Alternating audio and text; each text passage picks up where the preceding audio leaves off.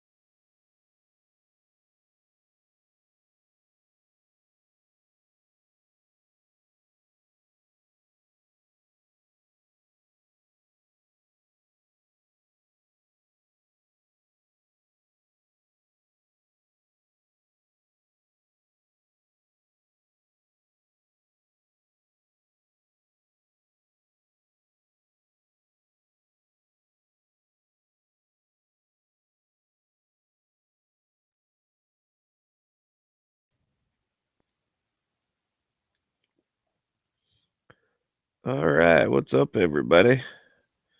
Just waiting for them guys to come on over from Matt's chat ending.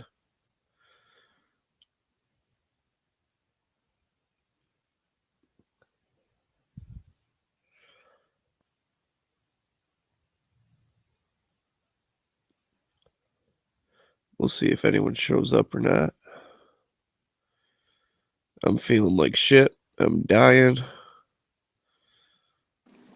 You need to take some of that coldies, bro. Dude, I need to take some fucking heroin or something.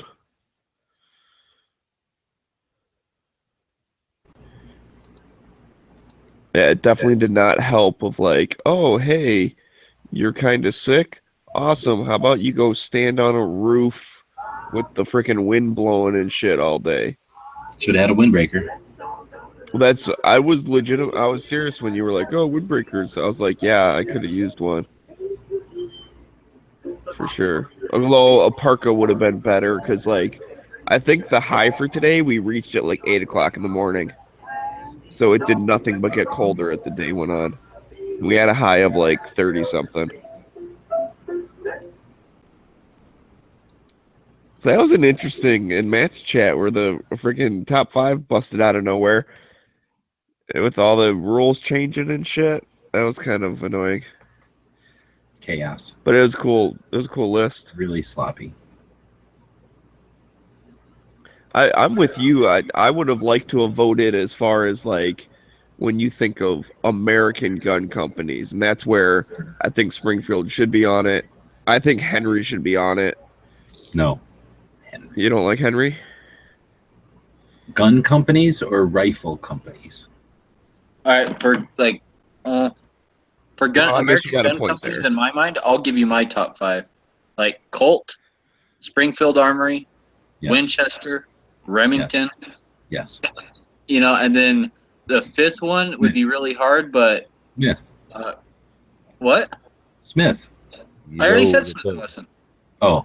Colt, Smith and Wesson, Remington, Springfield, and then for the 5th one, probably. I don't know, man. I would almost lean towards Marlin because they've been around since it would be Ruger. Even though I don't like Ruger, it would be Ruger. Well, Marlin's been around a lot longer than Ruger, man. But Marlin don't make shit. They don't make a gun. Or No, that's true. They don't make very much. Ruger. Yeah, Ruger makes semi-automatic handguns, revolvers. They make shotguns. They make bolt-action rifles. They make freaking their drop block. Yeah, I think you know what? I'd be interested to see just like units produced. Like I bet you can get that those was numbers. A Daily Show tactical pop quiz question, as a matter of fact, where between the years of like 2010 to 2014, what were the top 4 firearms manufacturers in the country? Because I bet you, because when I think American Gun Company, a lot of units on the shelf. When I think American Gun Company, I'm trying to think of like, oh gee, what's a gun that my grandpa, when he was a kid, might have shot? Like that's been around that long. Are we going to open up with the Springfield spread of fire around here? Because I'm with you, brother. I think Springfield should have been on the list. I don't believe that the XD is the number one thing that they produce. And if it is, then that just makes me an asshole. And I've been an asshole before. But Springfield 1911s are still good. M1As are still good. I happen to have a tanker that's receiver says it's from 1944. So I'm partial to Springfield. Partial. Just saying. I'm going to go live on YouTube and do a special edition top 5 U.S. gun companies. Really? Yeah, because Matt sucked at his version of it. So I'm going to learn from Yankee and steal off of Matt's ideas. Well, oh, shit. Why don't we just add it to the show tomorrow? I'm playing with the YouTube Live, basically. Oh, okay, okay. So, boom. Is that a working thumbnail? Yeah. No, that'll be a working thumbnail right here. And DB, are you in here? Did he come in yet? He didn't come in yet. I don't think DB Cooper has the balls to come in here. Well, I'm going to give him a personal link here. I'm about to go live, so I'll do a quick intro and interrupt everybody. Okay. It's already live. No, he's doing a separate one. Going live on YouTube on my channel. So now we got a couple of people in here in the Gun Channels lobby hangout that Pink Panther is hosting. So you can just go over to gunchannels.com and check it out. But what we're talking about is Matt, Never Enough Ammo, really sucked it up at the last minute there, doing the top 5 U.S. U.S. gun companies. So we're going to hash out the actual top 5 U.S. gun companies here. So, Heavy, where are we at with the list at this point? Colt, Springfield, Remington, Ruger, and that was it. Colt, Smith Winchester. Winchester. Well, no, Winchester wasn't on the top. Matt's top. No, screw Matt. We're talking about ours. We're talking about what Dead Horse came up with here. So Smith & Wesson, Colt, Winchester, what was it? Remington. And then Springfield, we're Ruger in there, I guess, right? Springfield Armory for the 5th, right? We're putting Springfield in, I think. I'm trying to think of over those top 4. I'm trying to think of a 5th that could compete with Springfield, and I'm having trouble coming up with that. Well, G-Web's already said Ruger, and I would agree. You know, like Ruger or I'm Mossberg. okay with that. Ruger, No. Mossberg, or Springfield. Not Mossberg. Mossberg doesn't make any pistols or revolvers, really any rifles even. And they've only been around since 1919. So we're all agreement that Colt probably number 1, then Nope. Smith & Wesson. No. I would flip flop those two, but that's personal. That's just me personally. All right, so we got potentially Colt or Smith & Wesson first, and then, Browning or Winchester. I guess Winchester. Then Remington, Yep. and then I Ruger. would throw Springfield in there. I'm all down with Springfield. Springfield. We're talking U.S. gun companies. They were our first arsenal, and they've been making guns up until 66 or whatever, 68. Making Absolutely. guns for the country. They got us through multiple wars, and they made our battle rifles. So I don't know what Matt's trip is with the freaking whatever. Because he's an XD. He All gets over the triggered XD. by XD.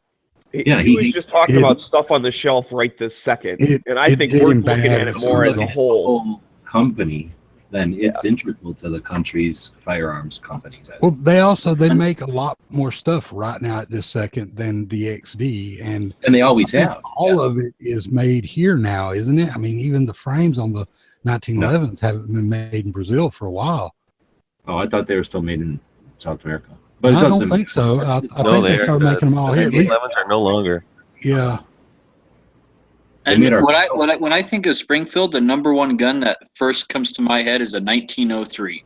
That gun has been like redone. More actions are built on that gun than like more precision rifles and hunting rigs, Yeah. and like that's like such an iconic gun. The 1903. That's the They're first gun saying- that comes to my mind. On the YouTube side, because I got this broadcasted on YouTube, they're saying Sig Sauer. Of course not. Smith & Wesson, yeah, we have that on the list. And then they're saying Fig freaking Sawyer, which still no. And then Colt, which we have on the list. And then they're saying Kimber. I'm not putting Kimber on the list. They do make rifles and I think shotguns, and Yeah, but they quit making quality back in the 90s. So. but they're not big enough and haven't been around long enough for me. Hey. We touched Not to mention, they're owned by Smith & Wesson. So Kimber is? Kimber is owned by Smith & Wesson now? yeah, it's been for Oh, a yeah. while. So they're saying Barrett, and I think DB, or somebody brought up Barrett. Yep. And that was a good point. I mean, that is definitely a contender. I even mean, though they're more of a specialty company. I mean, they don't do it all, but I think the one thing they do, everyone knows them for. You know. Well, they Well, the do one more thing than they- 50, you know, nobody right? else even the one thing they do, nobody else even bothers to do. That says something about what they're doing, right? Well, but they also make ARs. They also make 338s. They make. So they make some other rifles. I was not really aware of Yes. that, to be honest. They don't make Well, they pistols make or a few shotguns, other though, do they? But no pistols or No. anything. Correct. It is rifle only. Correct. So I think we're going to wrap it up so that this video at least doesn't go too long. We're going to say Colt, then Smith & Wesson. I think everybody was in agreement there. Yep. And then are we saying Remington and then, or Winchester, then Remington, and then Springfield? Yes, that sounds like a perfect top 5 to me. Man, there's gonna be some people mad about the Ruger. Yeah, I'll Ruger put contingent. Ruger as an honorable Ruger mention. can do like a Can't 6th deny. place, 7th place, or 9th place because of their 9mm love. Well, you can't deny they sell guns, man. I mean, they as far Well, as Ruger common hasn't been use. around like the other But they companies. also turn on us. Let's see how many of those companies out of there turned on us. Colt maybe a little bit by sucking, and then Smith did a little too. I have to admit.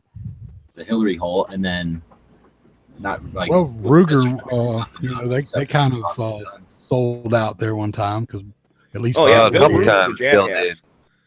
Bill I had agree was a with that. jack. Bill's the one who said that we don't need more than 10 rounds in a Yeah. gun. Yeah. So I think that definitely gives him a negative. So he's 6th or 7th or maybe top 10, but not top 5, right? Yeah, I think they got to at least be mentioned though, just because of the popularity of certain. I'll go with honorable mention because whether you're talking Right, 1022, Yeah, talking 1022 Mark is, 2, I mean, 3, that's- whatever. Yeah, and the Mark, the Mark anything pretty much. Right. And the number ones are awesome. All right, so I'm going to wrap this YouTube side up, just playing with the live thing. It is pretty cool. FYI, you can go live. So if you got the YouTube app on your phone, I don't know about stupid iPhones. On a regular phone, you can just go to your YouTube app and start to launch a video. And it'll ask you, do you want to go live or post a video? Just click live and then give it a title and you're live. So pretty awesome. And anyone over there on YouTube who's watching, you can come over to Gun Channels. The link is in the main text box. You can jump in and throw in your 2 cents with Yeah, us. there's a link right here. Just type this in this URL into your shit. Or like Peggy's saying, go over to Gun Channels and go to the lobby and jump in. That's what it's all about. We got room open, and that's what we do is we talk about stuff like this. And it is free to The join. important stuff. After Matt. A lot of times we're just cleaning up after Matt. Yeah, we're just fixing his mistakes. Just Yep. like amendment to Monday night's list, Poco Ghibli.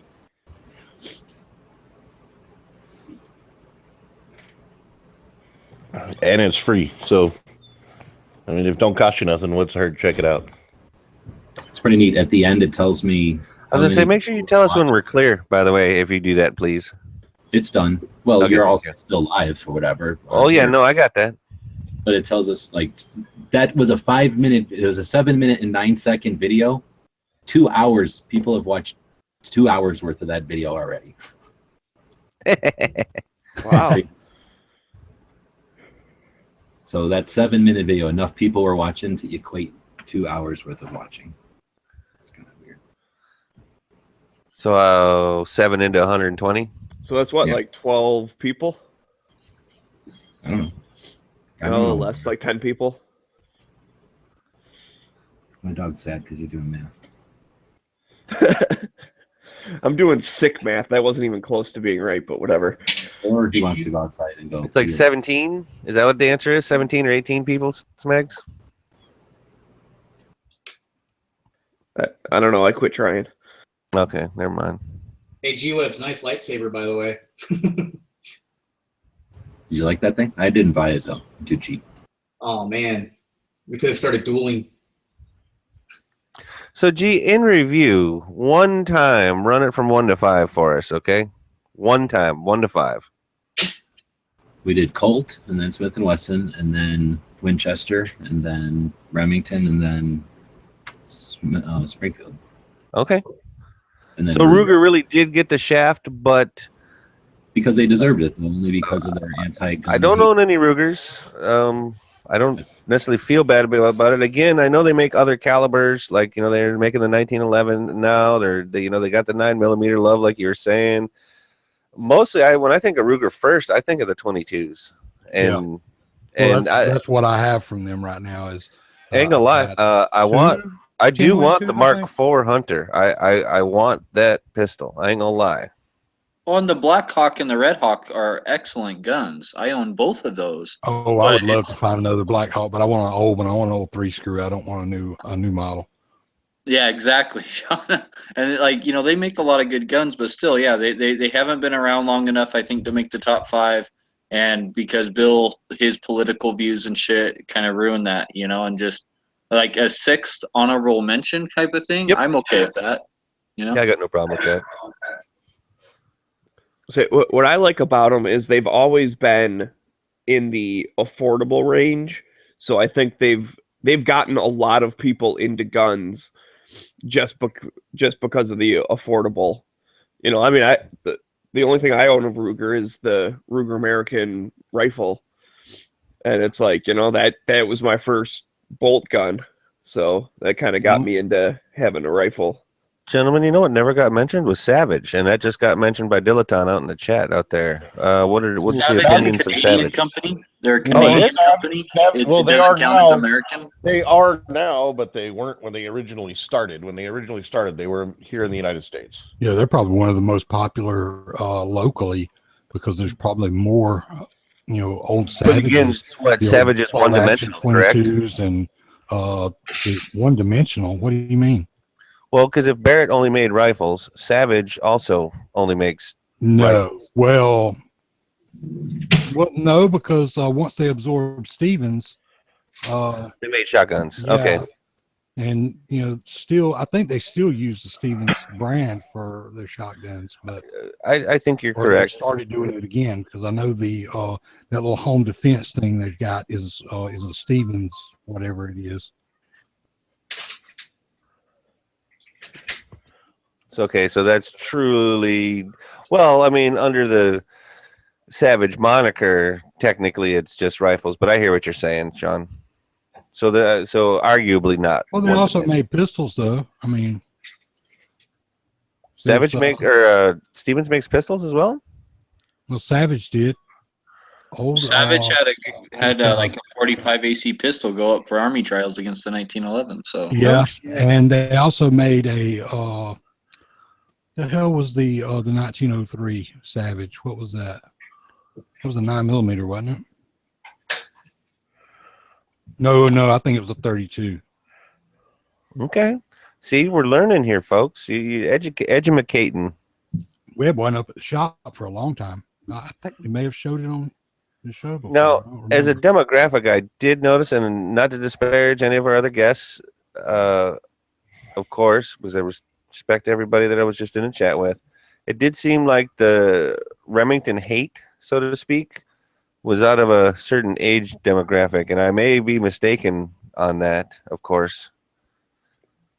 Well, I may be mistaken in that observation, I should say.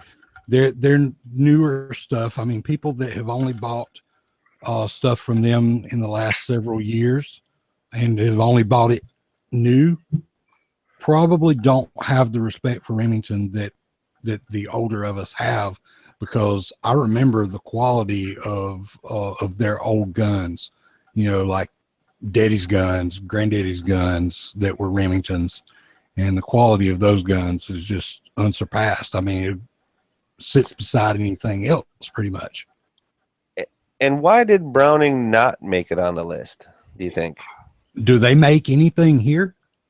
They do make some stuff in Texas, but you are correct in that they make stuff Belgium, all Japan, over the world. Yeah, and the Philippines. They've always been known for Belgium and Japanese rifles and shotguns. So you got to think Winchester kind of takes up a lot of that Browning part, because a lot of the Winchesters were Browning designs. Yeah, and even some of the Remington designs were What Browning. was it? U.S. Browning Rifle Company? designs. Well, Is even that the Colt, the Colt 1911 was based off of Remington or Jim Browning design. Yeah, so all the other companies kind of cover Browning in it, Yeah, well, Colt had a lot of their own designs too, though. Didn't Browning was pretty much the sell, or didn't Browning have a hand in the Colt 1911 design? Yeah, It just well, he's yeah, like he he made the gave the 1911. design to him, or not gave him, but I'm you know what talking I'm about saying. older than that with Colt. Oh, okay. Talking like the Walker and the and old Army, new Army, stuff like that. I'm pretty sure that Browning designed everything there was about the 1911 except for the exposed hammer. That was like a military requirement that they wanted, that he had to go back to the drawing board. Yeah. He went back and added that. But like pretty much the entire 1911 design was all Browning. Like Colt really didn't have a hand in that at all. So we were talking about history for Remington and Springfield, but because stuff now is made in Belgium and Japan, we're not counting Browning as Well, American Browning company? never really made a bunch of guns back then. He would sell the rights to them to places he like made a lot Winchester, of That is Remington, he made a Colt. lot of designs. He Yeah. designed a lot of guns. But Granted, as they've far been a as- company, they've made guns, Yeah. but it's not. I'm just asking, man. I'm just asking. Because I still find their shotguns to be fantastic, okay, so like and name some like of their rifles to be fantastic. think lever action. Does a Browning lever action come to mind, or is it Winchester? Or like think bolt action. Well, does actually, they Remington make a come to mind, or BLR. Browning? Yeah, but Think it's Browning not. does make 1911. a Does BLR. Browning come to mind, or does Colt? I mean, just But And does granted, yeah, there are a the lot of BLR military doesn't guns. have that. It doesn't have the history Civilian. around it. Yeah, it doesn't have. Oh, I agree with you on the that. It's no mystique around comparison. it. Because what Winchester was U.S. Rifle Company, or U.S. Rifle Company bought Winchester? How did that go? Isn't that what it is, right? I Or have am I no. I don't Yeah. remember how that played out. There was a. I can't remember exactly how the Winchester story goes because there's a lot of stuff in that.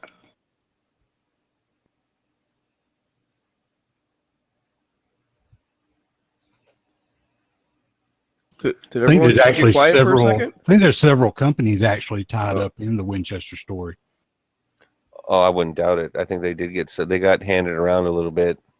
Well, there's companies that came in to be part of Winchester, so they kind of got absorbed, and then there's like the brand itself got handed around to different companies, and I mean there's a lot of history there with that company.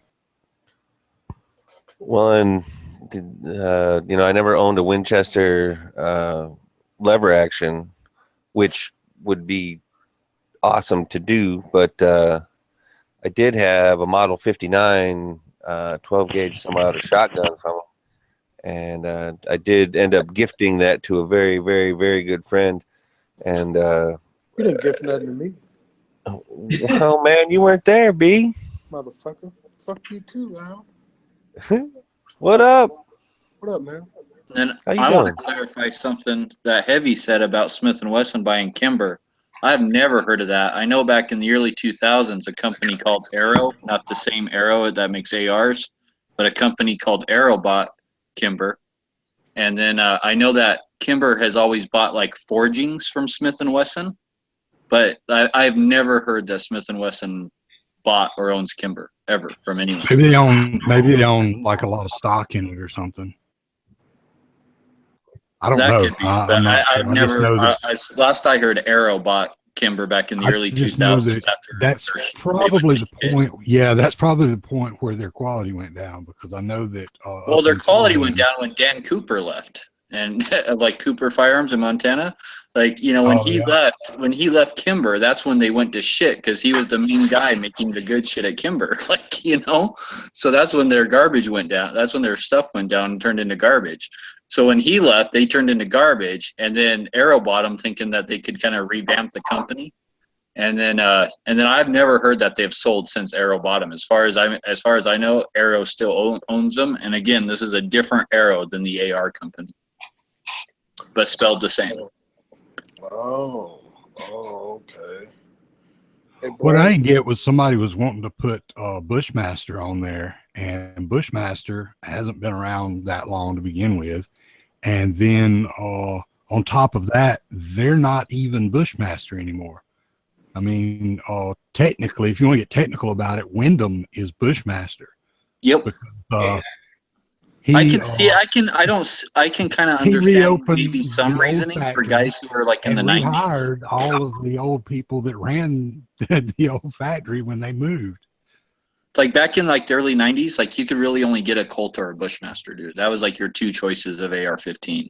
So like guys who are like into AR-15s, like I can maybe see that, like okay, like because that was your two choices, either Colt or Bushmaster. So yeah. All right, what the hell y'all talking about?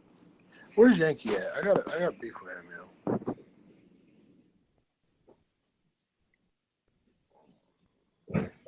I think he's trying to order his little pocket Glock right now. He's trying to work out a deal that if they send him a free one, like it'll be in their pocket. What? Don't he usually go skating on Wednesday nights?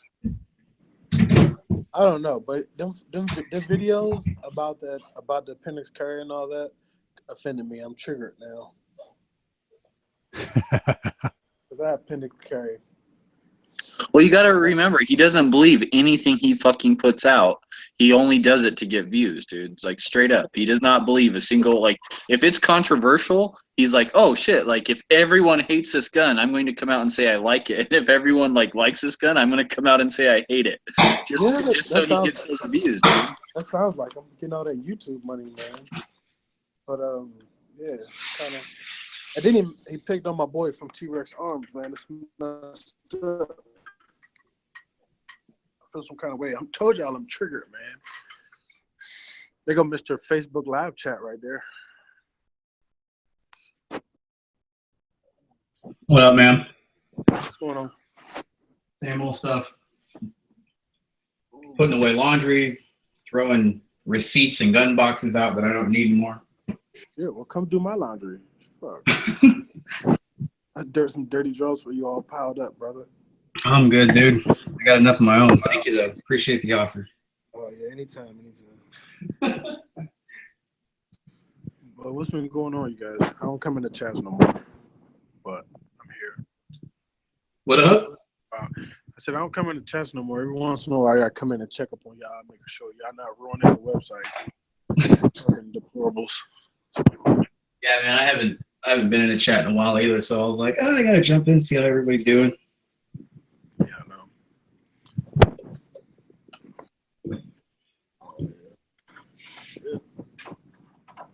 Too bad we don't have the gun channels after dark anymore.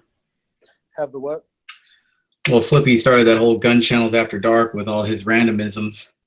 Oh. Don't say his name 3 times. Oh shit. Flippy. You're gonna die soon. Right? 7 days from now. I hear that. Where's he at anyway? What up?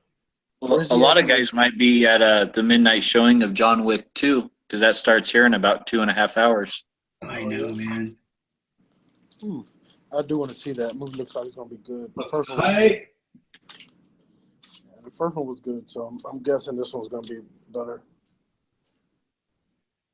More action.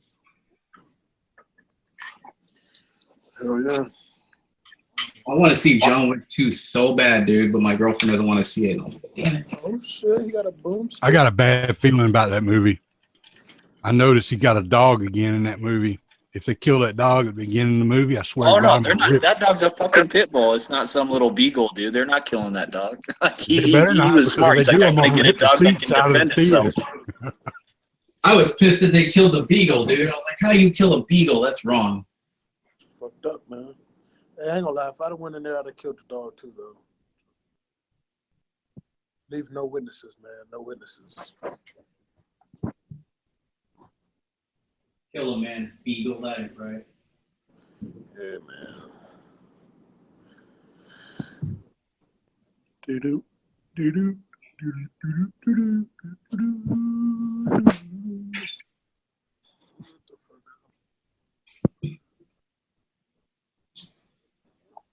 Those that the comments never talking about what people talking about in the chat. I know, right? It's like 2 completely separate things. It's like we're all talking about guns in here, and then people are talking about like Comic-Con, or we're talking about like freaking politics, and they're talking about guns, and it's never matches up.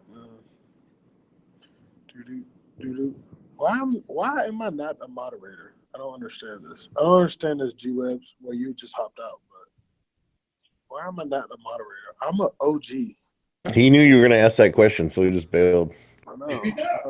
Well, not like I'm going to moderate any fucking thing, but I'm just saying I feel some type of way I'm not on the moderator list. Like, get out of here. Should be on that list. I've been here since the beginning, bro. I feel some type of way. You know what? Don't bring your ass to DC, G-Webs. You won't make it back to Arizona. I'm going to kidnap your basement.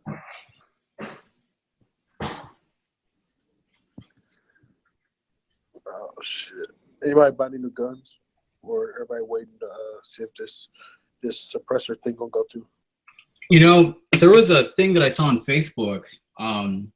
that somebody posted, and I don't know if it's real or not. But it looked like the front page to a ATF thing. Oh yeah. It was all over Instagram. Yeah, that's been going around. We did a whole show on that last night. Was it real or? Yeah, but it's an inter-office thing, so it's basically just a memo that's been going around, shooting ideas around. Check out if you know who Adam Kraut is from the Gun Collective. Yeah, he like went over it and stuff, kind of. I know it's on his blog, which is like linked through his Facebook. But check that out because I kind of believe him when he starts talking about shit, since he kind of does NFA law and stuff. So he kind of knows what's going on with shit like that most of the time. So he kind of breaks it down and talks about that it's just like a memo shooting ideas around is basically what it seems to amount to. Now, do you think the ATF, now that we have a new administration, do you think they're more inclined to follow this administration's orders? I mean, obviously they have no oversight committee, but it seemed like when Obama was in charge of the ATF, they kind of did his bidding. So, I mean, do you think? I think right now they're trying to figure out how to keep from being absorbed into the FBI. Well, FBI and DEA, I believe, is because they're pretty much going to put. Well, if they do what they were talking about doing, it would be absorbing the alcohol and tobacco part into the DEA, and then the firearms and explosives part would become FBI again. And which FBI basically does all the stuff. I mean, all the background checks are actually done by FBI. Well, they're not even actually done by FBI proper, unless it's unless like it's a delay or something where they have to do an in-depth check. Right. Some flag comes up, then the actual FBI does it. But it's like they contracted or something. It's basically a call center. Oh well, it's a glorified call center that handles the. Yeah, it's a third party. Yeah. Yeah, I get delayed like every time I buy a gun. So, mine always goes through an FBI check.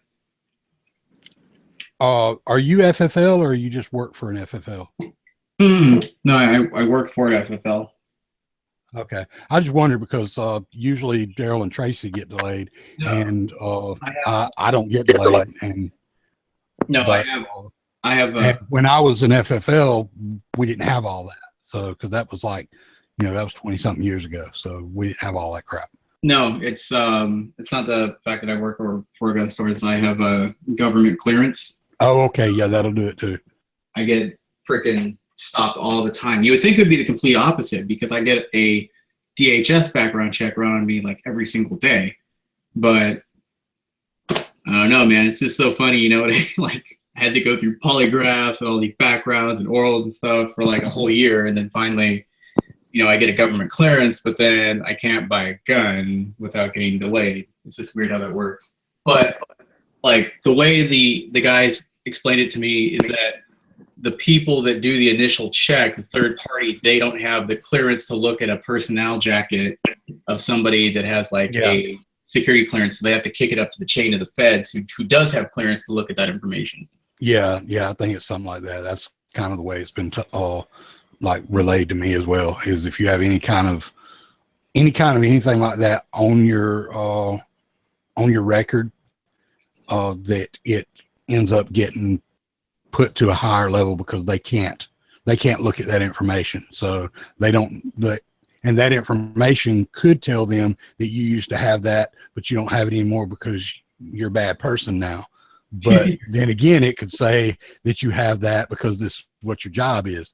So they don't have the ability to look at it. So they have to send it up the chain, and then they look at it and say, oh, okay, it's because of this. And then, he's okay. Right. So that might be why I get delayed. CCW, then you don't have to worry about all that. Does that be what the fuck am I trying to say? Is that why you get delayed because of your DOD clearance? Yes, it is. Yeah. Oh, because of my clearance. But I got coworkers who don't get delayed at all. They may have a different clearance. I mean, we all got the same clearance. Well, I don't know. Maybe it's something else to do with it, but I know that just about everybody I know that has some kind of clearance like that, they all generally get delayed. My friend Jason used to be a contractor, and he still has that clearance because he's just recently stopped doing it. So it's still on there or whatever. So he gets delayed every time that he buys something. Well, I mean, I also got a record, so that's probably why too. But. Well, that might be it. But I mean, I still got get a CCW and it just goes right through, and you don't have to call them. Well, that depends on the state too, though, G. Yep. Because some states don't do that, and some businesses don't do that. There's like Walmart. You can't use that at Walmart because their system is set up for their entire chain of business, which also operates in states that don't do that, so they don't even have it on their version of the form. That's why you don't support Walmart, man. They're freaking Al Sharpton's personal piggy bank. Well, several other big box stores also don't do that around here. And we've had that for like a year and a half now, where you can use your CCW.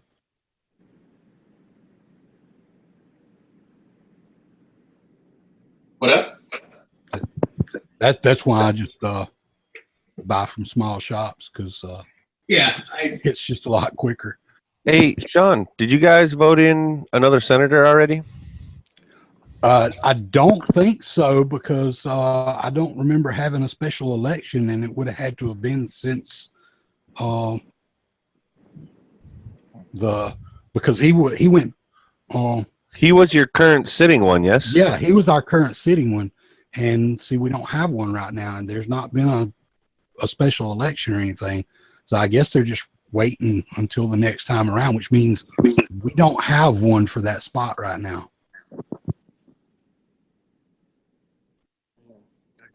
Because he was the only one we had, right? I think we have like one of each. Yeah, I don't know that that's a good thing.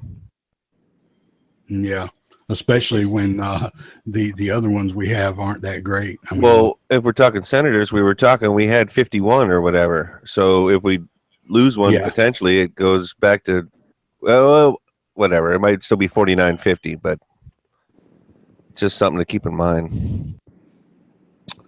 All right, I'll be back. I gotta go do some work. I'll be back in like 20. Word. Later, beat. Later.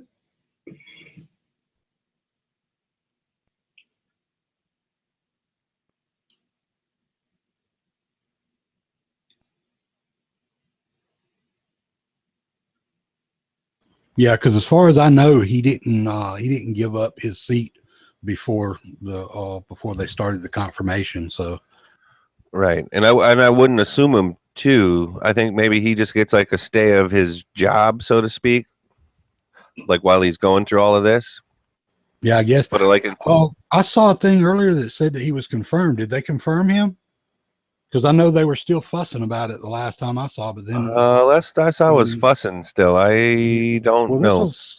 This was like, well, it was like, a couple of hours ago, right after I got up. So, my days and nights being upside down and shit. So, well, your days and nights are probably about like mine are because of where you are, but because I work at night, so I'm awake at night and sleep during the daytime most of the time. So, well, and like when I get up at 6 in the morning, most half of the day's already night, done, except for 2 days a week. But those are the days that I go to the gun shop. Nice. They must be pretty good days then. Usually the best days of the week. Oh, I believe that, brother. I believe that. Let's see. Anything. Let's just go to let's just say politics. What's going on here? Let's see. Gorsuch, Netanyahu,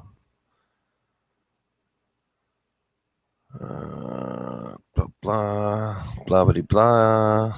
Hey, I don't know if Travis is still out there somewhere or not, but I just want to say, hey, thanks, dude. Really, thank you. Yeah, man, I'm glad you got that, dude. That's fucking awesome. Yeah, I don't know if anybody else knows or not. He did his 1,000th subscriber drawing earlier. Oh, right on. And I won. Oh, congratulations, dude. And yeah, Travis seems to be a pretty good guy. That's awesome. I'm glad he made it to 1,000 subs on top of everything. Yeah, I like watching his stuff. He does pretty good, and I like when he's in on other people's chats too. He's got a good radio personality voice. He good to listen to. Does it, like, if you get like a certain amount of subs, like YouTube sends you like a silver play button or something like that, or a gold one?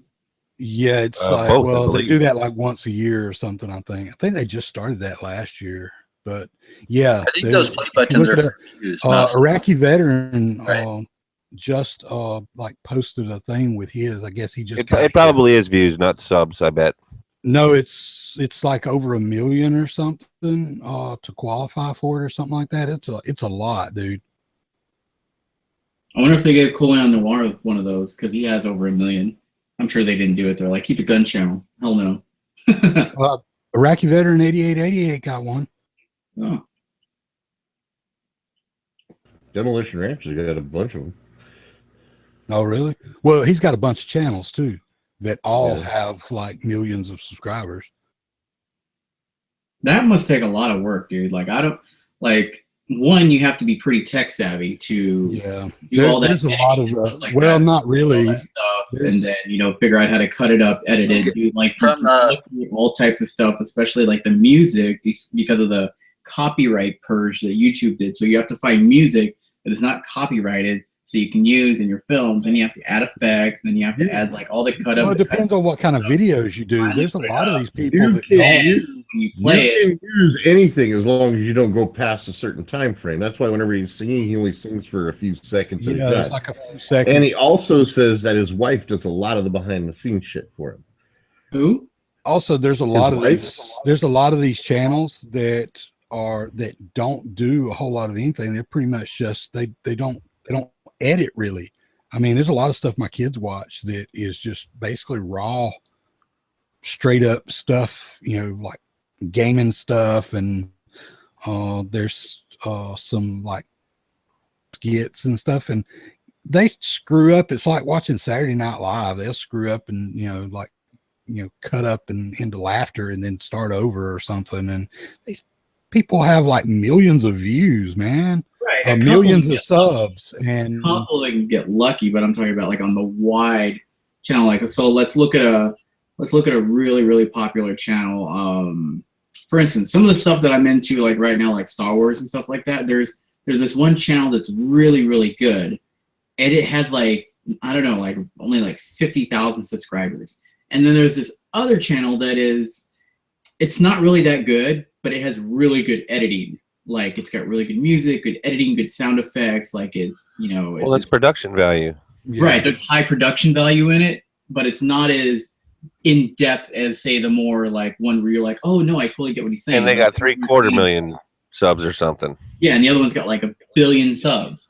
And so production value, I feel, does raise your stuff. Like, or also like when you cover like controversial stuff, like when it comes to politics or I don't know, like I thought about going back to making a YouTube channel again, but there's so many things that I'm interested in, I wouldn't know really what to call it anymore. I mean, I'm not just into guns now. I'm like into all types of stuff, like, freaking Comic-Con type stuff, guns, photography. So I don't know. You guys remember Francis, the big fat dude that I thought you were gonna say Psycho from Stripes. Any one of you guys touches my fucking stuff. No, he got really popular with a video where like his buddies changed his WoW account password, and he freaked out. And he just freaked out and started like destroying his computer and stuff. And it got really popular here like a long time ago. This was like early days of World of Warcraft type stuff. And it got like really popular. It was all over the internet. And that guy, while he still does his channel with like comedy stuff like that, because it was all set up, he also has another channel that he does where he talks about serious issues and stuff like dealing with depression and all this like really deep, heavy, serious stuff. And hell, he's got tons of subs on that. He's got more subs on that channel than he does with his comedy stuff, where he plays Francis. Sean, I got an update for you. Sharply divided Senate confirmed President Trump's nominee for Attorney General Wednesday, capping an ugly partisan fight and revealing how deep the discord has grown between Republicans and Democrats at the dawn of Trump's presidency. The day after an unusually tense conflict on the Senate floor, which I think is when they told the one lady to shut up, the chamber voted 52-47, which is not 100 because he was technically one of the guys, right? Wednesday evening to clear Senator Jeff Sessions, Republican from Alabama. For Supreme Court? No, Attorney General. Oh, nice. Hell yeah. Awesome. Goodbye. Yeah. Gorsuch is going to be the guy that's the Supreme Court guy. So now that we're getting all like these pro-gun people, like Jeff Sessions is really pro-gun, and so is Gorsuch and all these other guys. Like we can start getting some stuff through, yeah? Well, that was the plan of having the executive on that side and then also the majority in Congress as well. This is awesome, dude. This is sweet. When we got to get this done we have to get it done within this 600 days though, man, because we cannot count on the fact that we're going to swing the midterm elections. You cannot count on that. That shit needs to be going.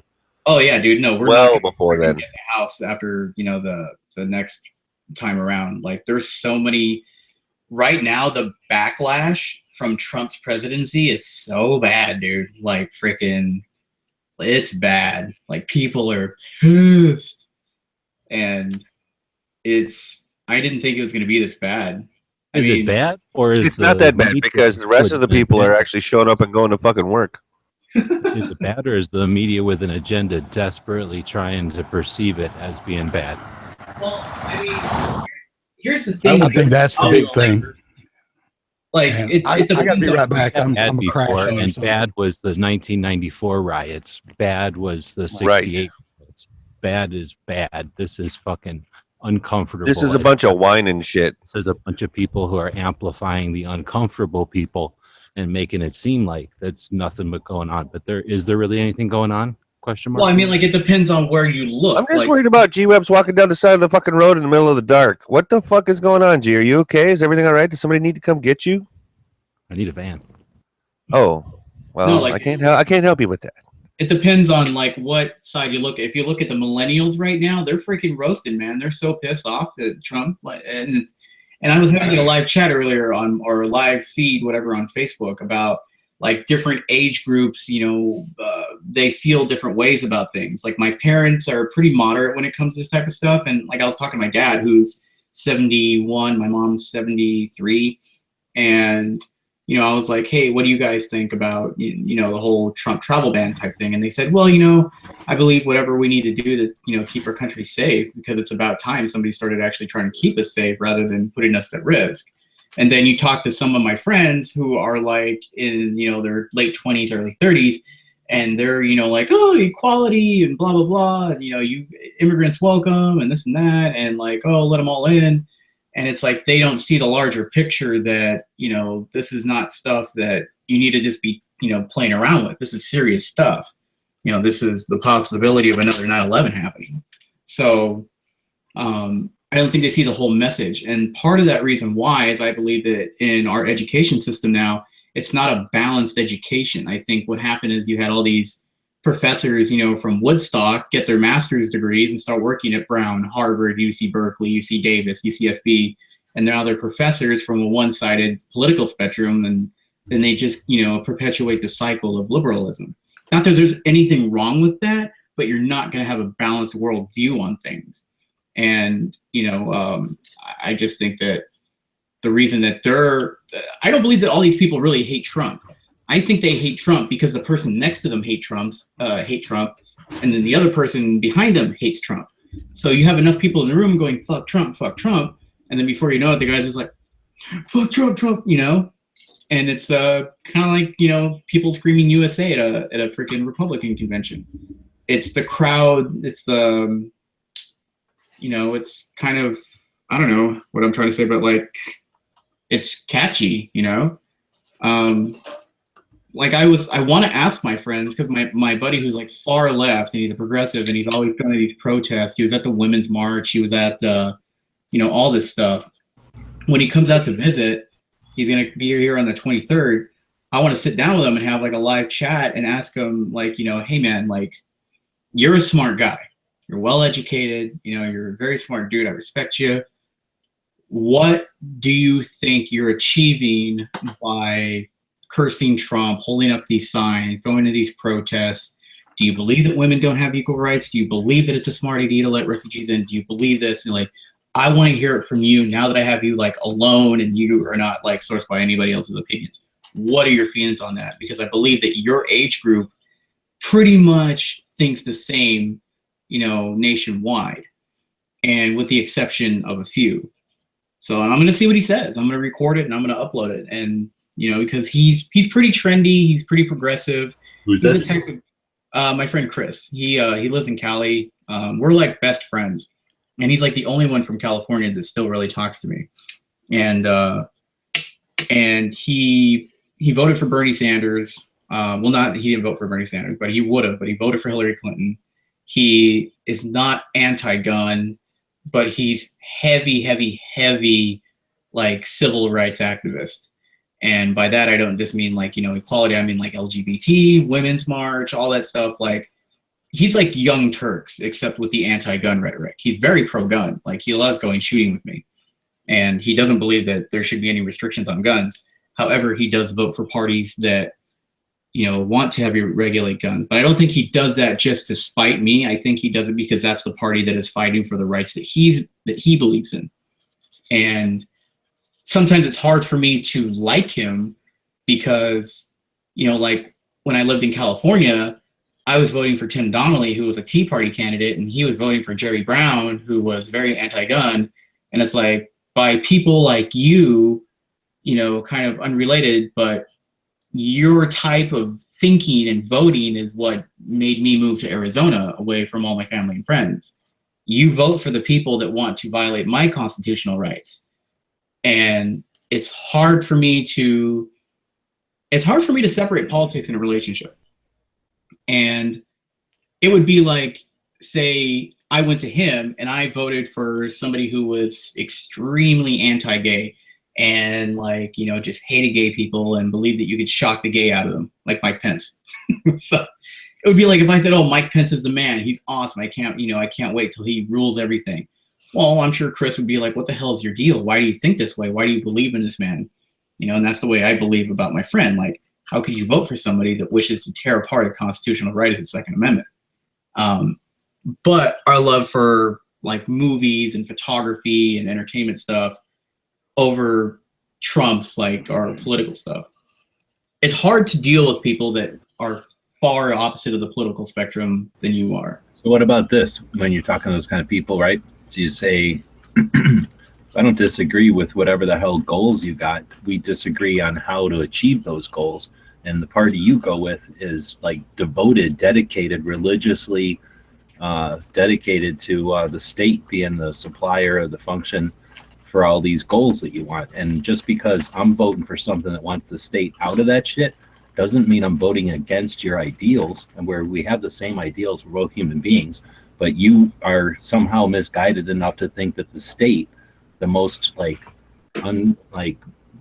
efficient, like inefficient, I guess, you know, most abused like entity is somehow the our savior, and by throwing more money into the corruption, we're gonna solve problems. So that's the way I would try talking to those kind of people. That's a good idea. I guess I haven't really thought about explaining it to him like that, because the last time I got into a debate, we don't disagree, right? None of us disagree on the core issues. It's just how do we get there, and are you willing to take money from a shit ton of people and let a bunch of criminals tell us how it should be spent to try to accomplish those goals? I'd rather let a bunch of people who are trying to make money solve all these problems, because they have the ultimate bottom line. They got to make a profit doing it. Or if they don't want to make a profit, they don't even have to. That's the best thing about capitalism. Somebody can do it for not profit. And a shit ton of people get together and make that happen. Look at fucking Jerry's kids. Government didn't fucking stop multiple dystrophy. Fucking Jerry fucking what's his face went a fucking hell of a long way towards getting rid of it. Like just some dude. Like and then like the other thing too is like, you know, I told him, what did I tell him? I said, like, dude, I think you're really misinformed about Donald Trump, because he honestly had it in his head that Donald Trump like hated gay people, he hated blacks, and you know, he hated Muslims, and he hated people from the Middle East. My friend Chris is Persian, so he has it in his mind that Trump is like personally attacking him. And I said, you know, I told him, I said, dude, this is not an attack on a culture. It's not an attack on a race. It is an attack and a defense on an idealism that terrorism is acceptable. And I said that if it was a bunch of people from El Salvador who, you know, that were part of like an organization there, like, you know, they are in Call of Duty, that were the terrorists, we'd be banning probably people coming from South America or wherever. If it was a French group, if it was a German group, it does not matter where they're from or what the color of the skin is. It matters of what their ideology is. And he's like, well, then how come he's always trying to ban Muslims? And I said, it's not necessarily that he's trying to ban Muslims, but that is where the threat is coming from. And I said, it could have come from any other place. It just happens to be at the main, like the Old Testament, if you will, of that religion says that we're infidels, you know, because we believe that women should be able to drive cars and, you know, not wear schmogs around their faces. And they shouldn't be oppressed. And we're infidels because we believe in free speech, and we don't believe that Allah is everything. And, you know, and we should be blown up. Like they hate us, dude. And it's like, you know, so like we have to do what we need to do to defend ourselves. And then he's like, well, stopping people from coming into this country, you know, that have nothing to do with terrorism is wrong. And I said, I totally agree. And I said, but like your president said, if we can just save one life, just one, it's worth it. Right? You know?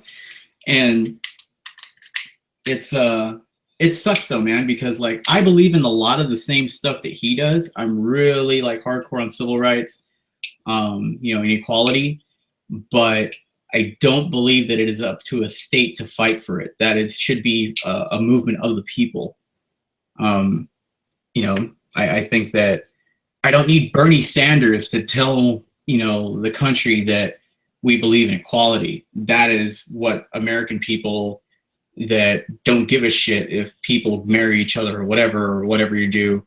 Like that is something that, you know, that anytime you give the government more power, it never turns out in your favor, you know, because that government can turn against your own power, or I'm sorry, against your own principles, depending on what color, you know, the sky is that day, or freaking, you know, whether it's Friday or Monday. And so we just constantly, like, we don't talk about it anymore because he knows where I stand. And like last Sunday, he was out at this protest in my old town of Oxnard, and he had a big old sign that says "No borders, no walls, like refugees welcome, immigrants welcome." And I said, like, I just want to, like, when he gets here, I'm going to take him down to the Nogales border, because by that time I'll have my Humvee, and I bought an H1, and it should be here like in a couple weeks. And I'm like, dude, I'm going to take you into the shit grit of it, and you tell me why we don't need sun protection. Like, I'm going to take you down to the worst parts of Nogales. I'm going to freaking show you Sonora, Mexico. And that's the other thing, too. I believe that a lot of people that don't understand, like, why we need security is they've never seen this stuff. You know, they may watch it in movies and TV, but they never really experience it for themselves, nor do they see, like, the big threats that we face. Not saying that we should sacrifice our rights for a false sense of security, but, you know, does that make sense? Yeah, but I think a wall is the definition of sacrificing rights for a false sense of security. Well, I mean, I don't really have a right to travel into Mexico. I mean, in the United States, I have the right to move free unmolested, but You still have the same right now without a fucking wall right there. Well, yeah, but I mean, like the problem that we have right now is that, like, you know, the fence is not finished. It's, you know, like in like the pictures that I've, you know, shown you that, and I'm sure you've seen, like in some parts the fence is non-existent, and the biggest thing that I fear is that more and more, the more we tighten our grip around, like, you know, the eastern states and stuff like that, you know, the terrorist organizations will be working with the drug cartels, because, you know, the cartels don't care where the money comes from. And so one of the most weakest points in the United States is the southern border. So, but I mean, you can't just say, here's a bunch of fears that could possibly happen, even though there's justification or no precedence for them at all. But since they could happen, theoretically, we're not even going to see who agrees that these could theoretically happen. We're just going to go with the assumption that these could theoretically happen. So because they might happen, here's a bunch of shit we're going to do that's irreversible and costs a shit ton of money. No, that's not an excuse. Let's look at countries who have had walls before. China and fucking Russia. What do they have in common? Israel. Fucking tell their people what to fucking do. So Israel has a giant wall and it's protected them. Mexico, Israel, Vatican. Yeah. Mexico has a southern border wall. Yeah, they do, and it stops a lot of the traffic coming in from South America, Central and South America. So we're going to just go down and I'm using shameful examples. You guys are adding more examples that we're supposed to look up to. No, you said who else does that. That's all you said. We just happened to give you examples of who. I was trying to shame it by picking fucking communists and another bunch of communists. I didn't think you guys were going to hold it up as excellent examples. I was trying to shame the wall shaming here. Oh. Well, then you would assume that the people either agree or disagree with the wall, and it is clear in which way you feel about the wall. I'm fucking anti-wall. I've always been anti-wall. I know, and you've been since the start, dude. You've always mentioned it. You've been fair play about it. How you feel? He's going to build the door. If we didn't face the, have you seen that lumber? I think he wants the zip lane.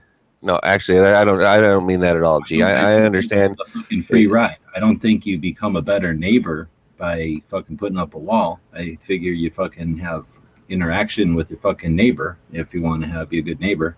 So if we don't want them fucking walking the fuck over here, then quit giving them fucking incentive to walk the fuck over here. And guess what? They ain't. You don't need to fucking put up a wall. Cowards put up walls. People that are... Whoa. You got 4 walls on your fucking house, man. Don't give me that coward shit. I got fucking walls for the elements. That they're coming to a better country. As long as America's a better country, there's going to be an incentive for them to come here. Yeah. If their country is trying to kill them, America will always seem like a better idea. It'll always, because we're the fucking thing on the hill or whatever. Bring us your weak and huddled masses. That's what we're fucking all about. So when did we change? When did we become fucking get the fuck out? If you weren't already here. Well, wait a minute now. Are we talking illegal immigration or legal immigration? Legal. Oh, well then legal, they get in. No, that's a whole different animal. Yeah, dude. We're not talking about legal immigration. We're talking about illegal. Which is what you guys are fucking talking about. Obviously illegal. You seriously fucking think that every illegal just walks across that fucking desert? That's bullshit fucking fantasy. That ain't what fucking happens. Some of them fucking do, sure. A lot of the fucking 12 guys with like with heroin. Most of the illegals that we get down here don't come from Mexico. The 12 guys they come here on a fucking raft from somewhere. The 12 guys that came across the southern pass at Echo 15 on the Nogales sector with AK-47s pointed at my guys walked across the border. And the only reason we didn't fire is because they had superior firepower to us. Like, we would have lost in that gunfight. So I told the members of my team to back off. It was literally a standoff, and we were just coming back like this. And then we called it into BP, and that's when they came out. So they actually did just walk right across where there was no fence. And it was only about, I want to say, 2 miles away from the point of entry. So, All right. Gee, I will. You can consider a fence fucking accomplishment. All it's gonna do is make a big fucking scar. It's gonna make us look like a bunch of fucking cowards. It's gonna fuck with the wildlife. It's gonna guarantee that we don't get any fucking more turkeys or cougars from Mexico. And then what do we accomplish? Nothing, because they're gonna fucking use boats and every other thing, and because we have the fucking hugest water barrier borders from almost any country, and then we got We to already fucking are using border water. with Canada. It's ridiculous to think that a wall is going to accomplish anything more than make a bunch of people who are scared fucking feel better for a moment. No, the Ridiculous. walls. If you want to stop the fucking illegals fucking walking across, you change fucking policy so that they don't fucking have incentive to walk across. And if you want to stop the drug fucking cartels, you fucking change the policy so that they don't make any money walking across.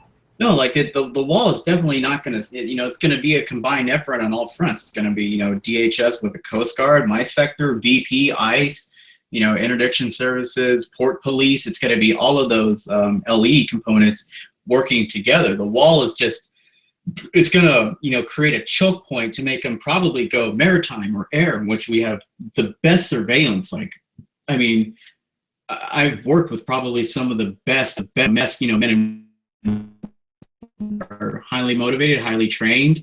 We have currently right now, we're in the middle of working with submersibles, partnering up with the Navy's, DoD attack forces.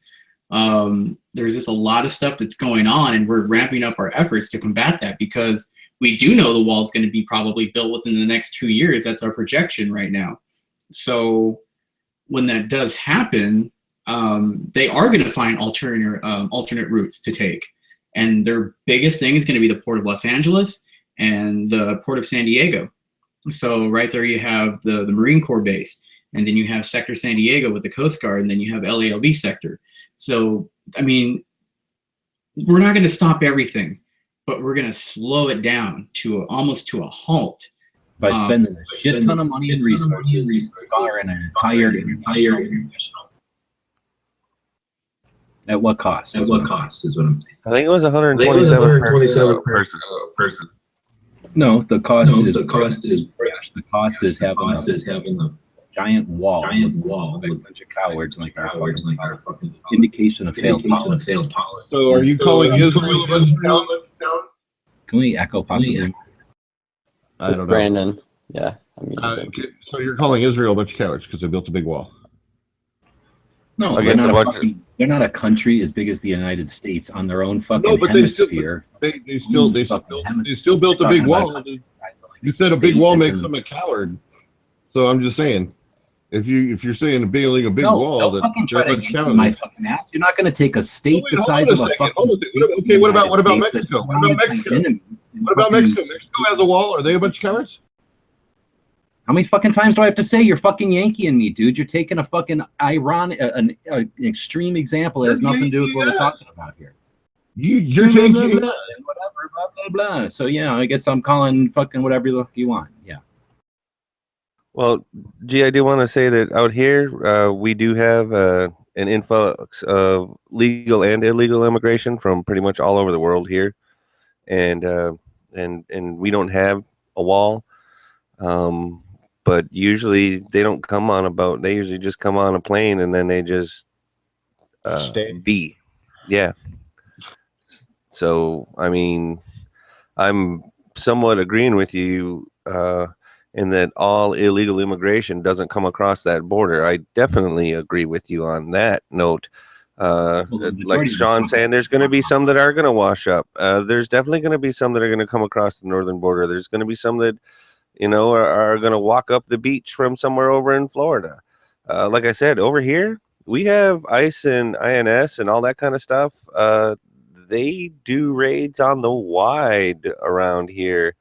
And it's mostly due to, like, what do you call it? Like, illegal employment is usually where the majority of the raids go. So, see, we stopped doing that down here because certain industries started complaining about it, so they just sort of turn a blind eye to it because they can't get those workers without it. So it makes it okay to hire them as long as nobody looks at it.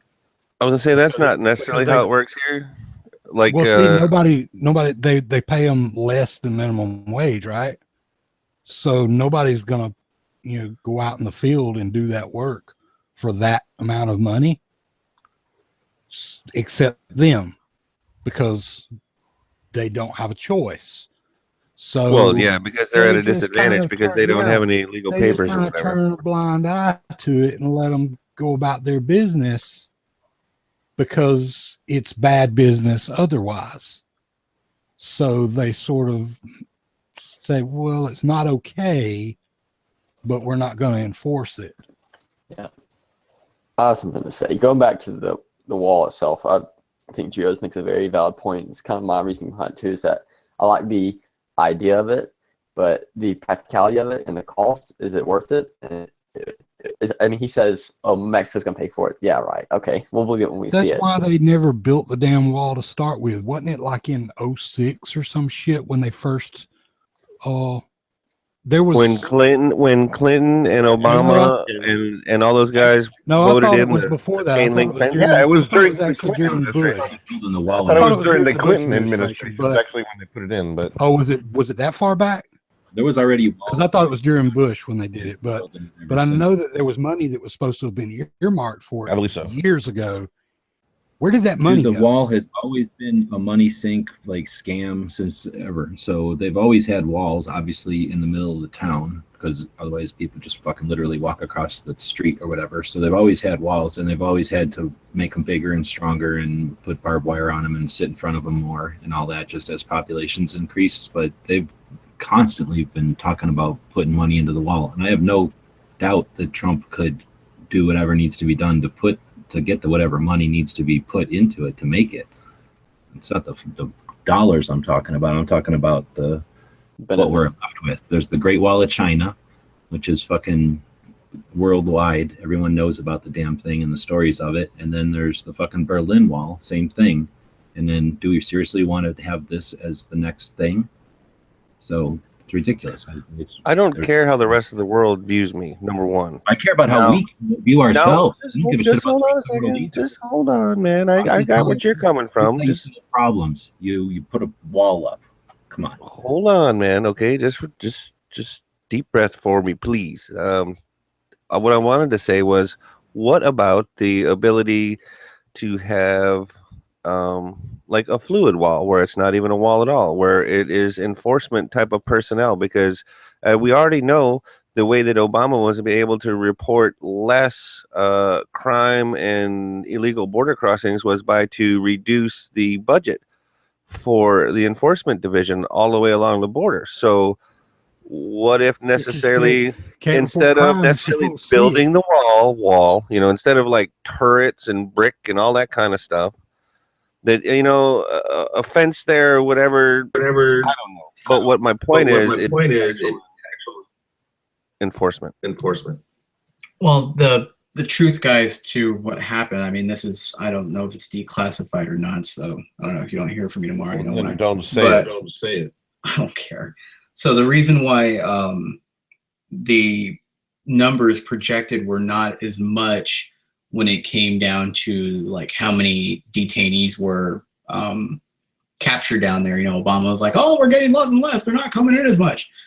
Well, the reason we didn't have as much as arrest records is because from the very top of the superiors over the Border Patrol and DHS, they were told by the administration to not arrest anymore.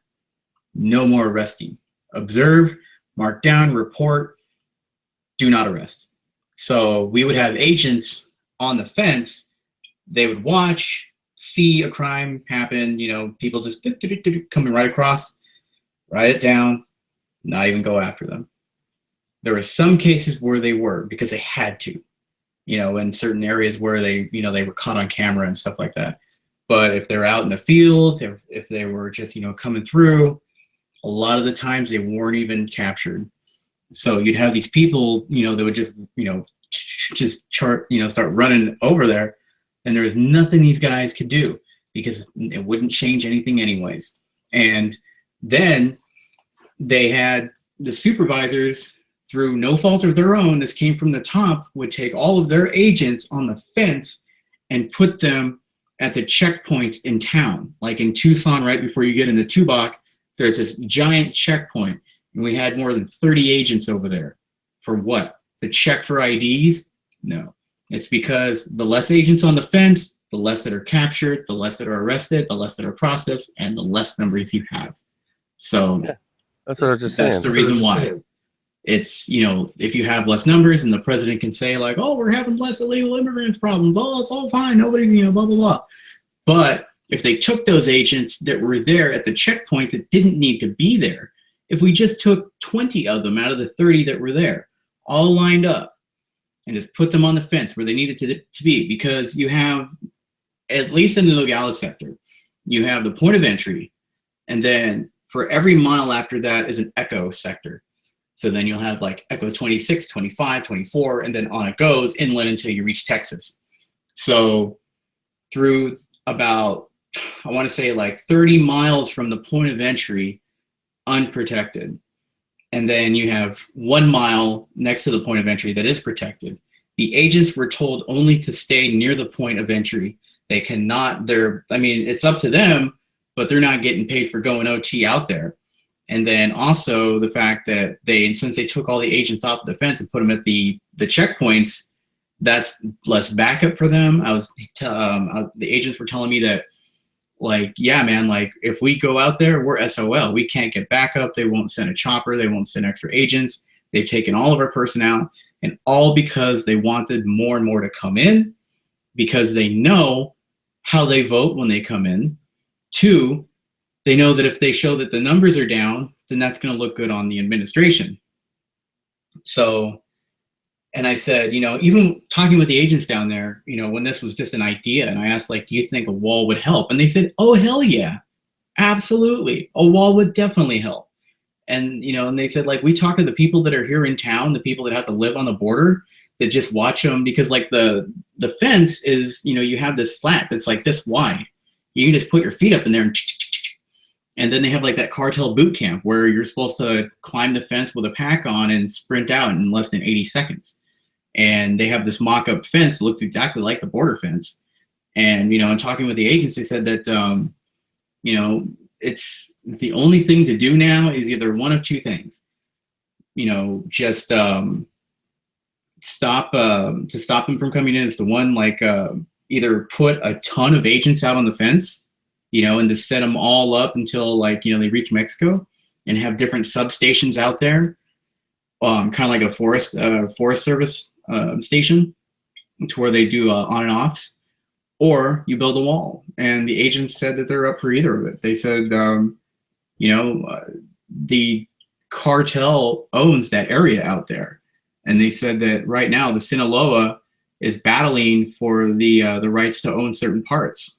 So it's a mess, and I totally know where they're coming from. You know, they don't want to get caught with their pants down out there, you know, getting shot up. You know, they say that if they go out past a certain area, man, it's, you know, you may come back, you may not. And especially with the type of stuff that they're smuggling in now, and, you know, it's, so I'm not saying that I want like this wall that it's going to be, you know, like it's going to look sexy. I'm going to out there and be photographing it and put it in Vogue magazine, you know, but I think if there was a structure up there, or at least finish the damn fence and cover up those slats, you know, I would rather have my tax dollars go into that than paying for a bunch of people that come into the country and then use like the emergency room as a personal physician. You know, there's a lot of things. I don't know. I just, you know, I'm not trying to down talk anybody who doesn't or is not for the wall. Obviously, everybody has their own opinions about it. But I think it would greatly reduce the flow of everything that we're trying to stop. And especially in dealing with the maritime sector. I mean, when it comes to the maritime, man, you know, I hate to boast, but Coast Guard, we got it. You know, we got eyes and ears out there, man. And it's pretty hard to get away with stuff now. And it's funny though, they pop up in the darndest places. You guys know where Catalina is out there, right? In Los Angeles. So, sometimes they'll abandon their John boats their Ponga boats, and they'll go to Catalina Island, or they'll go to the Channel Islands, and park rangers, hikers, and stuff come into contact with smugglers out there too. So, but that's very rare. That used to happen all the time before we went high tech on the waters. Like now, it happens so rarely. They can't even get their semi-submersibles here anymore. Like we're so high tech now, it's not even funny. And so I do think the wall or any sort of structure would cause a choke point for them to go certain areas where we have more enforcement, where we have it guarded. So hopefully, like, I kind of shed some light onto the things that are going down over there now. So if this is like my last broadcast. Well, here's the thing. Heavy, I love you, man. I think with the solutions, the wall, they're putting more guards up. Brandon, can you mute for a second? You got echo. Oh, yeah, let me mute it. What I was going to say is that any of these, temporary solutions, just temporary solutions, the real root of the problem is how do you make people want to become citizens instead of just saying, oh, I'd rather be an undocumented worker. So we make it, the citizenship process maybe, I don't know, more, you don't want it to be so easy that anybody can be a citizen. Obviously, everybody wants to be, have American ideals and values, but they need to have a desire to become an American citizen and not to just come and live off of, the welfare state, that kind of thing. So that's something else that needs to be fixed here. But as far as the other side of it, the criminal side of it, there's a lot of drugs and stuff that come across the border, and that's not gonna change that. That wall would probably help that. I can agree with that. So we'll see. We'll see. Hey, G-Webs, are you still here? Yes. This is the marble in the jar, right? What are we talking about? You're talking about the immigration thing? Yep. What's the marble? The real answer isn't the wall, like you're saying, and it's not welfare for everybody to come to America. The real answer is to, and I don't know that we can do this necessarily because they also have to be responsible for it as well, is that they have to live in a country where they want to stay. Yep. They have to live in a place where they have an ability to succeed as well. I really wish I had the link for it, man. I know what you're talking about. It's like this. Talking about the people. Did you see it on Facebook? Yeah. Coming from, you're talking about? Exactly, because that was his whole point to that whole thing was one country cannot sustain the, how they said thousands to millions or whatever it was, where financially the right answer is to be able to have them stay in the country where they're at, but to have their situation improved enough where they want to stay in their country. And I'm not saying that we can be like the world's benefactor where we literally fix every country so everybody wants to stay there, and then all of a sudden illegal immigration is no longer a thing. I don't think that's very realistic either. You're trying to summarize the thing that a guy spent a lot of time creating, and he did it really right. And he had a lot of info in there, but it was basically that the parts of the world that have massive population growth aren't able to support themselves, so that population, due to strife or wars or famine or whatever, ends up moving, and then because they're living in extreme poverty and extreme poverty. Those were the two that they and that's a factor of large population growth, and then it's just a factor of the way human beings are in giant numbers. So he was using marbles as a way to describe the sheer numbers, the scale of how many people are out there. And it's not possible for people to move from one place to another. There's not enough facility for people. There's not enough boats basically to move everybody. So it's not an answer to move people is basically what that guy's concept was. But I don't know, that's taking it to a whole nother level, I guess. But global thing. I think that's one thing that nobody's talking about when they talk about this wall bullshit is though that solves the problem. So who is it? Robbie out here is saying that if you where do you say it? If you develop a dialogue with countries with problems to make their citizens that make their citizens to leave so that they can fix their shit at home. And I think what he's saying is it's an opportunity here. So we put up a wall and we act like that's the solution. Our solution is to block ourselves off, not just figuratively, but literally from the perception of the problem. And the problem is these people wanting to walk over here and work, right? So part of the problem is that they can come here and work, and we got these flawed systems that allow them to mooch off of our systems, and they can. Oh, looks like he dropped out. He'll be back. One of the other things, though, to what G's point was saying about coming here to work, they're not just coming here to work.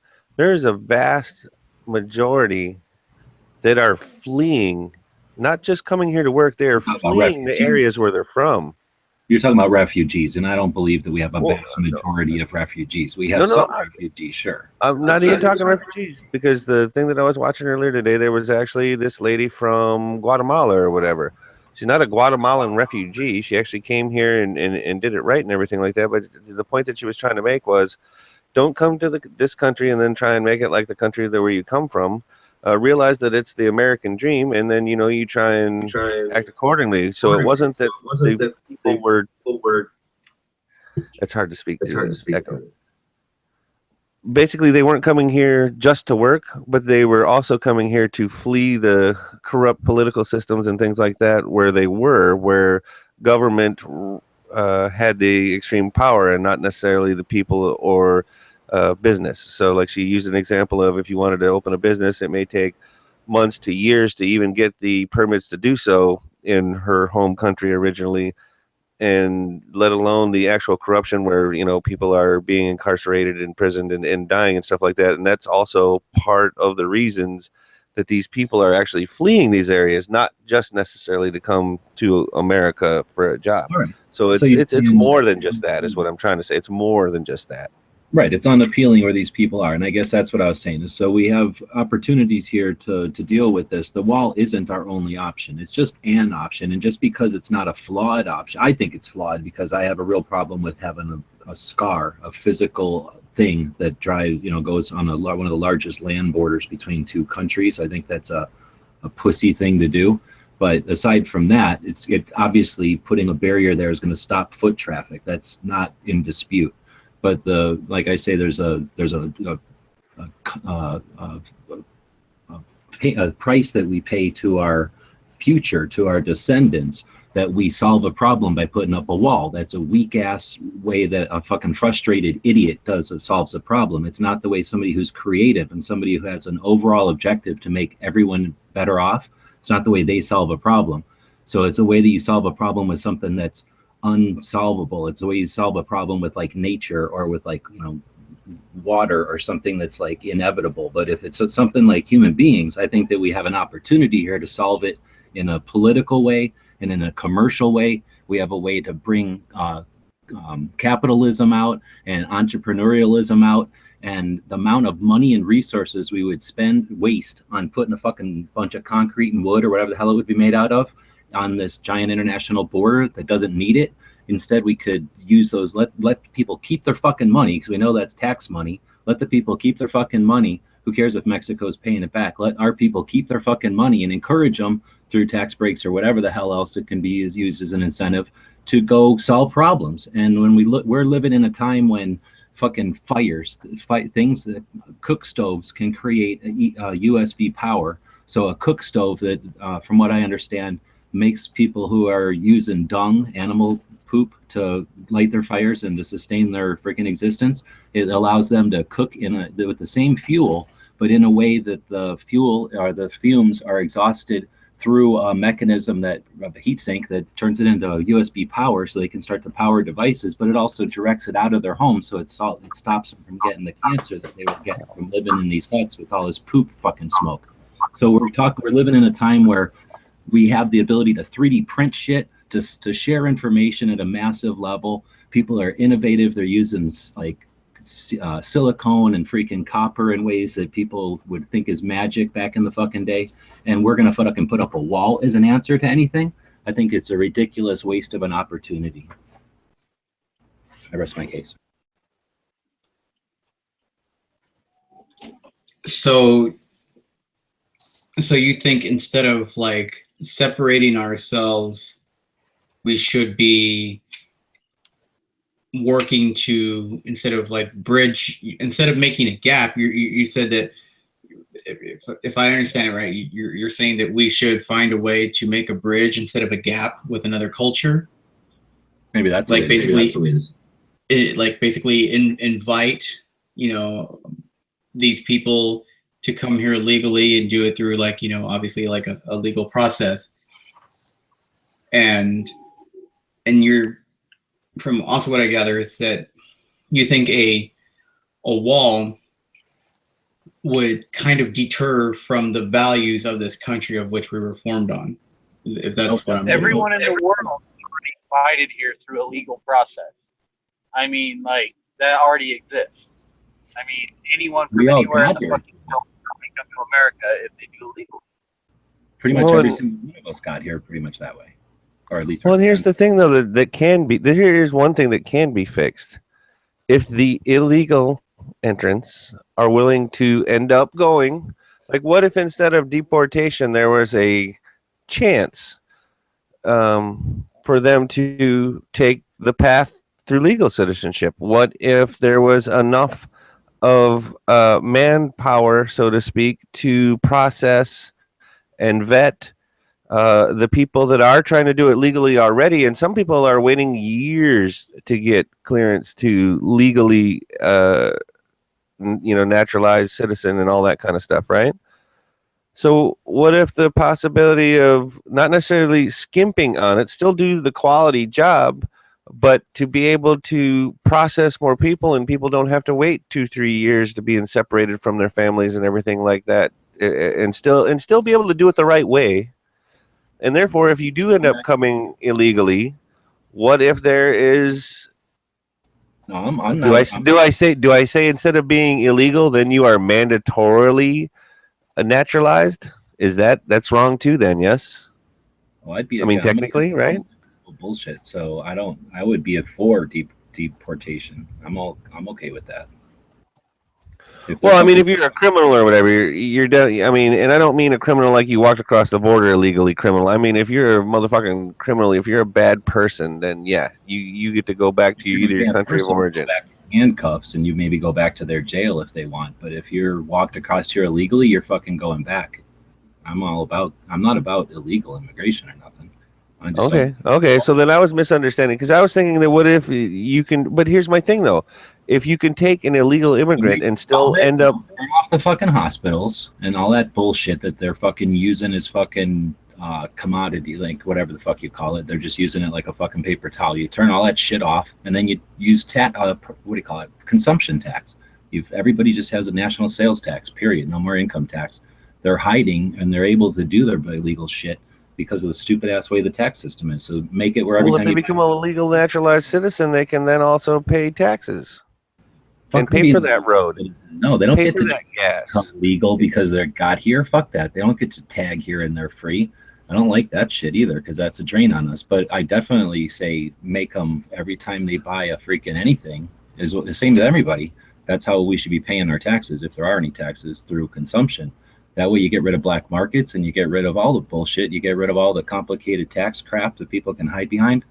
And these people can't, even if they are here illegally, they can't hide. They're not taking advantage and not paying anything back.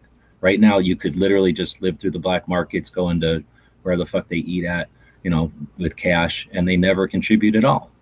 So I say fuck that, where they contribute. Oh, I don't know if you can see it, G, but I did put that link in there specifically just because I care.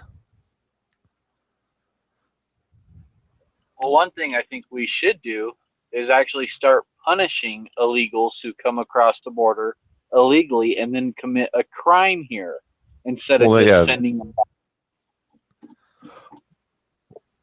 No, I don't want to detain them. I don't want to have to be responsible. I don't want to. Yeah, I don't want my tax dollars to.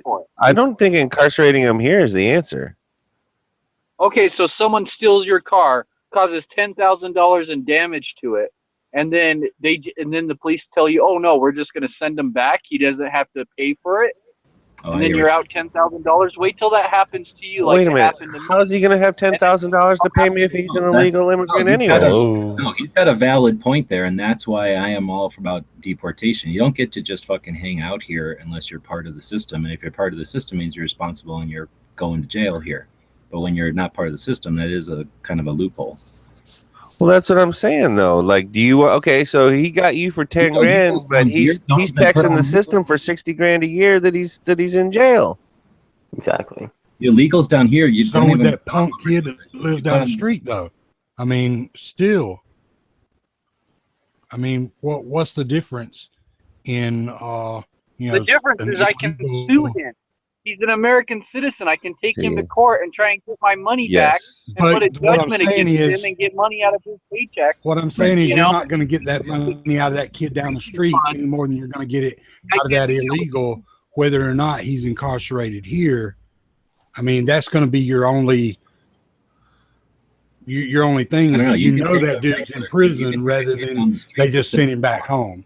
That's going to be your only way you can say that you came out ahead is at least he's in prison now. They didn't just send him back home so he can come across and do it again. I don't know. I guess that's a definite issue. I guess I don't know how to solve that one tonight. Because I understand where you're coming from, Dead Horse, and that there should be some recompense, there should be an avenue, but at the same time, all of us for that fucker who did that damage to you, and that sucks. But I don't know. That's definitely an issue because there's a shit ton. I was gonna say there's a shit ton of illegals down here, and the cops don't even hardly pull them over, saying they can't do not much to them. Well, they basically because they might send them across at noon, and they'll see them tomorrow at 8 a.m. or something like that. Well, you know, what happens. There's been tons of times when people have come back and done something else. There was that chick that was killed out in, what was it, California? Yeah, San Francisco. Yeah, it was a big deal here a year or so ago. Yeah. Kate Steinle. Yeah. You know, that dude, how many times had he already been deported? I thought it was 2 or 3. Oh, 6. I thought it was 2 or 3. That's what I thought it was then. But yeah, see, that's all they do with them is send them back. And I mean, the only thing that you would be able to get out of it would be the satisfaction of knowing he's in prison instead of, you know, out doing the same thing to somebody else, because that is at least something, you know, like he's and doing. I was on your side with my argument. It's just that I think I opened it wrong, I think, because I was trying to present it in a way that, you know, that kid down the street, he has nothing either, right? He's a citizen, so he would go to prison, whereas, you know, the other guy would get deported. Put judgments. You can get his taxes, any future job he gets, and you can go to the reparation fund of your state. They usually have a victims reparation fund set up in every single state. When it's an illegal immigrant, go to the victims reparation fund for your state and say, yeah, you know, they just stole my car, $10,000 in damages, help me out, and just watch them laugh at you. You know, but even if it's like a homeless person who has no money, who will never get a job, you can get some money back from that from the state. You know, not all of it, but you can because get they're a back. U.S. citizen. Yes, exactly. But I if got they're you. an illegal, you get nothing. Because trust me, this has happened to me, and I've gone through this avenue, okay, and twice actually. And there is nothing they will do. And then you go to the district attorney's office and you say, no, I want to press charges. The officer told me that all that's going to happen is they're going to deport this guy. I want to press charges. And then the district attorney says, well, it's not worth this to because it's going to cost us more money. I'm like, I don't care. That's why I pay taxes for. That's why I pay taxes, is so you take care of me in times like this. I don't pay fucking taxes just for you let the guy go back home across the border and then be back over here the next week. Well, and that's kind of the thing is the theory is there needs to be some consequence, right? That's like the general theory of why that's the general theory of why good people don't do bad shit.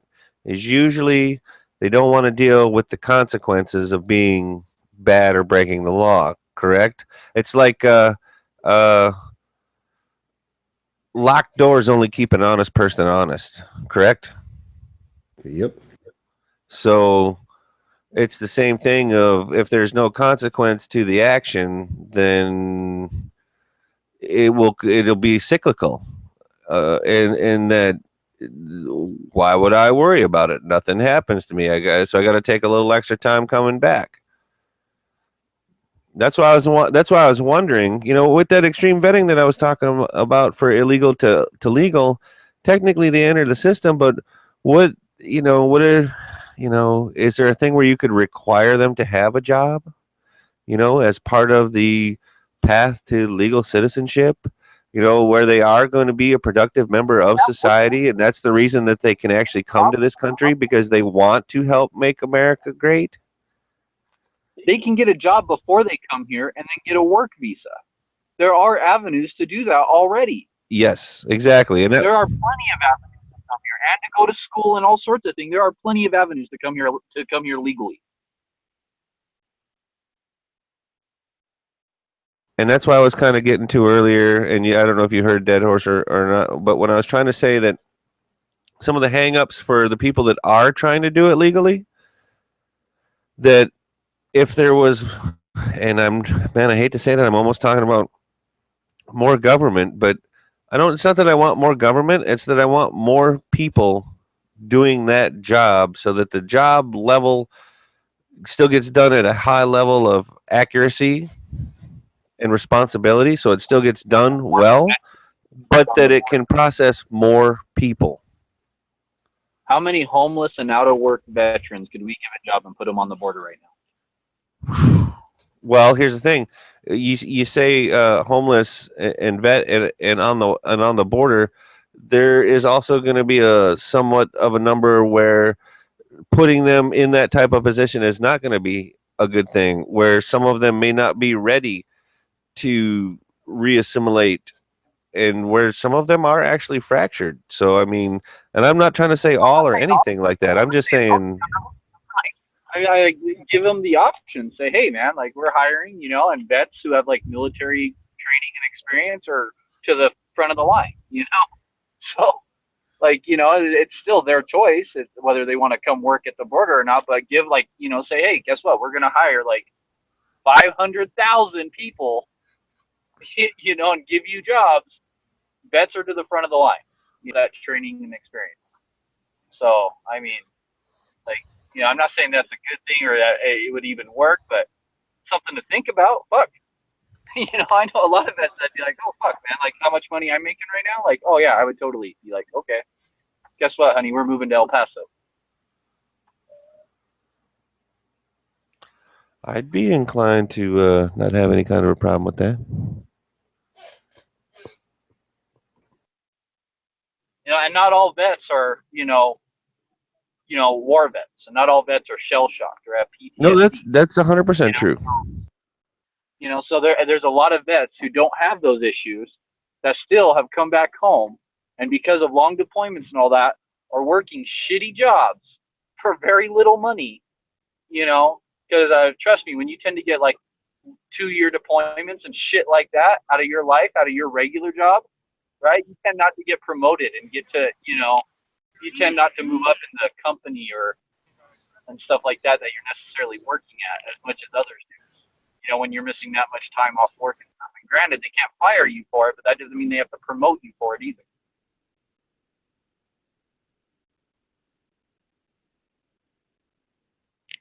And some companies, especially these liberal fuck companies, don't even want to hire you if you're a vet. Yeah, like he's a fucking trained killer. I saw Full Metal Jacket. I'm not hiring this guy. So, there's companies, it can be really hard to find a fucking job. So as far as making the government bigger, if it's just to put people, if it's for our national security, to put people on the border, I'm all for that. I'd rather see that than build a fucking wall. Instead of spending that money on the wall, let's spend it giving it to people.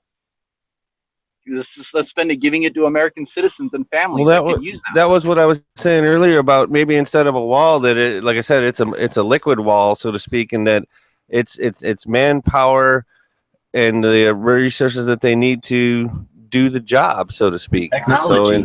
Why would we buy concrete and wood when there's drones? and there's blimps. Well, no, because you still have, as you know, G, you still have to have boots on the ground to a degree. You cannot maintain. People to monitor those drones and fly them and work on them, and you need Well, let alone to enforce what you do see when you do see it with a drone. But I agree with you, G. We have technological advances right now. If you put a bunch of dudes out there with vehicles, then that is scalable to the need. So as you change the policy, you put people out there with vehicles to prevent them from walking across. Like you were all saying, if you just stood there hand to hand from fucking California to Texas, they wouldn't get through, right? It'd be a game of like. Oh yeah, like when I. So yeah, you like put when enough vehicles out there, and then it stops the flow. And then whenever you change it so that there's no flow anymore, you aren't left with a fucking wall. You just, And I will agree with that. I like that better because you know what? You're also putting Americans to work. You're putting way more Americans to work. We could put when my guys were deployed out there, like, I mean, we went out there for free. Nobody was paying us. We put up for our own room and board. We paid for our gas. We paid for the munitions and, like clothes and equipment and tech and all that stuff. And I'm sure there's lots of people that would love to go down there, but maybe they don't have the money. And I think the biggest part of why maybe, that's not a big thing, like why our government doesn't want to do that, is for liability. Who is responsible if something goes wrong? Like when, like everybody's always said this, especially when it relates to concealed carry. Say something goes south down there. Oh, inside joke. But say something does go bad, and you're forced to use lethal force. When a police officer shoots somebody, he doesn't have to prove that it wasn't murder. When a civilian does, they do. So I think that's probably why the government doesn't, but they should totally do that. Like, hey, look, if, former or active, or actually, yeah, it had to be former because you can't do it as active. If former, military want to go down there, or former police, they'll put them through this, like, say, like, I don't know, like Citizens, like Border Academy or something like that. And then they can just send them down there and say they get like a voucher for gas or something like that. It would be way cheaper than hiring more agents or building a wall or drones or whatever. Because drones are as only good as the pilot. Yeah, it takes, BP told me that it takes about half an hour to get the drone authorized and to send it up in the air. And by then, your guys are already gone. We tracked this guy for probably about 3 miles into the mountains one time. This guy disappeared, man. On our scanners, on our heat sensors, he was right like about 30 feet in front of us. He just disappeared. I guarantee you they have like holes dug down there, like spider holes.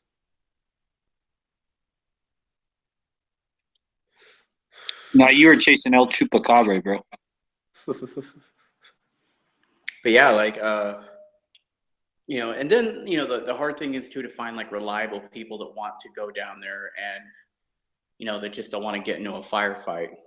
Like, I mean, there was one guy on one of these chats that was just like, well, how come you didn't blow him away? Or how come you didn't, can I go down there and shoot with you? I don't have any experience in any of this stuff, but like, it's like, look, man, the last thing we want to do is freaking start an international incident. And, but it would financially be a lot cheaper than building a wall. It would be a lot cheaper. Can you imagine how many? I'm willing to pay a little more, a little less of the wall and a little more of government agents than necessarily a bunch of people that don't have potential conscience to go down there and do whatever it is that they're going to do. So I would rather be somebody that is held responsible for their actions and are going to have act accordingly. But they then also have the authority to enforce the laws as well. Not necessarily whereas a civilian is there to defend themselves. They are technically the agent is able to be more proactive than a civilian would be. Well, like the Coast Guard and the Air Force, they have what's called, the Coast Guard has the Coast Guard Auxiliary, which is a volunteer component of the Coast Guard. And they participate in non-law enforcement operations throughout the United States. And they assist the Coast Guard. They assist the Coast Guard with everything except for like drug interdiction. And I mean, those guys are awesome. They've worked a lot with they go, you know, they wear the same uniform and they work side by side, you know, the active duty and reserve, and they do every single operations that the active duty does, except with, like, you know, drug interdiction and law enforcement. Now, say the Border Patrol is to make up, like, I don't know, like a Border Patrol auxiliary, where you get the same training, you pass physical, you go through, you know, like a background. Even for the auxiliary, they still have to go through the same background checks. It takes like a year for their background checks to complete through DHS. We had one applicant, because at my old station, the auxiliary would work, they're called flotillas, and they work like side by side, the active duty, but they also have certain flotillas that work in that area. So I was also, you're allowed to be an active duty member and also be a reservist, or, you know, an auxiliary. You can be all three if you want. And I was in an auxiliary unit out there in Channel Islands. And, you know, it took me a year to get my background check done. And then we had one of my buddies that joined, and they found that he got arrested like in 2013 for shoplifting. And so they do a very thorough check. You go through an FBI freaking check, and then Homelands, and then you get fingerprinted, and then you have to go through a lot of training. They have boat crew, they have comms, weather, celestial navigation, patrol courses. So if the Border Patrol could somehow make like a Border Patrol auxiliary where a civilian is allowed to join, but maybe, you know, cannot commit to a full-time career as a Border Patrol agent, who knows? I mean, I'm sure there's a lot of former military, former law enforcement that would love to get back into the saddle of some sort and do that. You know, that would be cool. I mean, it's all volunteer. So, however, you are reimbursed for travel. Like, I remember in Costa Mesa about 6 years ago, I went to what was called a district conference, and we had a lot of training to do down there with the auxiliary, and I was reimbursed for my travel stuff because I was there as an instructor. So, you know, you do get reimbursed. But I mean, it would be awesome to make something like that. And then the Civil Air Patrol has the same thing. So they have, it's called like the Civil Air Patrol. Yeah, the CAPS. And it's basically the Air Force auxiliary. But they do the same thing the Air Force does. They have air missions and whatnot. To my knowledge, they don't fly jets or anything, but they have civilian aircraft, and they're air observers and whatnot. So if the Border Patrol did something like that, I can see that being very, very, you know, what's the word? Brain fart. It would be a good thing for them to have it. I can see a lot of people joining up. I don't know why they don't do it, but, well, I know why, but I think if they're given the proper training, it's just like a police officer for a department who's a reservist. They don't get paid. It's all volunteer hours. But they do have to go through the same sort of training. So maybe if they had like an academy, and maybe, you know, you had different sorts of different levels of Border Patrol volunteer. One would just be like communications, one would be vehicle patrol. But I think because of the type of stuff you encounter down there, I think that is why they don't do it, because, you know, you'd have to be armed. And the only volunteer law enforcement force other than a reserve, which is a sworn peace officer position, Sheriff Joe here in Maricopa County had the sheriff's posse, which was a armed civilian component. They were deputized. Exactly. Which is different. They're no longer auxiliary. When they are deputized, they are beholden to uphold the laws of the state and or county in which they were deputized in. No, I think the new sheriff got rid of that. I don't know. He did. I'm pretty sure. He pretty much turned everything on its ear, from what I understand. Yeah. But I'm looking at this from an out of state person though too. I'm sure you guys got a much better beat on it, being that you're right there. I don't know. I know that he hated everything that Sheriff Joe did, and he's a hardcore leftist. He said that illegal immigrants are welcome in Maricopa County. Treat them as guests, if I remember a quote. There was something to the effect of guests. Yep. Yeah, he destroyed everything that Sheriff Joe did. And that guy worked so hard. That guy was a senior officer with the DEA. He worked in Mexico with a task force for a long time. Guy had some good credentials. And that sheriff ripped it up in one election. But it was because we have a lot of transplants from California. That's why Arizona's starting to go purple. But no, I definitely see some sort of like volunteer thing. But I mean, like that's where, unfortunately, as it is right now, you know, you have the militia guys. But those militia guys, not to speak bad about them, you know, obviously they're volunteering their time and they're doing, you know, some hard work out there. A couple of those guys are a little out there. Well, again, that's, you know, I was between G talking about having the trucks and drone equipment and stuff like that.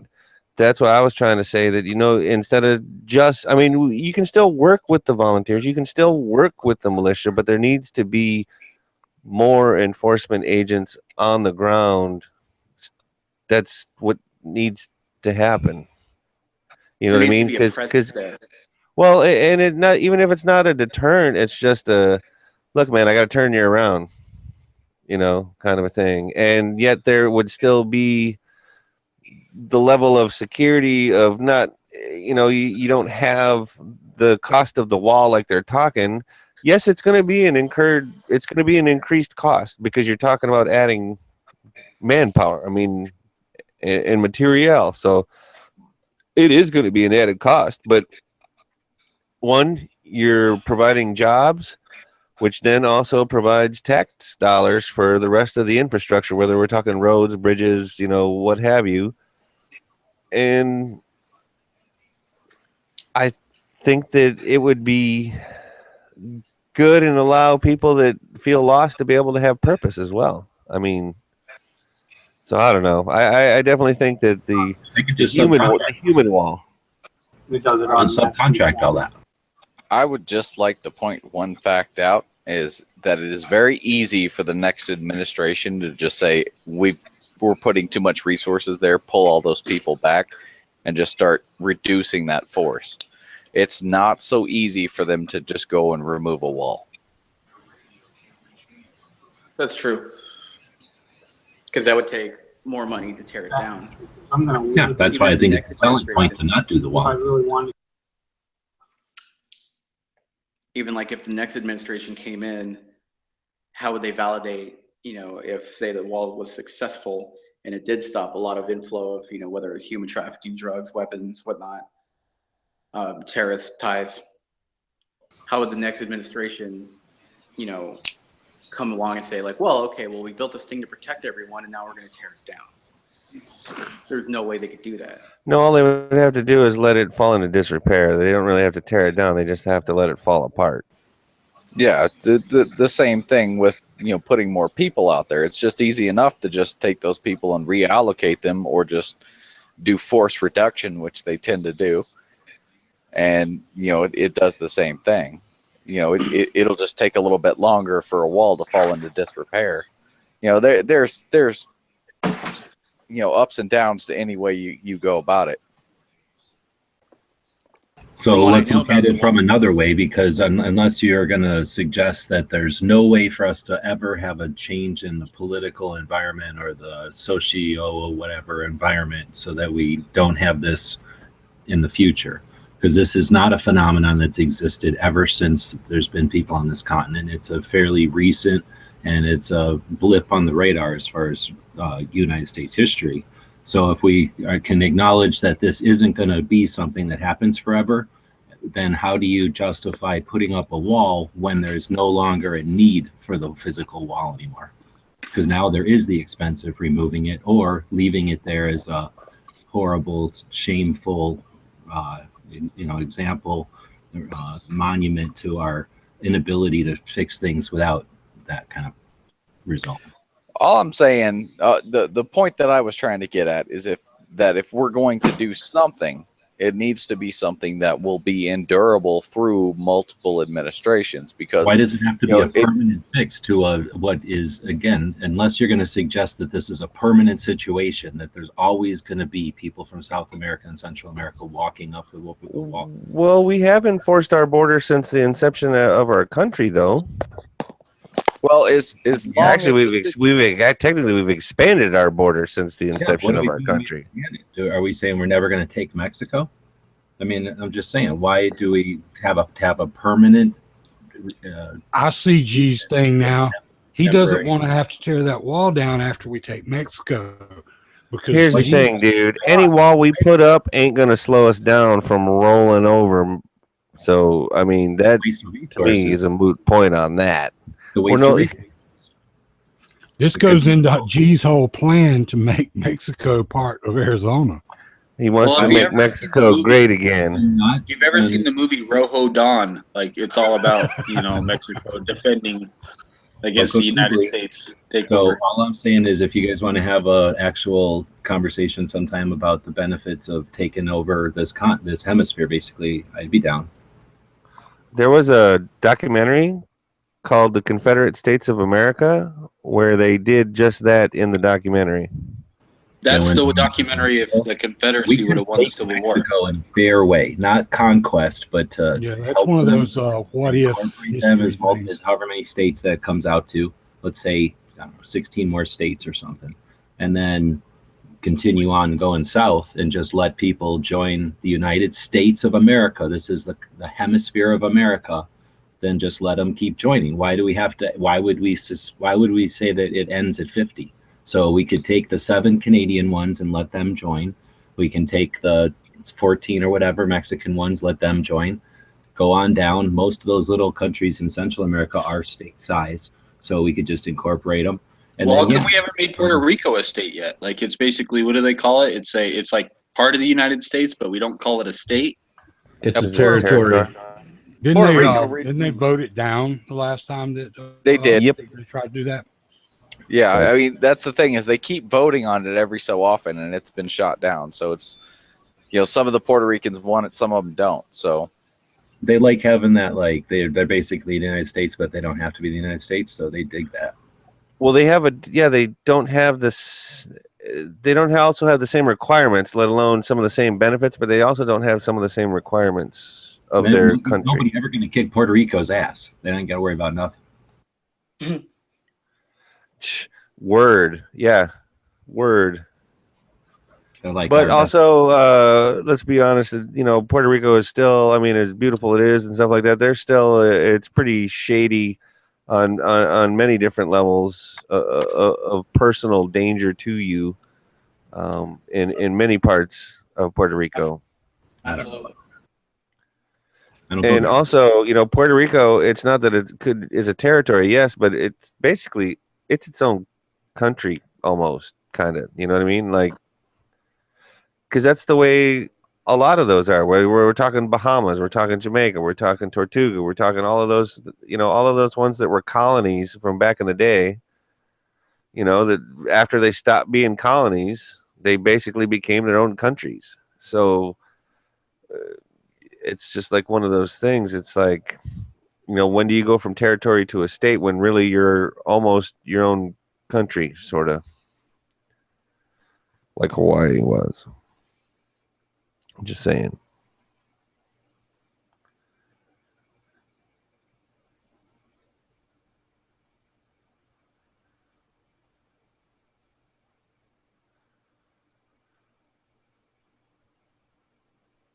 I really don't think there's ever going to be a way where both sides of the aisle agree on one way to protect the United States from, either illegal immigration or, unforeseen threats. That's always been, the debate on both sides. There's really no way to do it unless you change the reason for them wanting to flee that country. And then the way you would stop, the drug cartels from sending stuff across the street is Americans don't want to buy drugs, which that is never going to happen. Or you just completely legalize narcotics in the United States. of which I really don't think you would see a spike in people just whining out like, well, I've never tried heroin before. This looks fun. You know, We're all doing Just jump in head first. I've never done meth, so let's do meth tonight. Yeah, just let Right? Darwin sort them out. Yeah, let's have Netflix and meth and chill. Netflix, meth, and clean the house for 3 days.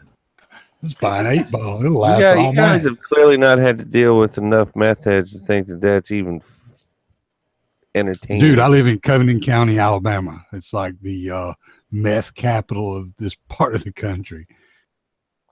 Well, I guess so. My point is, you ain't stuck on an island with them, Sean. You can drive away. So I'm not for providing when more they're- for when they're them. Vacuuming their when they're out vacuuming their driveway, yeah, I can drive on past. Yes. Roll them up, kids. Lock them. But I mean, like, what I'm saying is that, like, I don't think if you were to, like, you know, decriminalize narcotics, you would see a spike in it. The same people that are doing it now, when it's illegal, are going to be the same people that are doing it, you know, even after it became legal.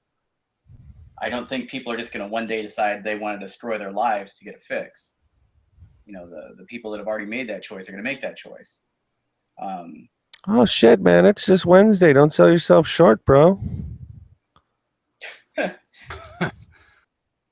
I mean, I grew up with a lot of friends that, you know, that did do meth, heroin, ecstasy, shrooms, whatever, everything under the sun.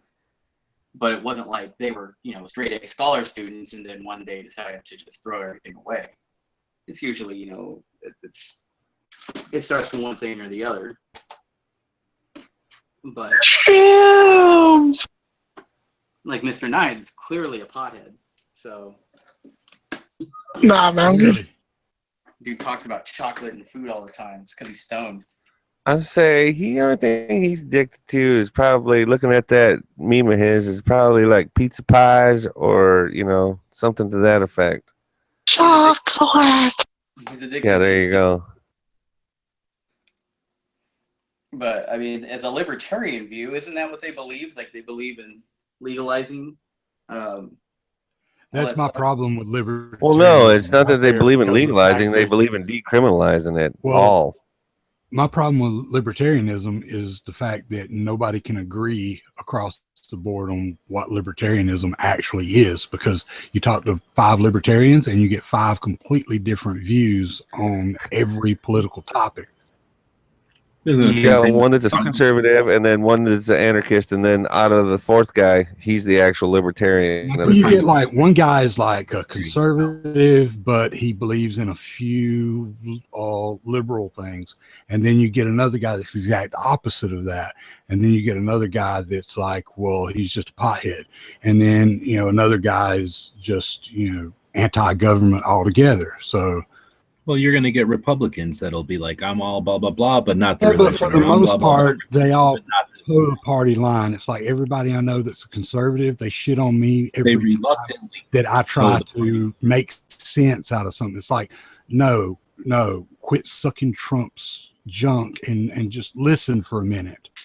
And they can't do it. They have to have that view because they believe that they will be ostracized by all other conservatives if they don't. I don't know about that. I think there are definitely people that are willing to concede some of their beliefs for the overall joint beliefs they have with a party. And because we have established parties, people align themselves with the established ones. And that's why the libertarian one's a difficult one, I guess, like you're saying, because it doesn't have long time established whatever lines like that, only because it's fairly new and it's not as organized.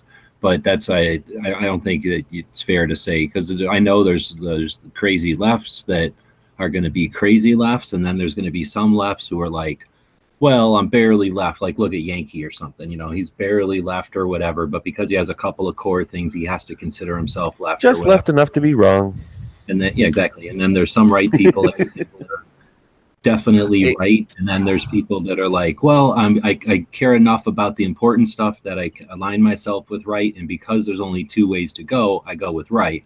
So there's a spectrum. Is all I'm saying in all the parties. Well, and then like for example, just look at like Sean was just talking about. There's no clear definition delineating what the Libertarian Party is. Well, look at your examples for your candidates for this last time. You had the dope smoking former governor.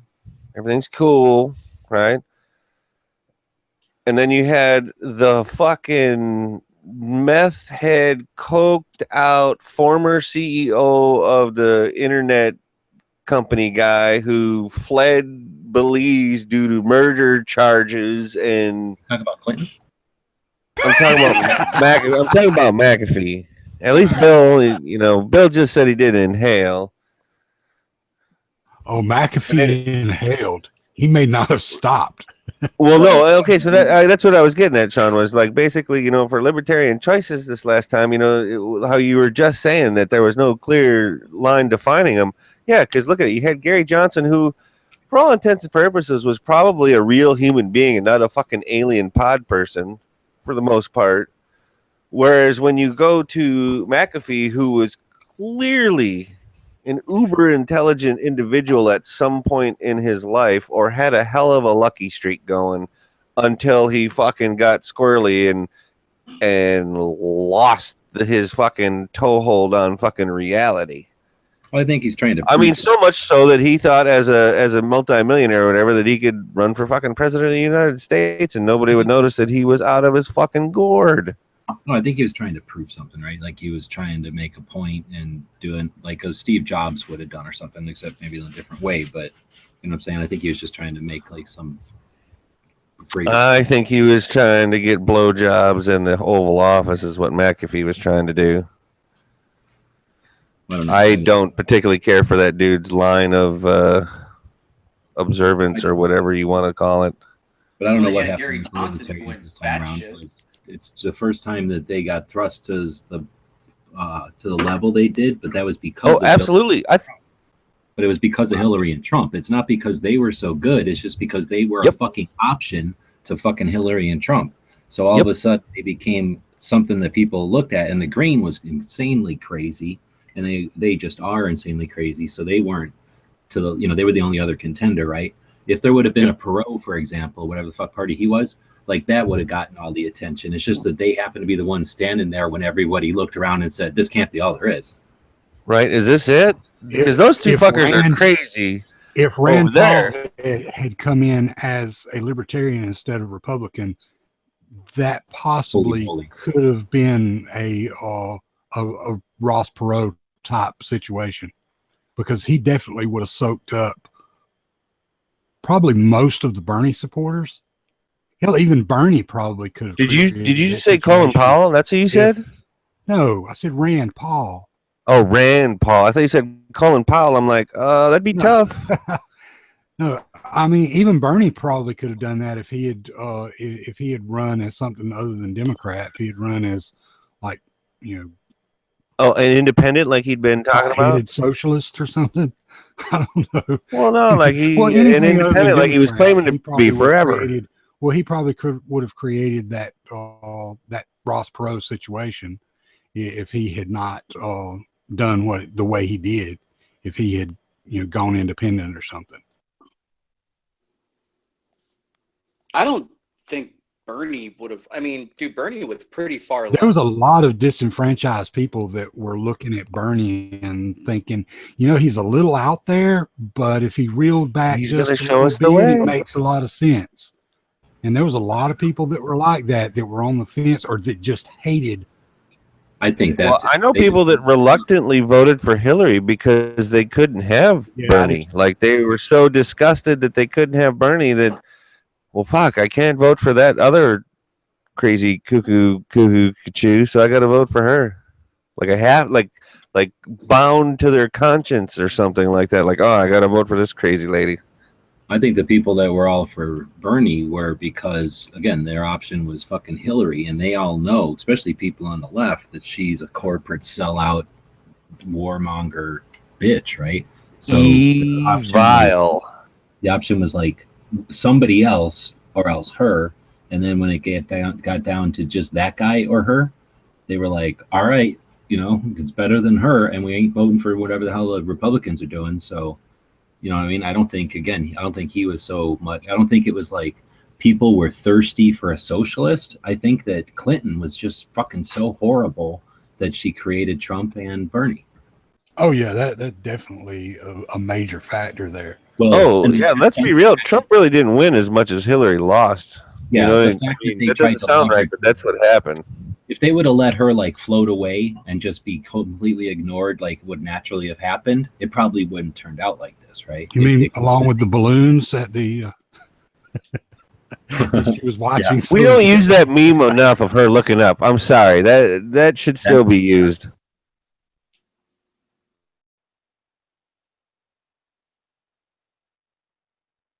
I agree. That was funny.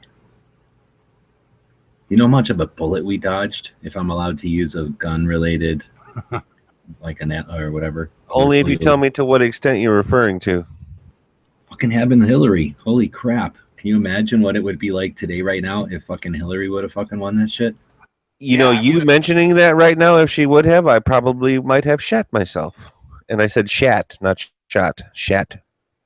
Right down my leg. It would have been really, really nice to hold my $4,000 Daniel defense. Not saying that that's what I paid for it, but under her reign, Yeah, that's how what much it'd these be worth. freaking things would be. Yeah. You probably wouldn't even be wanting to sell it though. Oh God, no, dude! I would keep that thing until the freaking metal disintegrated.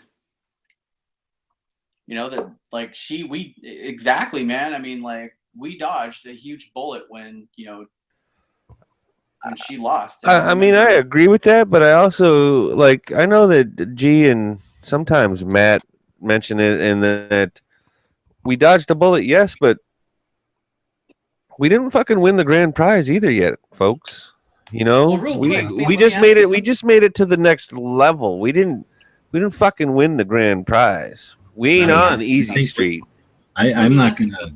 I don't want to disagree because we don't know the future, but I got to tell you, if it would have been Cruz or one of them other established Bush, holy crap, or one of them other worthless established ones, not Trump, right? We wouldn't be guaranteed gun shit. We'd still be living in compromise if we had some of the same. I think right on that, dude. we have such a wild card that we have more potential than we would have had with just some Republican. Now, maybe with like Rand Paul or whoever, we would have had just much more of a chance. But I have to say, I'm inclined to agree with you. A lot of guarantees. Out of the choices that were the there. only thing we have is that he's kind of like Obama in the fact that he's got a pen and a phone. I mean, because he's been using that pen a lot. I would much rather that stuff be done through legislation than through a pen, because it can be undone as easily as he's undoing some of the stuff that Obama did. No, you're right, but isn't he a catalyst for the in Oh yeah, definitely. I mean, he's definitely a good push for them to actually legislate stuff in our favor. Yeah, but I just wish they would do more of it that way rather than through the pen. That's all I'm saying. That lets the representatives do their job, knowing that exactly. The job is going to get done. So now they can do it with some like vigor, and then his ultimatum or whatever I think it was his requirement to say you have to get rid of 2. Hopefully they'll do that with relish. They'll be digging that, and they'll be all digging into and people will pay attention to them, and they'll become more relevant than they normally would be. So it could be a good thing, right? He could be that catalyst that makes everybody kind of like government again. Yeah, there's definitely a potential for that there. We're going to start being able to worry about what we call them, Supreme Court people are going to, duck out or sit down and let the next chair get open, and all that stuff could be kind of fun. I mean, like so far, like is Trump really doing stuff that is terrible? I don't know. No. The most terrible thing that he does is the way that he taunts the media when he does it, so that it upsets the left so much that they lose their freaking mind. But it gets everybody so damned up in arms. No, I love it. The media and the left up in arms. Yeah, but is there a strategy? They start going the hell off about it. Look, we need somebody in there who's gonna when the media punches, he's gonna punch back. And you need somebody like that. You need to smack down the media and teach them that they're not in Yeah, but fucking in your control. everyday life, how many times does somebody read some fucking headline and they lose their fucking mind and you have to slap them across the face, tell them to shut the hell up and quit believing every damn thing you read? Are you forgetting where I live? Batman and Robin, bro. The Batman meme. Yeah, but I live somewhere where I shouldn't have to do that. I mean, these people are all supposed to, everybody down here is supposed to be, right-wing rednecks, remember? But they believe those fucking headlines when they read them, and then they go crazy because they're like, oh no, look what's happening here. And it's like, but that's well, man, dude. Sean, actually, it's just dude, the Deep South used to be Democrat, if you remember, man. I mean, I'm not saying you at all, Sean, but you know what I'm saying. There's still a lot of people that are, Sean, you got to look at it like this. they're too. more or less have that same mentality, even though they're Republican. Sean, this shit's still fairly fresh. So yeah, people are gonna fucking react. The more the media does it, the more Trump slaps them down. The fucking more they're gonna become. That's the numb to problem, it. though. They're gonna That's get the problem, numb, though. and they're It's gonna like start kids not in paying middle attention to school. me. They're gonna stop paying attention to the mainstream media and their fucking corporate agenda, and they're gonna fucking start doing shit on their own. They're gonna start to research on their own. And they stop looking at this shit. That will never happen. Go That ahead. has never. Oh my god, it's the truth. Nobody has ever done that, though. Because nobody has ever stepped up to the media and bitch slapped them like Trump Nobody does. has ever done There's a that. lot They of just things that sit have there never and read the that have never shit happened. There are a lot of things that have never happened that are happening now. Doesn't mean you purpose it. Like really quick, guys. Like freaking, look right now. Like there's such a push right now not to believe what the media is saying, and that is catching fire. People don't trust the media anymore. That's a good thing. Like the media lies. There was a first time that a president did a radio address. There was a first time that a president sat in front of a TV camera. This is the first time one of them's using an internet thing. There'll be some kind of hologram fucking thing, and they'll be the first time one of them puts a fucking thing in their butt to make them be able to broadcast their Save farts. us, Obi-Wan Kenobi. You're our only hope. Poco Ghibli. Hashtag Poco Ghibli. Hashtag Poco But like, Ghibli. right, dude, Trump is doing all the right shit right now. He's slapping the media. He's putting them in their place. He's not taking any shit from the left. I love it. Like, this is why I voted for the guy. I got sick of the left trying to bully people around and trying to make everybody feel like shit if they didn't agree with everything that they said. And it's just, and what's going on right now? With the Call me left, like, skeptical of the whole thing, though, because of the fact that the thing is, everybody that hates him right now loved him 4 years ago before he started talking about going to run for president. Every one of those celebrities that are shitting on him right now were up his ass just a few years ago and were his best friends. Right, but that's just what's going to happen, though, man. That's just like with anything, especially when you become a highly, powerful political figure. But what I'm saying right now, look how the left is reacting. They're starting riots. They're torching shit. Dude, the downfall of the left is happening before our eyes, and it's awesome. And it's because I don't see it as being. I just want to break in for 1 second. In their same game, you're playing the game that they played for 8 years. Now you're playing that game, and you're making them even more mad. And then 4 or 8 years from now, they're going to do the same thing, and they're gonna step it up a step. And then 4 or 8 years, we're going to do the same thing. We're going to step it up again. And all you're doing is going back and forth. You're acting like a bunch of little fucking kids. I'm going to break in here for a second and give some news. The NFA petition's up to 40K signatures. It got 21,000 signatures in one day. That's because they probably fixed the damn system. No, it's because Military Arms Channel finally released a fucking video about it. Now, if we can push some more people, you do realize that counting system has been messed up on those things for quite some time. Hold on, how many numbers? Last week, I posted an article 21,000 in one day. And so if we can push some more people like Military Arms Channel and these fucking gun bunnies like Leah Speed, who refuse to fucking post this shit on her page because she has to refuse to do it too because investments, he said that it's no then good. maybe if we can get these people to post this. She posted it the other day. She posted it the other day. We got to give credit where credit's due. She posted it the other day. Leah Speed did. Sean, what were you saying? I said, why won't Yankee do it? Yankee said that it's useless. He did say that it's useless, but I suspect he would also acknowledge that it's worth the benefit is, it's there. So he would, I'm sure, do it. He's not against it, I don't think. He just doesn't. He pretty talked it down. What was it? Was it on? I don't remember whose channel it was. It must have been on Matt's show. It wasn't on his show. I don't know. It was on one of them. I listened to most of them at work, so I kind of lose track of which one's which, especially when it's just 3 or 4. Motherfucking Quark is checked tomorrow, G. But he was talking it down. I'm on Leah Speed's page right now. I still don't see it.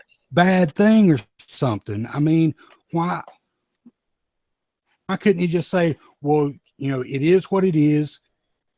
It's not going to be an end to a means, but it's something.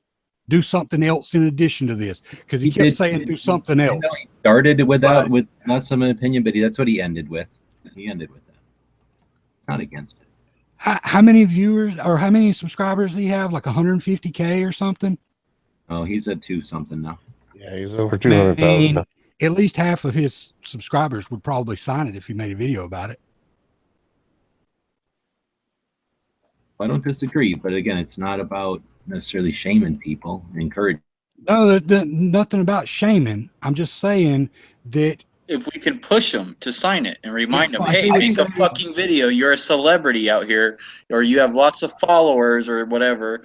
You should really help us out and post something about this and try and get your fan base, and let them know about it.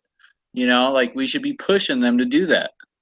All these YouTube and I don't mean to argue against that at all. I don't know what I'm saying. I'm just saying that I don't want to make it seem like Yankee was fucking adamantly against it. I was fucking standing there and talking to him, or sitting here talking to him.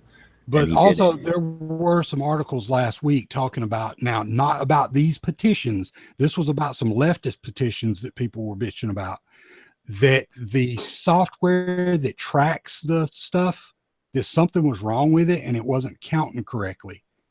And that's why some of these petitions that they had in about taxes, and I don't remember what the other one was, some kind of social justice bullshit. But anyway, they didn't have as many signatures as that they thought they should have. And so it was kind of the same situation we got here. And somebody, I can't remember who it was,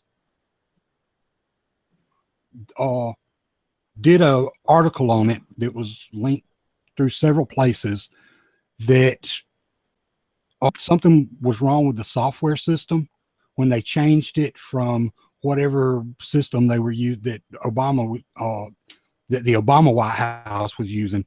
When the Trump administration came in and they changed the system over, that it didn't pick up the counting system correctly or something. So it wasn't showing the numbers correctly. There's like a lag in it or something. Or So no, that's why my the mistake. numbers were It's not staying the same. 40,000. Well, it stayed the same 60,000 for now. 3 days, because when I signed it, it was like 48, 46 or something at that time. 3 days later, it was still 48, 46. So I know there was something there, because there were several people discussing it. I kept seeing it shared again and again after I signed it and then shared it. And I kept seeing people talking about it and talking about signing it and stuff. So I know it was being signed and the number was not going up. And then it started jumping up again. What we're going to see, it looks like, is whether or not there's a problem with it. And I don't know how you judge that based on not knowing how many people are or are not signing up for it. But we do see that Mac, who has a subscriber base of, where is he at, 2 something or 3 now? That's Arms channel. A video about it. It's more than likely the result of his video that there's an increase right there. Didn't he make a video about it a week or so ago? And then he made another one about it, about the numbers or something. Is the one that he made last? Well, there's the video he just made, but I thought he made one like a week ago about, hey, there's this. I don't know if he did, but I heard that Eric from Iraqi Veteran had mentioned it more than once. Tim's video has 37,000 views. So if you're saying that it's up 40,000 or it's up 60,000.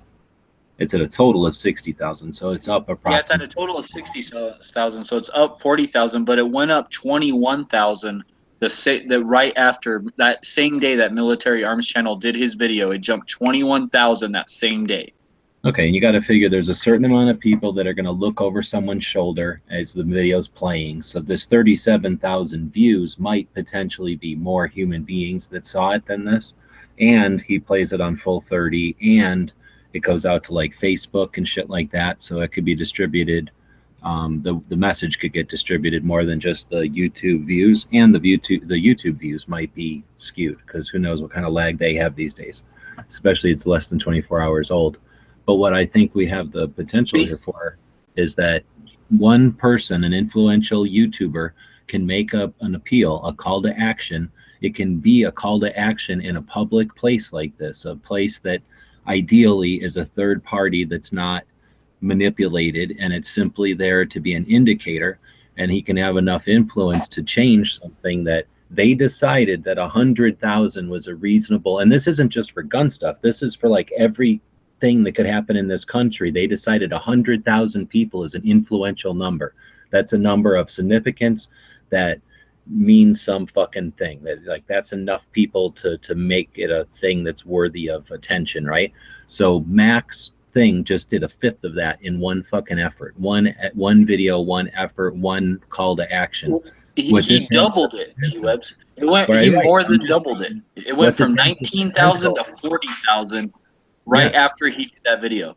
And so he more than doubled that. That's a significant influence, and that has the potential to show us as a community. And again, this is in a public place, so people are going to see that video.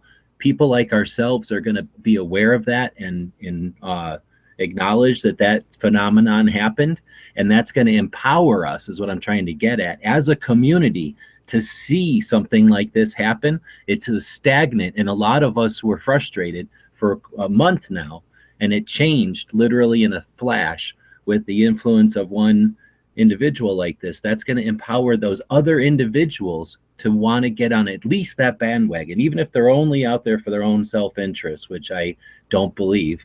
But if nothing else, they're going to see that that was a substantial step, and they're going to want to get on that bandwagon. But more than likely, they all do care about the Second Amendment. And once they see that they do have such significant influence, that they're going to exercise their influence, and that's going to allow them to figure out how to do that in unison.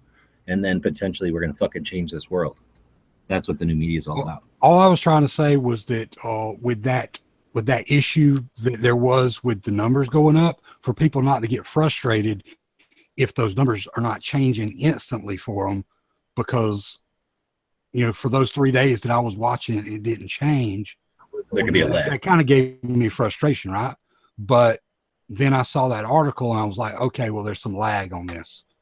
So then it was like, okay, well, you know, maybe it is actually working, because people were talking about how that it wasn't working, or that they were preventing it from going up. And there was all kinds of crap going around about it.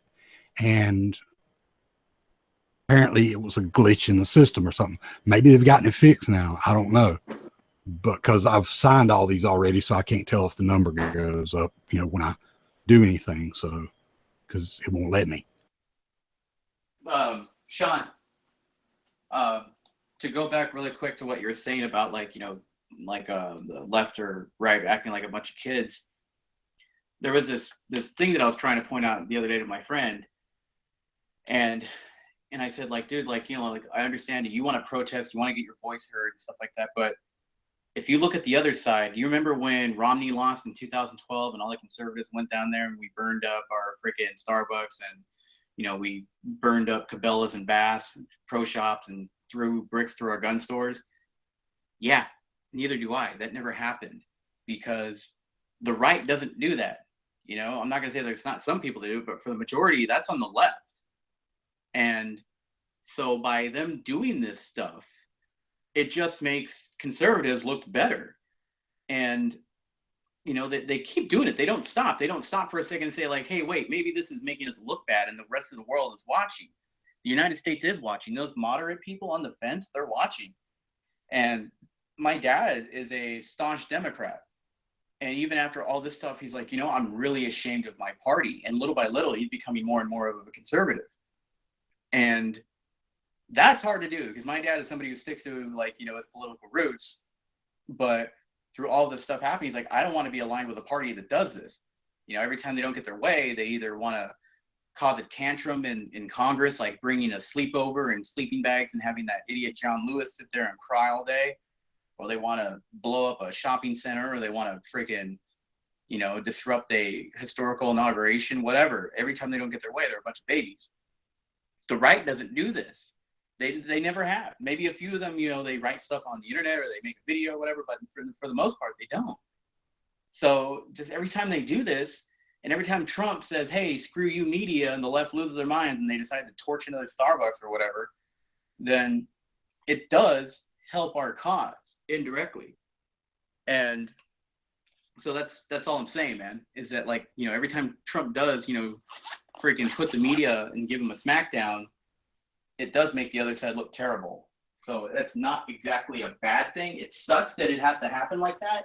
You would just hope that the left would just be like, well, even though we don't agree with you, we're going to let you, obviously talk. That's your rights. We respect rights. That's all what the left is about. But no, they're hypocrites, and they're going to continue to do this unless they get what they want. If right now Bernie Sanders had been the president of the United States and Bernie put a travel ban, they wouldn't be saying shit. They'd be like, well, you know what? I can see that. Because can you imagine Bernie Sanders coming up and saying, the best idea for the country is to put a ban on certain countries because safety and feelings, a country, but we have to remain safe first. Dude, all those fucking liberals, they'd be like, oh, that's right. Yeah, it makes sense. But because they can't see past their hatred for Trump, they're going to just hate anything he does. Trump could cure cancer tomorrow and they'd be pissed off. So that's all I'm saying, man. I wasn't trying to say that you're wrong about anything. I'm just saying that this kind of indirectly is working for us. That's all. Well, the main issue I have is those people who not only do they want to take a right back or take something back that was taken away during the last administration or reverse an action, they want to now take something that the left likes and take it away from them for no reason. And I have a big problem with that because that goes directly against freedom. What do you mean take away something that the left likes? I'm talking about all these people that are against gay marriage, for example, or just things that have absolutely nothing to do with them and don't affect anything that they like, other than the fact that they might have to look at it every now and then or something. Oh, okay. It's only controversial because somebody made it that way. I mean, it's just stupid things. I mean, there's no reason for some of those things are controversial, not because they need to come up in conversation. They come up and they're forced to be in conversation because people require the federal government to have some influence because of that or to that or something. And that starts to bother people.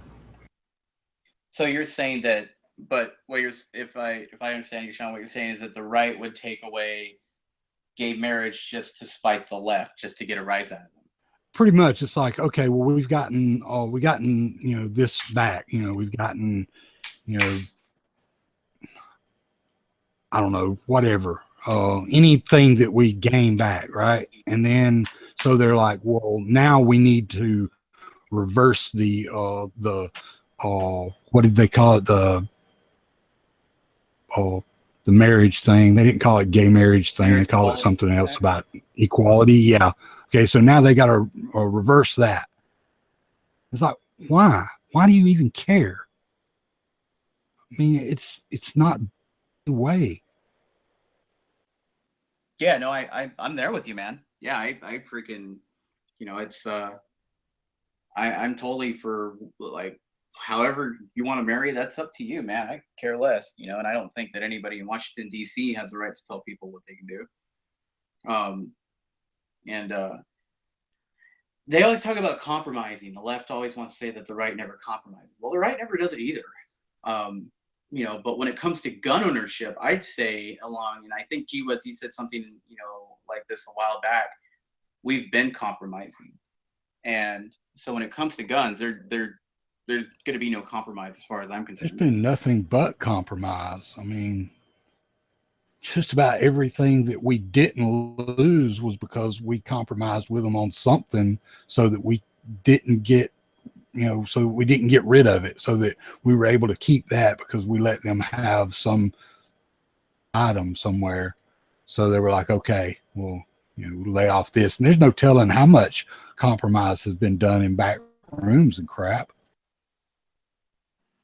Oh yeah, I you know, can you imagine how many freaking dirty, tricky stuff that they've, you know, would have done if it had been like, you know, for a certain amount of Republican senators saying like, okay, fine, we'll do this if this happens, like the NFA Act, or no, not the NFA. What's that other one that forbids us from buying new machine guns?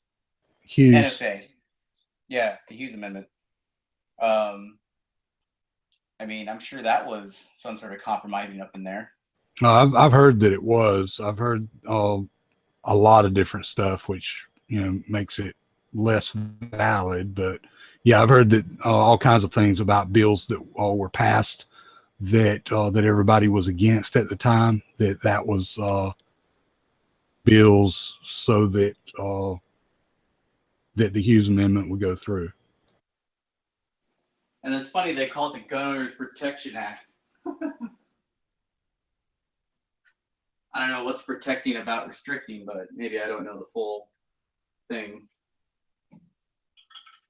But I mean, like, just every other now, part of it, pro gun. That was the only part that was bad. Oh, now did Reagan know that was in there? Yeah. Yeah, he never liked machine guns anyway. Huh. So was he like a moderate Republican? Well, he was a Democrat before he figured out that Democrats weren't really what he was about. I mean, although I guess he kind of still was in a way. So I guess a moderate would be kind of what you'd call him. I mean, there were some issues he was probably on, but others that he was kind of middle of the road on. So he was kind of like a rhino back in the day.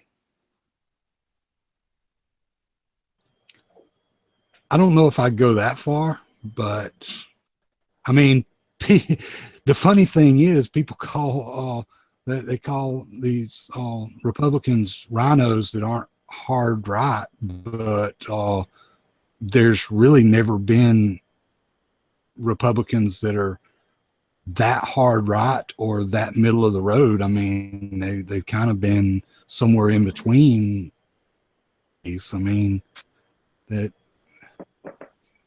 they don't really, because some of them are a little more staunch on some issues as to, you know, this is what we want, and some of them are a little bit, you know, less so. It's like, well, this is what we want, but, you know, it's not written in stone.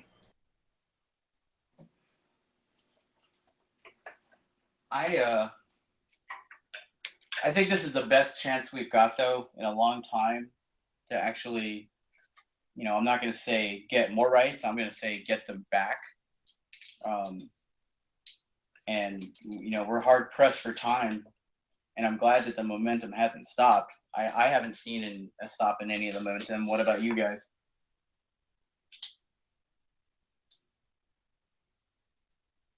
I don't think it stopped, but I don't know if it was really ever going real strong. As strong as it would have liked to have seen it pre-election. Yeah. Well, I think one of that. Huh? I was just agreeing with G. I would like to say that one of the reasons that Hillary did lose the election is because her stance on anti-gun, you know, that's not something that's popular anymore. There's a lot of people, even in the middle and Democrats, that still believe in some sort of gun ownership. And, you know, the whole like position for gun control has definitely not been a strong argument to gain popularity. I think she failed on that one.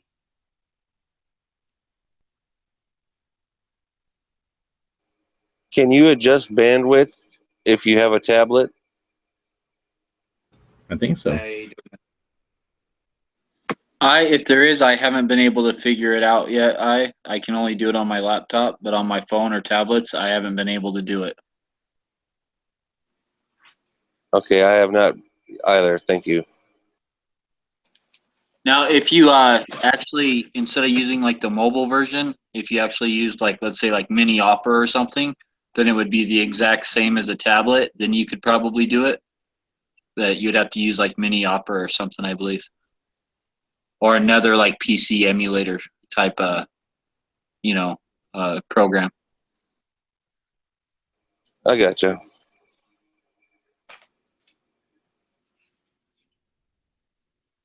How was SHOT Show? Anybody go? Yeah, it was pretty good.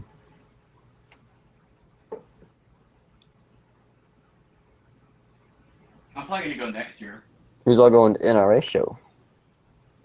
I can never catch those because they're always on the other side of the country. Yeah, no, my side of the country this time. Everybody and their brothers going there, Caleb. I know, right? Hope so. You gonna hop on a boat or a plane and get over here, Zeke? Hmm? Never say never, but probably not. I hear you. Also, just today on the NFA petition, I'm like going back and looking at posts from people who were posting it earlier this morning. Just today, 10,000 signatures in one day. Just today. So if we can get 10,000 tomorrow and 10,000 the next day, like we'll have it, no problem. We'll get and granted, it doesn't guarantee anything, but it's going to make Trump look at it. He's going to be like, "Whoa, okay, there's people out there who want this, right?" Right, and it's again, it's a morale booster, and it's a opportunity for us all to focus on that and go, look what we can do. Like this is just an indication, but now let's take that and turn it into a campaign. Exactly. It's a clearly what do you call it? A clearly defined litmus test. It's an indicator. But it's also it's a win for Mac, and it's a inspiration for the other channels that have audiences of similar or larger or smaller size to take that lead and to use their influence, for this campaign or this agenda. But how do we explain the lack of movement on the repeal the Hughes Amendment one, which is also linked in the same video, but is still stagnant at 11,000? Well, I don't think I think everyone knows what the NFA is. I don't think that many people really understand the Hughes or know what that's about. Well, if you take away the NFA, then the Hughes Amendment ceases to exist, right? There are tons of people that don't know what either one of them are. How many people watched all of Mac's? How many people watched all of Mac's video for the 20-minute video to see what he said about it? I did today, actually. Did he talk about both, or did he focus on one? Okay. Yeah, he talked about both and the history of them and where they came from. The whole day, he explained the whole thing. Then it's basically people's choice to have only kind of voted on the one. Potentially. I did vote on my school email. I haven't done that yet. Was it clear in the video that there's two things to go do right here? Yeah, I don't know. I think he said it about having to click on the link in the email. As a point of attention, one literally is erasing a law, right? Which is the NFA Act. That's literally erasing the law. Whereas the other one is surgically removing a negative part of a single law. I got a feeling it's easier to disintegrate a whole law than it is to pick out the negative part of the other law, because as you already have stated, it was the shitty part that was added to the 1986 Firearms Owners Protection Act or whatever. So it's one of those things. I just wonder, is one slightly more legally complicated than the other, and that might have the reason why that some of this weight of importance is different?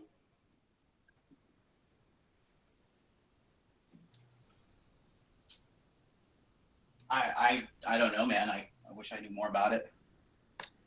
I mean, I would say if the NFA was taken away, that would be a good thing, yeah? I mean, that's the only reason why we need to go and get a tax stamp to buy a machine gun. Yes, but it still technically does not necessarily allow for new manufacture of machine guns, though. Oh, okay, I see what you're saying. So, in order to buy new machine guns, you need the Hughes Amendment taken away. Yes. Relatively speaking, and I know we've also mentioned it before. We need to get that sporting use to change to lawful use. We need to get rid of 922R. I mean, and also, if we take away the NFA, then we don't even have to worry about that Hearing Protection Act. Yeah, like, that won't even be a thing. So maybe we should change that. I mean, maybe we should just try to. Well, I think the reason they went with the taking away the NFA is because they thought, baby steps. Because, I mean, NFA is actually a big thing. It's not baby steps. There's a lot of things that would it's change. almost going for the brass ring at once. Yeah. Wouldn't you say, Sean? It's like going for the gusto all baby at steps. Baby steps would be Hearing Protection Act, Hughes. That's what I'm saying. And then hitting one of these things all at once. Yeah, some of these things are still going to be required, even if you got rid of the NFA. Some of the others are still going to need to go because it's kind of a two-step thing, because this exists because of this, but this would still be a thing even if this is not there anymore. As another point of contention, even if the NFA goes away and or the Hearing Protection Act passes, some states still in their state gun laws listed as illegal or whatever. So your state may still not allow you to have these things. They would have to be changed on that level. I do know that we are accepting the state of Hawaii, or the Congress or whatever, state Congress, is accepting testimony on Friday about their version of the to be legal for hunting out here, which is blowing my freaking mind that this is even up for discussion. It's I want to say it's ridiculous, but it's not. It's awesome. I just don't think it's going to get I just don't think it's going to get anywhere. Well, Hawaii's like pretty much like California light, correct? Yes, but no. We never had no weird bullet button. We never had any. Is it more New York style than California style? We never banned a 2-liter. So like, you never banned water. Weird. Yeah, right. So it's weird. Okay, yes, we got 10 round limits for handguns. We don't allow, specifically listed in the law, air quotes, assault pistols, whether that's an AK pistol, an AR pistol, or what have you. I mean, including the Kel-Tec PLR 16 and like so on and so forth. So, they tried to pass a 50 caliber ban a few years back. We didn't let it get anywhere. So it's like there are definitely pro-gun people in the state, right? And we're kind of a quiet minority until we kind of all get together, and then they get kind of scared because there's more of us than they think there are, ratio-wise for the population. Yeah. And over the past, 5 or 6 years now, with Obama being one of the best gun salesmen, like, ever almost, that the state of Hawaii has broke records consecutively for like the past 4 years, I think, 4 or 5 years in registrations of, which is shitty to say that because of registering your firearms. But it's also good to know that there are that many people in Hawaii out there still, following the rules, so to speak, in spite of the rules. You know what I mean? So that they're still doing it. They're still becoming a gun owner or purchasing additional firearms. So it's like a good thing on that end. But the thing about this, the suppressors for hunting, it's just blowing my mind. One thing I'm more thinking about too is with the NFA is how though they reverse the U.S. Supreme Court decision in Miller v. U.S. That was the case that brought the NFA to trial for being unconstitutional, and they ruled. Then the Supreme Court ruled that it was constitutional in a unanimous decision. Well, that's the thing. You're not saying that the law is unconstitutional. You literally have to pass another law to say we're disregarding this other law. Yeah, exactly. It's not like, you know what I'm saying? It's not like we're getting to say that it's unconstitutional and having it stick if it already has been decided by the Supreme Court, unless there would be an additional case come before the Supreme Court with new and or different information or testimony, where then the sitting court now could reverse their decision.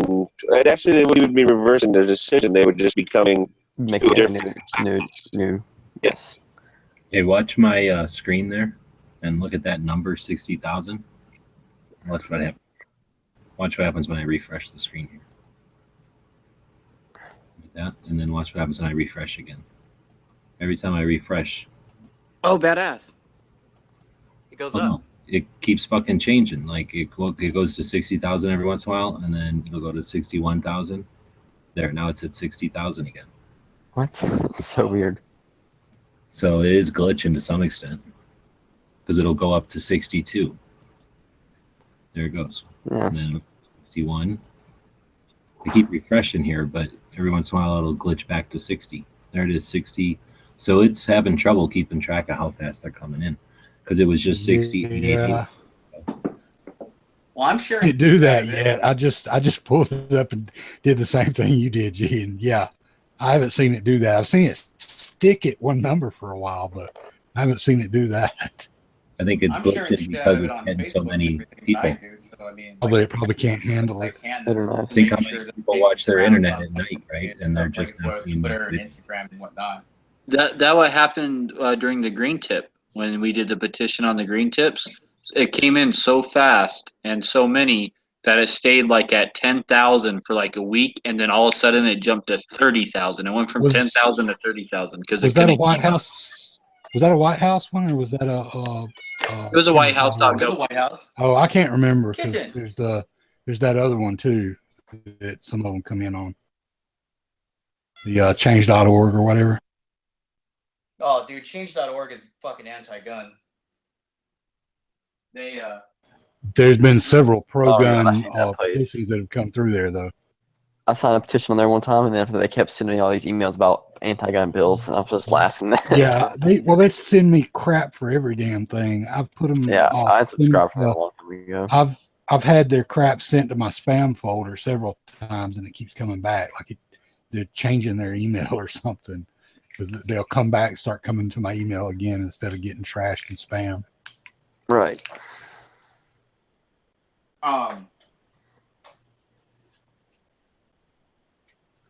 Yeah, no, I've shared it a ton, man. Like, I It's share kinda it whenever I weird. can.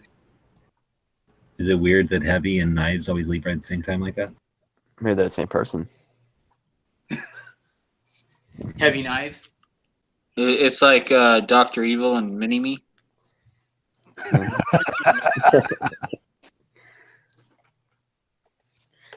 Which one's Dr. Evil, though? I know, that's what's going to blow your mind. It's like, which one's Dr. Evil, which one's Mini-Me? Master Blaster. So Heavy is just Mr. Knives doing a voice. Pretty much. That would explain all.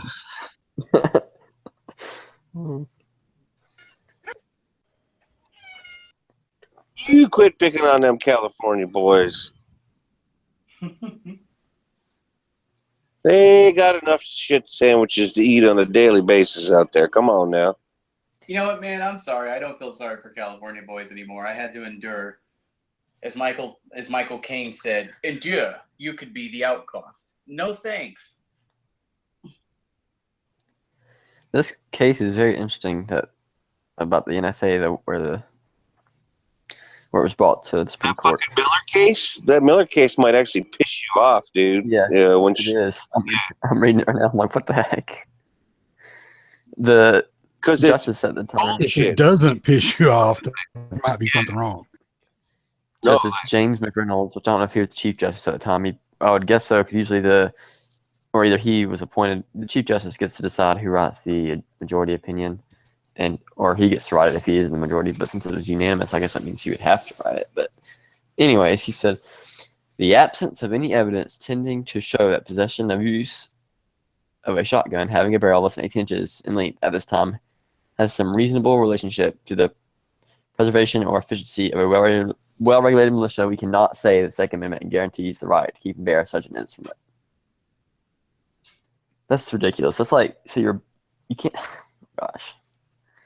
Other than the next sentence, it shall not be infringed, you dope. Yeah, and we were talking about this today, actually, in our constitutional rights class. Not this case or the Second Amendment, but we were talking about the First Amendment and about how there was a case where, I forget who it was, but somebody was trying to tax, a state, or somebody was trying to tax newspapers, and the government stepped in. The federal government stepped in and said, no, you can't do that. You can't tax a constitutional right. And that's exactly what the NFA does. And that's the point Mac was making in this video. Right? I thought that was very interesting, and it's a good point. Well, no, tax and fee. Now, granted, they are calling it a tax permit or a tax stamps, and that's to quantify it. I definitely agree with you on the fact that it's bullshit to charge you for a right that you technically already have. Mm-hmm. I got your back on that, bro. Like, I honestly don't see how this case didn't how it didn't hold up, because a federal district court actually did rule that the NFA violated the Second Amendment, but the Supreme Court decided to step in and because of the law of the land at the time. Think about it. There was no internet. Newspapers were potentially, whether we're talking Hearst or anything like that, where, yellow journalism was rampant at that time. It's just one of those things where if that was what your agenda was, you lined up the money, you lined up the people, and you just knocked it over, because that was the way railroading was done. Yep. I wonder who was prosecuting.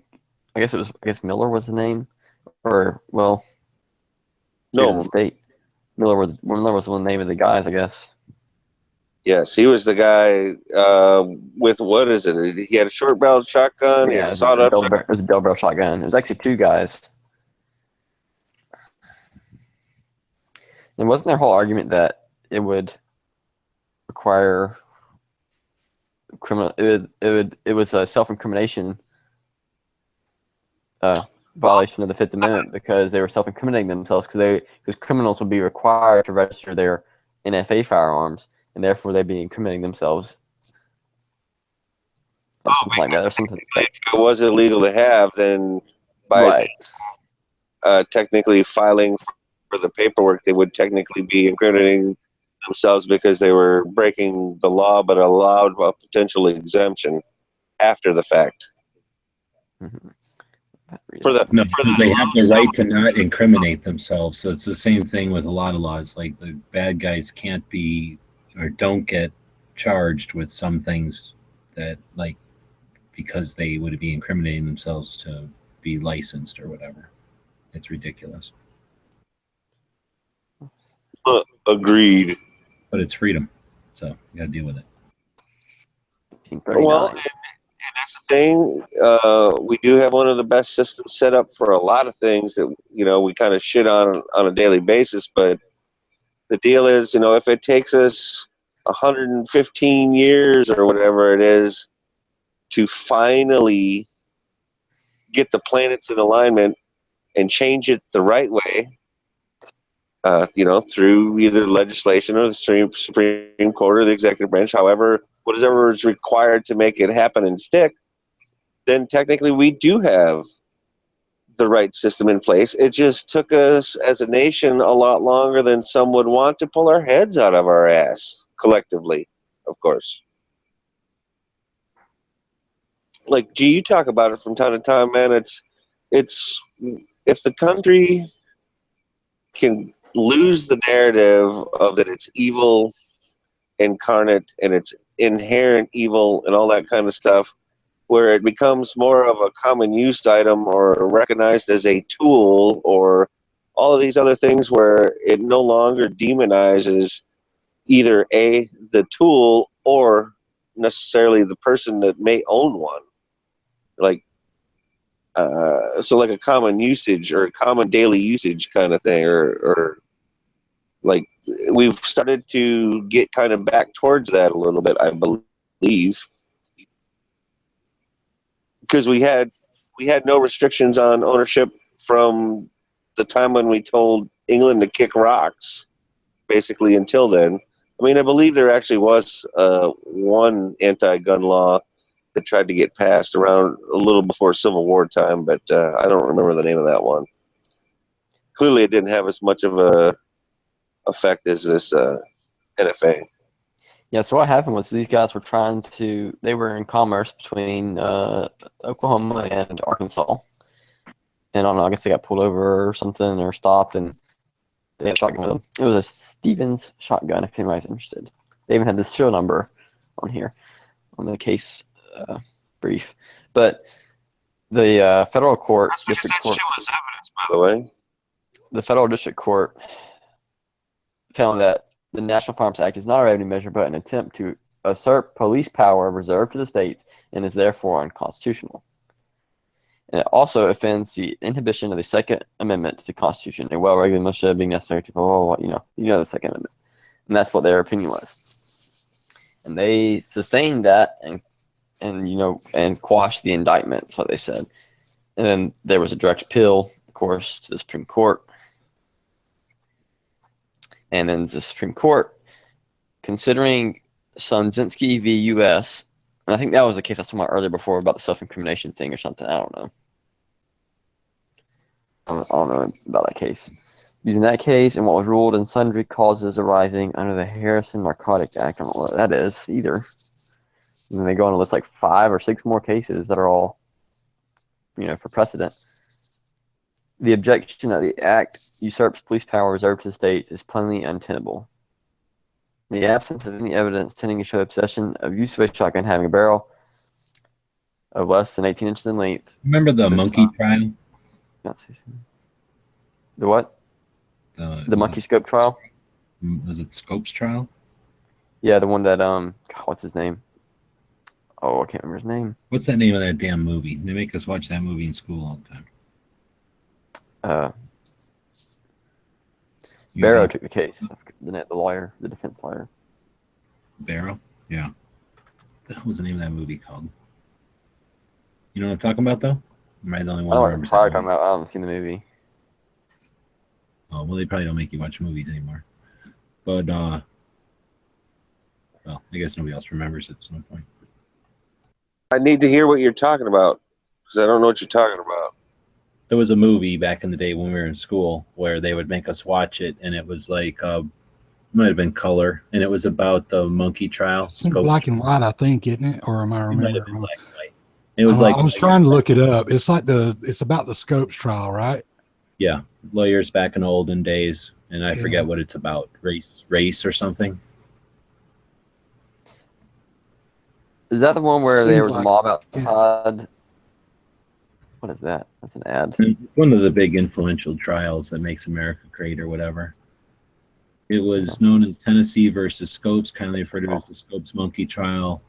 Stu was accused of violating the Butler Act, which made it unlawful to teach human evolution. Oh, it was the trial that they call it the monkey trial, like because we were descended from monkeys. So it was the thing where it was a trial where they allowed schools to teach evolution, I guess, instead of whatever, not evolution. But what I'm getting at is that movie. And back in the day, we used to have to watch that movie in school. And I don't know I was wondering if anybody else had to watch that movie. I haven't seen it. Yeah, it was like in civics class or something, maybe, or. Yeah, it was like learning it was about in high school. I remember that, but it was like learning about the country. Anyway, they made us watch this movie, and it's a boring ass old movie or whatever. But the idea is that, according to this movie, and it's just a movie from like way before I was born, so I don't know. And it was a movie about even further back in time, right? So I forget when this was. In 1925 is when this shit happened. So it was a movie from probably like the 50s about this thing that happened in the 20s. So either way, all I'm saying is this movie made it seem like everybody gave a shit about this trial. Like the whole world gave a shit about this trial, and like the politics that would be the result, you know, that this trial was deciding on. And I guess what I'm getting at is I wonder if there really was a time when everyone really gave that much of a shit about stuff like this, or if this movie is exaggerating it and making it seem like everybody should have gave a shit about shit like this, but you know, they're taking creative It's called license. Inherit the Wind. Huh? It's called Inherit the Wind. I put a link on. Oh, that the was what it side. was. Thank you. You can watch it on YouTube. Apparently, I wouldn't go around watching it. But, best I remember, it was a boring old movie.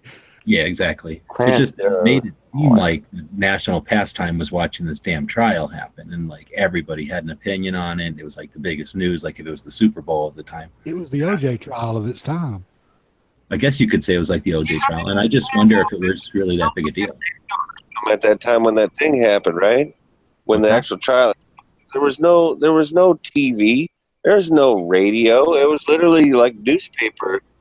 So it would be something that could polarize a nation through salacious newspapers and propagandized and everything like that. I mean, because you definitely had the religious side where we come from God. God created us. You don't know what the fuck you're talking about. And then you had the scientists going, man, I hate to break it to you, but you're wrong. And so just the whole idea of teaching that in school mandatorily, like you no longer have an option of teaching, you know, the contrary, or so to speak. So that was a pretty big deal, man. I mean, I'm gonna watch this movie. Just saying, it's a pretty big deal. And you say that was in Tennessee? Yeah. Yeah. Oh boy. You don't remember this movie, Steve? You don't remember watching this movie in school? Man, that could have been the day that I skipped class. I shouldn't have said that, but it's entirely possible. I forget who the actors are. They were real. It was a real movie. It wasn't just. I'm gonna bookmark that and watch it again because I'm wondering if it's gonna turn out like when I read and watched To Kill a Mockingbird in high school. It was boring as crap. I hated it. But then when I was in college, I had a professor that assigned it, and we had to write these summaries on it and all this crap. And I really enjoyed reading the book then. And there wasn't that many years difference. It's like, what is it like? Some of the 10th, Shakespeare 11th. or something? They say you can read it when you're a kid, you read it when you're middle aged, and you read it when you're old. And it gives you 3 separate meanings to Like it. there's You three get different stuff out of it. Because the life of experience, you view it through changes. Therefore, you either see it differently, you get more out of it, or perhaps the value or gravity of some of the things that you thought were important or weren't important may have changed through the time. But it's intentionally written that way, I guess. That's what makes them so good or whatever, right? And that's why the motherfucker's been dead for 200 years or whatever, and we still talking about that. 400 years, right? We still use his we still use the plots of his plays to make new things out of. I mean, they do it all the time. All the time. And here's the funny thing, though. Some of his stuff may have been from, lore from his age. Oh, yeah. Years old. Definitely. So it's just one of those things where some that can see it can, utilize it, so to speak, I guess. And by the way, am I breaking up? Am I too loud? No, you're I'm trying breaking to up a hold little this mic bit, but not nothing. Yeah, once in a while you do. Yeah, every now and then you'll break up a little bit and it'll clear up. Yeah, but They're saying that it was radio at the time, so that's probably what it was. That's probably why it was such a big phenomenon too, is that people were able to listen to it kind of almost sooner than they would have experienced it in the past with just newspapers, right? Well, then that would exactly be why it was one of the nation's biggest things. Because exactly, the new media of the time. Now, was it such a big deal, or was it a thing that they could focus this new tech at, and everybody was aching to use the new tech and be part of the national conversation? And that was just us ingenious people wanting to be part of a big narrative because we're naturally collaborative. You're trying to talk about what year was this? The thing happened in like the 20s, the early 20s. Okay, so you're talking 1920s. You're talking Tennessee. Did the TVA even happen yet? When did the Tennessee Valley Authority happen? You know, so like there's places that didn't even have electricity happening and shit like that at that time. So just think about, again, like I'm saying, you got the Bible thumper versus the scientist, so to speak. Like, Hey, I got a question for you guys real quick because someone just asked me this question. 1933. How old do you have to be to sign the NFA petition? I'm assuming 18, or is there an age limit at all? You just closed it. Let me open it again. I didn't see anything about it. It just asked for an email address, so I don't know if they're gonna look and see how old you are. How many of you guys signed up multiple times with all your emails? That's what I did. I did not. Terms of participation. If you click on Trying that, to game the system there, Caleb. Yeah. Dang straight. Well, I signed it with all 17 multiple personalities, so exactly. Well, Yeah. you're good. You have Well, personality. because if I things, have so to that's respect the 40 different genders, then they have to respect all 17 of my multiple personalities as different individuals. So, good point. Be careful with that because technically mental illness and fractured personality disorder would be a terminable rights offense. So be careful with that. It's only a disorder if you think that it's a bad thing. yeah, Embrace it. No, it's only a disorder if the psychiatrist says it is. Right. Isn't there a You movie must- coming out about that? according to if you click on the little link where it says sign now, right below it, it says terms of participation. When you click on that, a big thing comes up, and in the third or fourth paragraph down, it'll say you must be 13 or older in order to create an account and or sign the petition or otherwise participate in We the People. 13 years old is the answer. Oh, cool. thank you very much. And maybe there's a lot of Call of Duty kids out there, so maybe we need to start promoting this towards all the Call of Duty. That's the video fucking game kids. challenge. That's the challenge. Yeah, there's definitely 100,000. I think there's 100,000 gamer kids out there. I think there are. Easily. This is a point I was bringing up the other day with Sean, and I was saying that I think the big thing for pushing like the pro-gun argument is the whole video game thing, because a lot of kids that have played video games with like their weapons having EOTech and aim points and Surefire and M4 whatever, they got in the real guns when they got of age. And I think that's a good way to reach kids, and especially if you advertise, like I'm going to start posting this stuff on all the video game websites, like on Facebook. Dude, yeah, tell them tell them if like their Call of Duty games will be better because they'll get full autos back in their video games if they sign it. I mean, no, it sounds funny, but it's a good idea. Well, you're right. There are a lot of them who have gotten into actual firearms because they were playing those games, so they're already familiar with them. They're like, so they get into airsoft or something, and then they get into to firearms, or they just skip the airsoft altogether. I mean, there's a lot of people that get into firearms because of those games. Case in point, my buddy who I used to play airsoft with, who was like 5 years younger than me, like he was big in the airsoft. We both were, like, before we were old enough to buy guns. And I hit him up the other day. I'm like, hey, you moved to Washington? He's like, yeah, I got out of California. Fuck that state. I was like, oh, I know. They even like started banning airsoft. And I said, so do you still play? And he said, no, I graduated to Real Steel. And I said, good for you. So I mean, airsoft video games, it's a great way to introduce people into the gun world. And that's a good way to reach people. but Sean discounted not Florida carry Sean. He was like, no, I don't think that carries any water. It doesn't have any relevance. I was like, no, dude, it does. It really does. What? He's just an old fogey. Can't believe he said that. That's ridiculous. I said it absolutely will reach people, dude.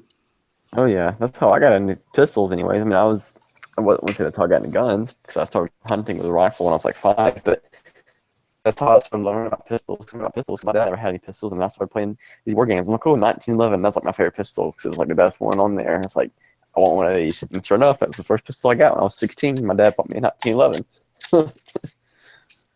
That's how I got started shooting handguns. Yeah, man, me too. I mean, obviously, I was like raised pro gun and stuff. My dad was a cop, but like at the end of the day, like it was, I worked in an airsoft shop, but that, propelled like my interest into getting into real guns. And when I got a AR-15 or M4, whatever you want to call it, airsoft gun, I told myself I can't wait till the day I own a real one. Mm-hmm. What were you gonna say, Z? You were busting up. Oh man, when it comes time, you better make sure that you put your daddy in a good home. Oh yeah, for sure. Edge has entered the chat. I'll bow before the mighty Edge. And it's been now Christian.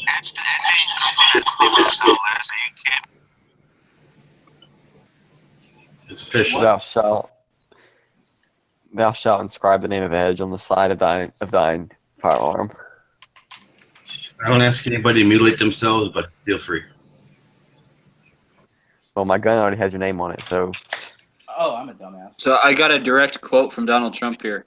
Taking care of the unconstitutional NFA is also on the list. Shall not be infringed to mean something. What? Yes! Where do you get this from? From Yankees YouTube channel. Oh, come on. Yeah, but when did he say that? He said it on the campaign trail. No, look. I'll screen share it right now. Look, I'll screen share this shit. Legitimate. Okay. Can you guys see my screen? Yeah. Okay, look. Here's Yankees' newest video. Okay, his brand new one. Scroll down. Which is garbage. Donald J. Trump. Oh God. Right here. See? Like we need to stop the drugs from pouring into West Virginia. Big problem there. Taking care of the unconstitutional NFA is also on the list. Shall not be infringed means something. That's Donald J. Trump, dude. Right on. Give the president a thumbs up there for me, dude. I did. I already thumbed it up. I'm gonna have to back up Edward. Like Echo too, huh? Said that's what's gonna happen. Oh shit! So, now it's a chat. 2 legends. Oh god. I'm busy tonight. What the fuck's up, Chuck? What's going on? let me guess, you just got back from watching John Wick. What's up? I'm just wondering, how are you? Just Matt, what the fuck? Nice to see you, buddy. Well, I just got out of work, man. He That's said why he I was had going to work, but he really went to go see John Wick. Shit, I wish. No. You gotta kick that. Are you at work right now? Are you getting No, paid? I just had to go in for a couple hours, so I just got back. So I am partaking in some vodka and gonna wind down. Fortunately, tomorrow, because I work late tonight, I don't have to wake up and go to work at 3 a.m. So that's nice. I get to get a full night's sleep tonight. So I got a response back from a representative on the Hearing Protection Act course. He supports it, so that was cool. Got a nice long letter. You gotta be able to vote, kid. He's actually a co-sponsor of it, so. I think one of our representatives here from Arizona are like doing the co-sponsor stuff too. There's 95 of them total. So. I mean, obviously, most people in Arizona freaking support gun stuff, but well, I don't know. There's the Phoenix mayor is really anti-gun. Like I'm so glad that he is not like in charge of Arizona. We would be like California right now. So whenever a bill has committees attached to it, does that mean that those are the committees it has to go through, or those are the committees who sponsor it, who are sponsoring it, or what? It depends. So when you follow a bill on the tracker, it'll tell you where it is. But yeah, it gets created by a group of sponsors in a committee for whatever they're in charge of, I suppose. And then the committee itself, well, I guess the sponsors create it and bring it to the committee that is responsible for whatever it's about. And then if they go, yeah, this is worthy, then it goes to the rest of that body, the house or whatever. And then if it passes that body, it goes to the other, and then it goes to the other branch. Yep.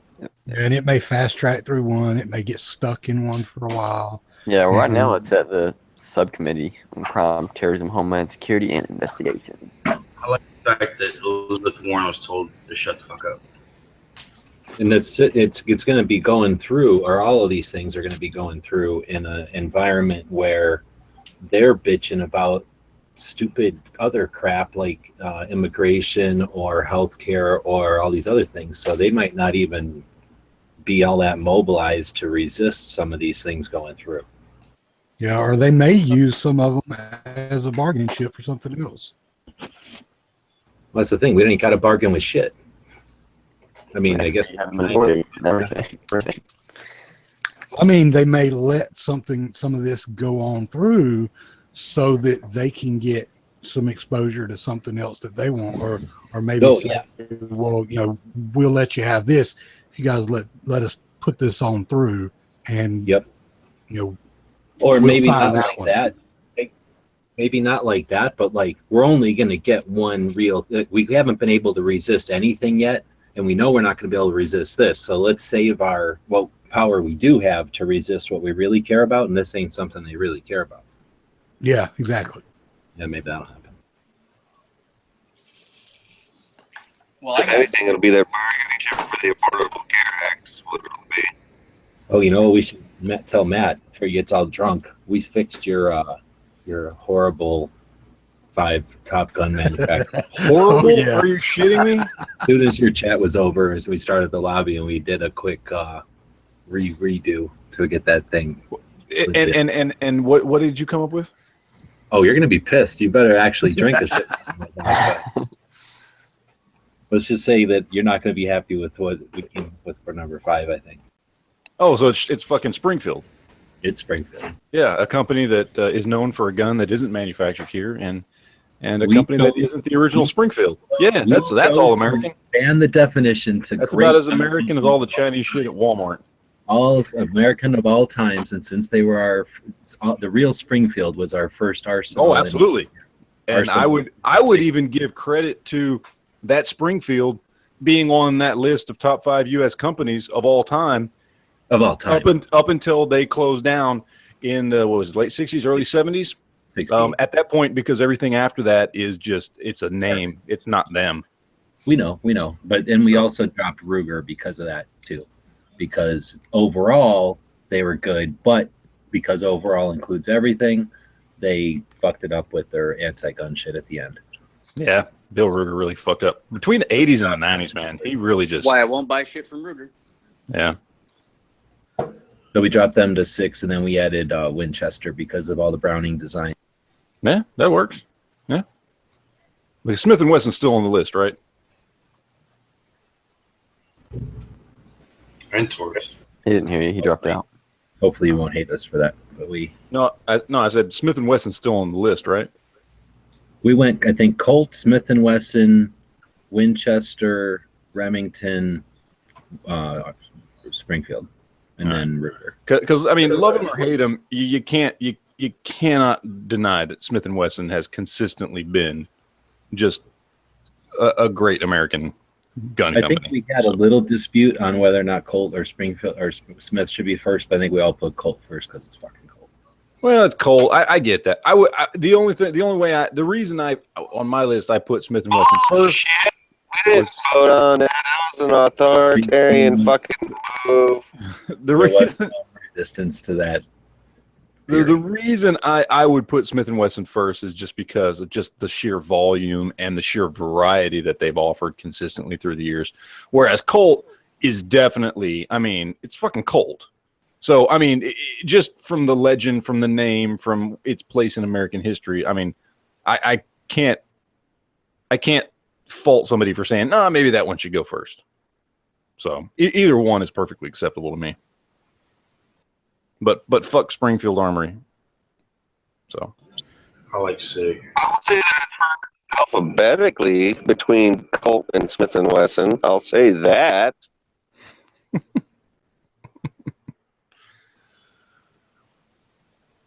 We'll point out that Smith & Wesson is the only company that I actually own 2 firearms from. I am not happy with the internal lock, though. Dude, I Hitting love all the Smith & Wesson. Bullshit. They should have never done Smith & that. Wesson is a badass freaking gun. Well, they used to be. They suck now, but back in the 4506 days, hell yeah. Wish they still made those guns. I know, man. I'm right there with you. I am building my double action, single action Smith collection up. I'm buying a 6906 sometime this week. And I carry my 6913 usually. I love those. They're such good looking guns too.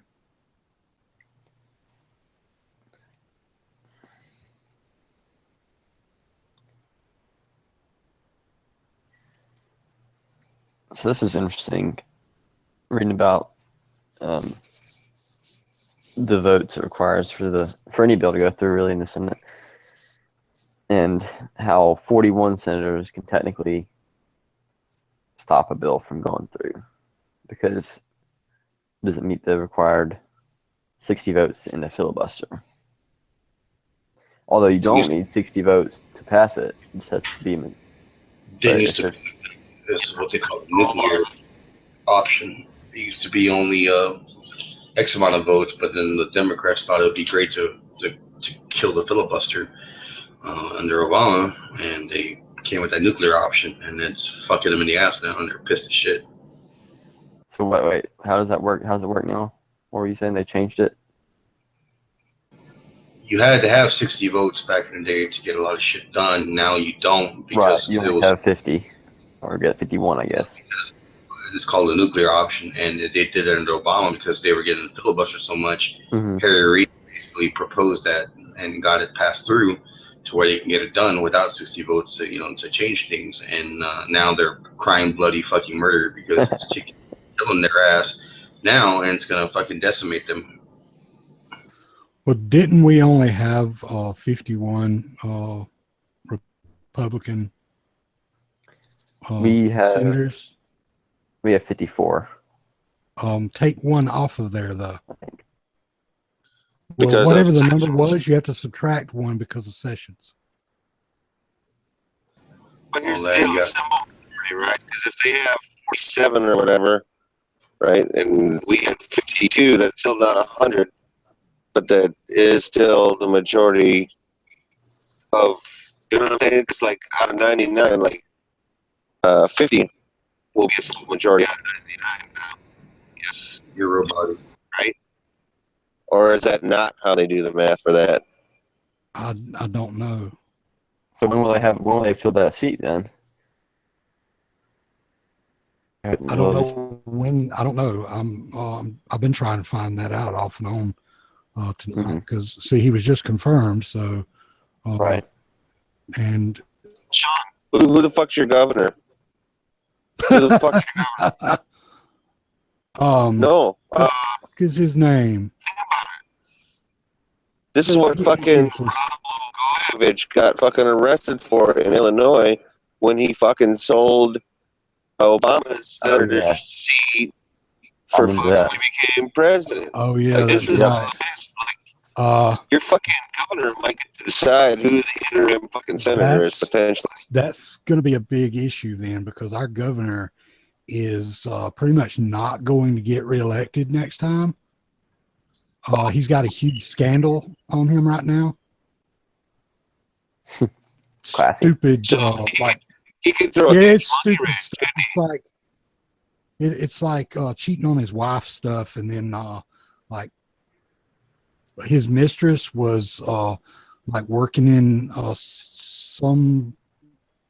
I don't remember what she did, but she was like in that office, or she was like something in the governor's office, and he was paying her out of like some government funds. So there's a huge scandal around that right now. Mm-hmm. So he could potentially buy his way out of any. Well, there's like potential trouble because of that. So, you know, they're like trying to get charges against him. Could potentially buy his way out of that with an appointment. Yeah, well, don't forget about Mike Pence too. He is the extra vote if need be. But yeah, so there's 54 right now. Well, I guess 53 if you take Sessions away, and then 44 Democrats and 2 independents. Two independents they caucus with Democrats, so they're probably going to vote Democrat.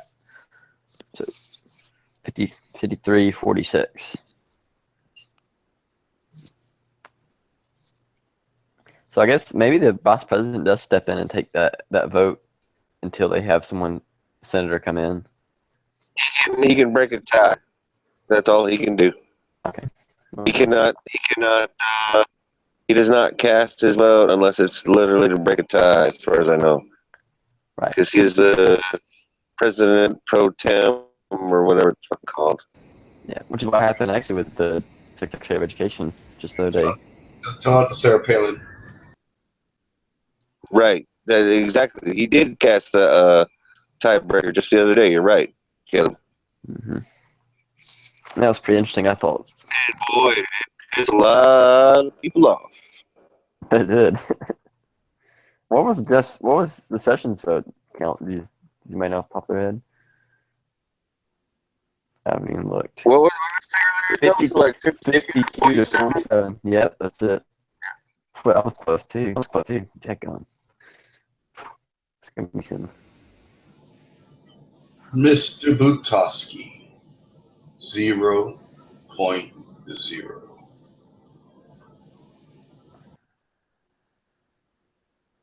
I'm a zit.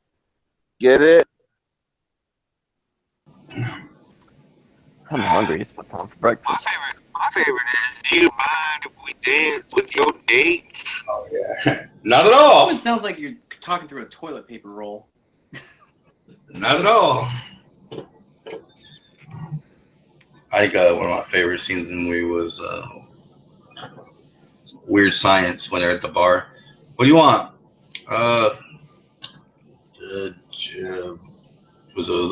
Jack Daniels. You know what? Just give me the whole bottle. I'll give you the whole bottle. And I'll shove it straight up your ass. What movie are you talking about? Weird Science. Oh. And on the party. Alright. Well, it'll be at class and 8 o'clock, so I'm going to bed. See you guys later.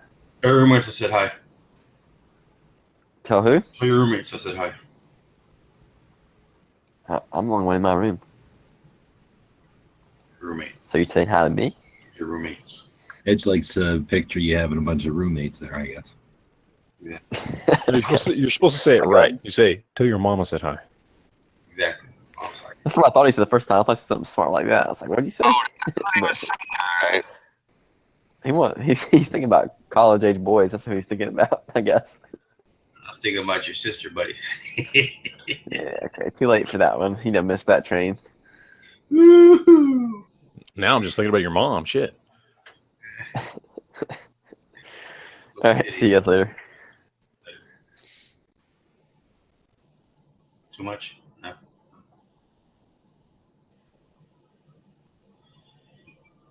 He's got to get a good education.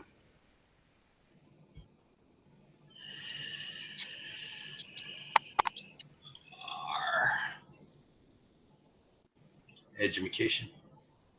Yes, education. So, G-Webs, where are we at on the gun nut patch?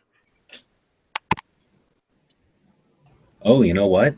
I could probably play around with that right now. I just downloaded some software that's on a free trial that I probably shouldn't have done, but it's about $100 software, and I'm playing with it to see if it can do some of the shit that I've been paying for. So that might be a good test run, actually. I like your idea. Don't say it. Well, I guess you can say it to Gun Channels people, but You already told your whole fucking audience, so somebody might have stole it already.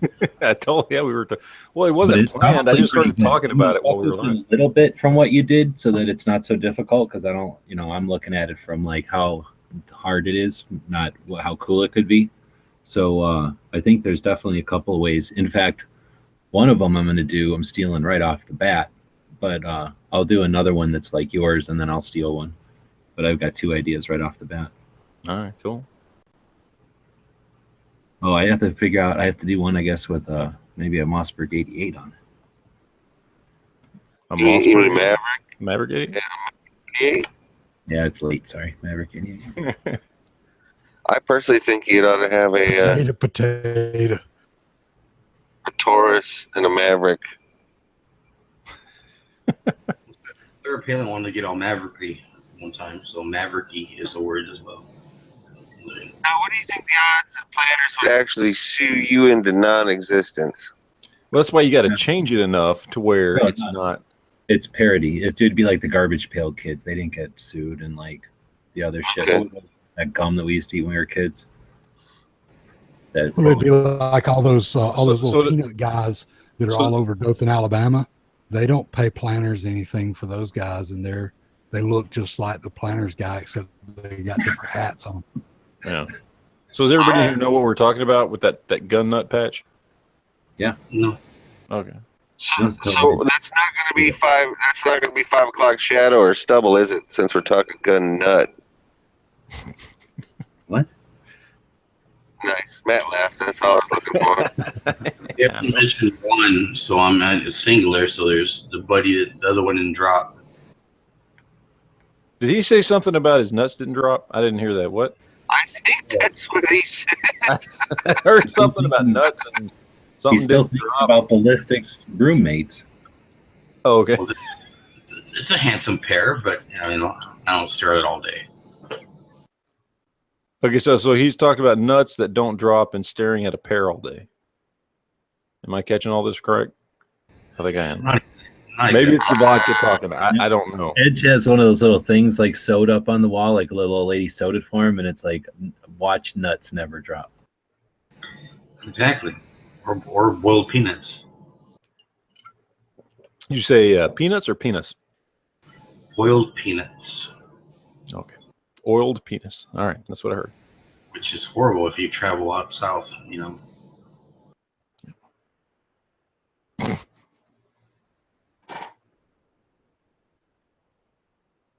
Especially jalapeno flavor. What happens when you let a bunch of Texans in here and they're all drunk? That's the kind of shit that's going to happen. I don't want to know what jalapeno flavored oiled penis tastes like. So you're about to find out. I was pretty close to the border, so I'm sure somebody could arrange that for you. I like jalapeno.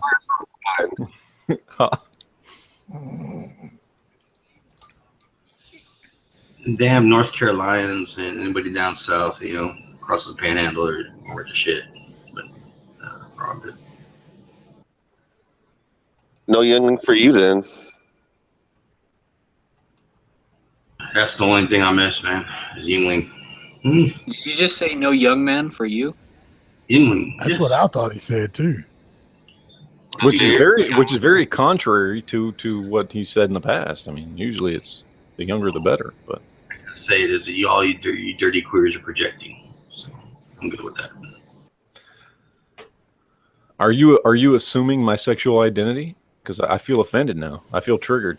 I can't honestly in today's time and culture, I can't even ask if you're a man or a woman because I don't want to insult you because I'd be out of line. Can't gender assume. You just can't assume in general. Speak for your fucking self. I can gender assume all I want all day. Like we hang out, we drink beer, man, and be like, hey, man, hey, John, can I go piss on the side of the house? I don't know, buddy. Can you? You don't want to assume. I don't want to insult anybody. So. Standing up and from 3 feet away. I'll tell you what, when you go fill out like the next job application and it has that little box like male or female, and like you just put some weird symbol next to it, like yeah, like you're not getting that job, dude. I'm sorry. Somebody puts the hash mark in between the two fucking boxes. I just put that print symbol. So let's talk about the Phoenix HP22. All right, I own it. What do you want to know? You always want to talk shit, but start talking about hot rodding them. Start talking about what? You can hot rod them. You can get parts for them and tweak them and take the barrels off of the Phoenixes and put them onto old other guns that basically use that same barrel. And they have like the long barrel slide you can buy for it. You take that off and you put it on the short one and you thread it. So when we hang out over on the Zamek forum where we fuck around with them, I'm not knocking them. I've owned them. I like them. They're one of the few, like, quote unquote Saturday night specials that I'm a fan of. Those little 22s aren't really bad. The most problem I've seen out of them is from the magazines themselves. And if you smooth out the rough spots in the magazine, usually that's all it takes to fix it. I mean, sometimes it's just a shit magazine, but I mean, you find another magazine that's good and you're good to go. I got my Phoenix for like $50, and I bought it for the step kids to shoot because I didn't want their dirty little fingers on my guns. and they've probably run like 1,000 rounds through that gun so far. Not one single malfunction or failure, like nothing. Like the only thing that's weird about that gun is like the 5 different safeties on it. But I got rid of that shit. You can disable most of those if you want. Oh yeah. You know, and you know, but I actually kind of like having them there for the kids because it kind of teaches them like, okay, well, some guns have slide mounted safeties, some guns have frame mounted safeties, some guns have magazine disconnect safeties, and that teaches them all that shit in one gun. So it's like great for a kid's gun. I think it's an awesome gun. And other than like the one I have seems to shoot pretty high, like at 10 to 25 yards, it seems to shoot kind of high. But other than that, it's a great gun. Like, it's fairly accurate. It's, you know, I wish I had that like Rangemaster kit for it with the longer barrel. Like, you know, I'd throw that longer barrel on it. And I think you can even buy those separately. But I don't even know if I want to because it just works the way it is. So fuck. Like, I don't even clean that gun, dude. I haven't even cleaned that gun. It has like 1,000 rounds through it. It runs like a champ. I'm not even going to clean it until it has a problem. Did you say 10,000 rounds there? No, 1,000 rounds. Like they've shot about 2 bulk boxes through it. In a month. I usually start in like 2 years. In 2 years they've shot 1,000 rounds to that gun. Well, then you're just not operator enough if you're not going 10,000 rounds a month through that thing. You gotta step up your game. Get those numbers up. No, dude, I've only shot it like a couple times. It's like every time I take the kids out to shoot, I take that, and that's what the step kids shoot. Like that's like I don't even really shoot. I personally have maybe shot like 2 mags through that gun. And then other than that, it's like the step kids. Like I got it just for them because it was only $50. Like I was buying some other gun from a guy like M&P 22, and he was like, "Oh, I got this too. If you want it, I'll give it to you for $50." And I was like, "Oh, $50, sure." Okay, and I figured there was something wrong with it for that price, and I'd have to like tinker with it. Went out and ran it. It ran perfect. Like, okay, fuck, I'm not gonna complain. It's one of the better $50 guns I've ever bought. I usually start the kids or first time shooters on my Heritage 22 Rough Rider.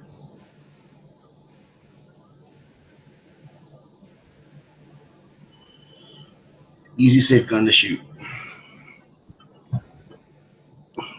No, the HP 22 is it's a fun little gun. It's not worth shit. I mean, I certainly wouldn't pay a lot of money for one, but they're fun little guns.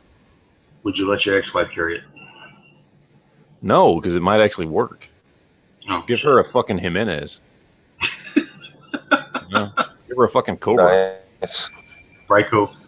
Yeah, Bryco, something like that. Fuck all that other shit. Yeah, the HP 22 actually works. What's the story out of Lorson? Same thing. Ring of Fire. Yeah. The Phoenix stuff is slightly different, and whatever else. So yeah, What kind of modifications are you doing in that video? I am removing the magazine release safety, or the magazine safety, the one where it doesn't fire without the magazine, and then it causes. It's a fucking piece of shit, man. I'm gonna just tell you what, that safety system. This is one of the first videos I did in the first 3 or 4 months I was on YouTube, was showing how to fix your HP 22. Yeah, I like a tribal tattoo you got on your right arm. Tribal? I don't know, a fucking tribal tattoo. What the fuck are you talking about? Very 90s. I got a gun and a fucking skull. Right now, in Edge's mind, you're in Ballistic's room there with the roommates, and shit, he's fantasizing, isn't he? So no, I'm literally just explaining how the safety fucking works, so people understand why I do what I do in the video. That's really all it is. It's a very, very simple modification if anybody gives a shit on how to take that bullshit ass safety out of your gun. I basically took this thing home and basically voided the warranty on it to make it a better gun. But for what I paid for the gun, who gives a shit? See, when I fantasize about Matt, it's the old Matt, but the hairline was a little bit longer. No, the hairline's been the same for the last 10 years, but I just had more fucking hair on my head. I got tired of that bullshit. Who wants to fuck with their hair all the time? You gotta manscape, man. You gotta keep up the forest. So I've been sitting here refreshing this. And you don't get to say that fucking shit ever again. Nobody needs to know about you thinking about fucking manscaping, all right? Not just that. He's thinking about me manscaping. There's a difference.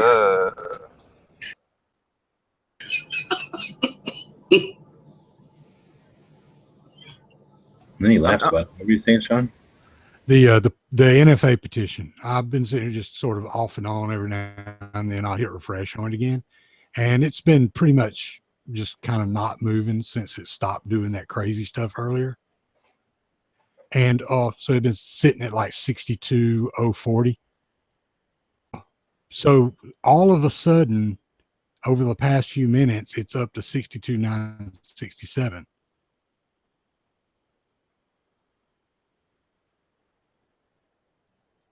So that's 920 in just a few minutes, really. I mean, I don't know, maybe stick it again or something. On what? I'm sorry. What are you looking at? The repeal the NFA petition that we were talking about earlier. Oh, yeah, I'm one of those ones that just signed it within the last 10 minutes. I was gonna say I've only been in this chat for about 20 minutes, so that might be responsible. 62,999 now. Just mentioning it again. I just want to say thank you for your effort. So every time we say repeal the NFA, it jumps up again. So just keep saying repeal the NFA petition. I try to help the little people. Where's Smeggy when we need something repeated?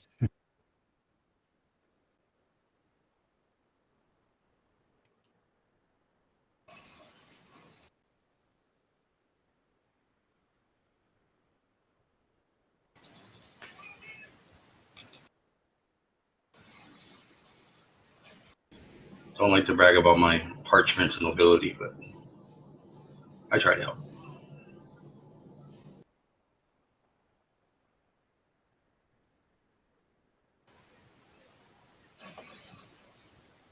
Well, I believe you just killed the chat. I can do that. Looks that way.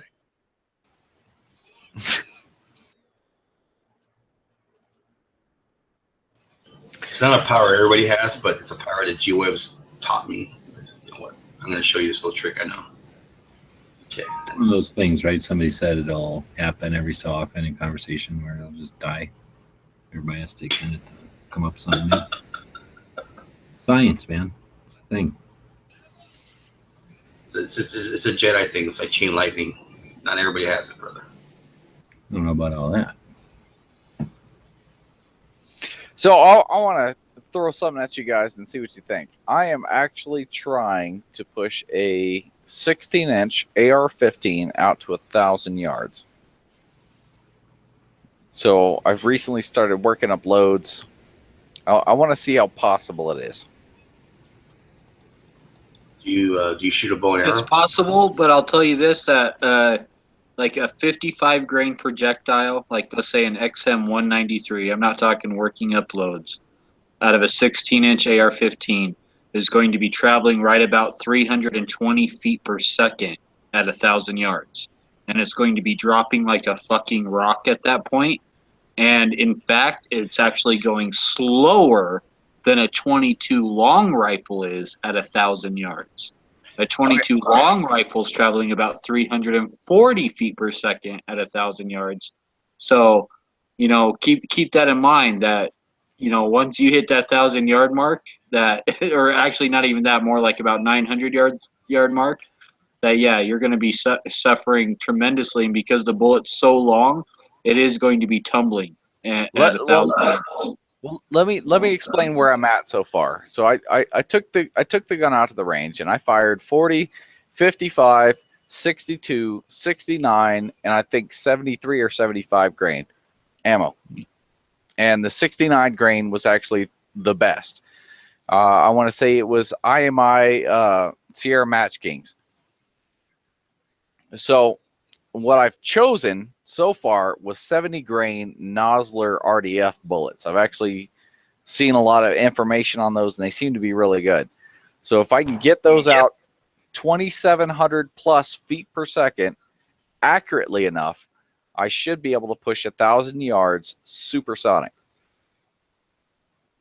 There's no fucking How's it way. going, gentlemen? You're not going to be supersonic at 1,000 yards. You need a better ballistic calculator. Well, I've run it through several ballistic calculators, and what I'm saying is, going off of what I've seen off of multiple sources, that the ballistic coefficient that's advertised in Nosler is actually pretty good. It may not be perfectly accurate, but it's pretty damn close. And I'm sitting in Colorado, so I'm actually at a very high elevation right now. So, I mean, it seems like it's possible. What round are we talking about? I'm trying to push a 223 out beyond 1,000 yards. And you're trying to do so supersonic, you said? Yes. I'm going off the ballistic calculators that I've been looking at, and the ballistic coefficient, 2,700 plus feet per second out of the 70 grain Nosler RDF, I should be able to reach 1,000 yards and still maintain at least 1,100 feet per second.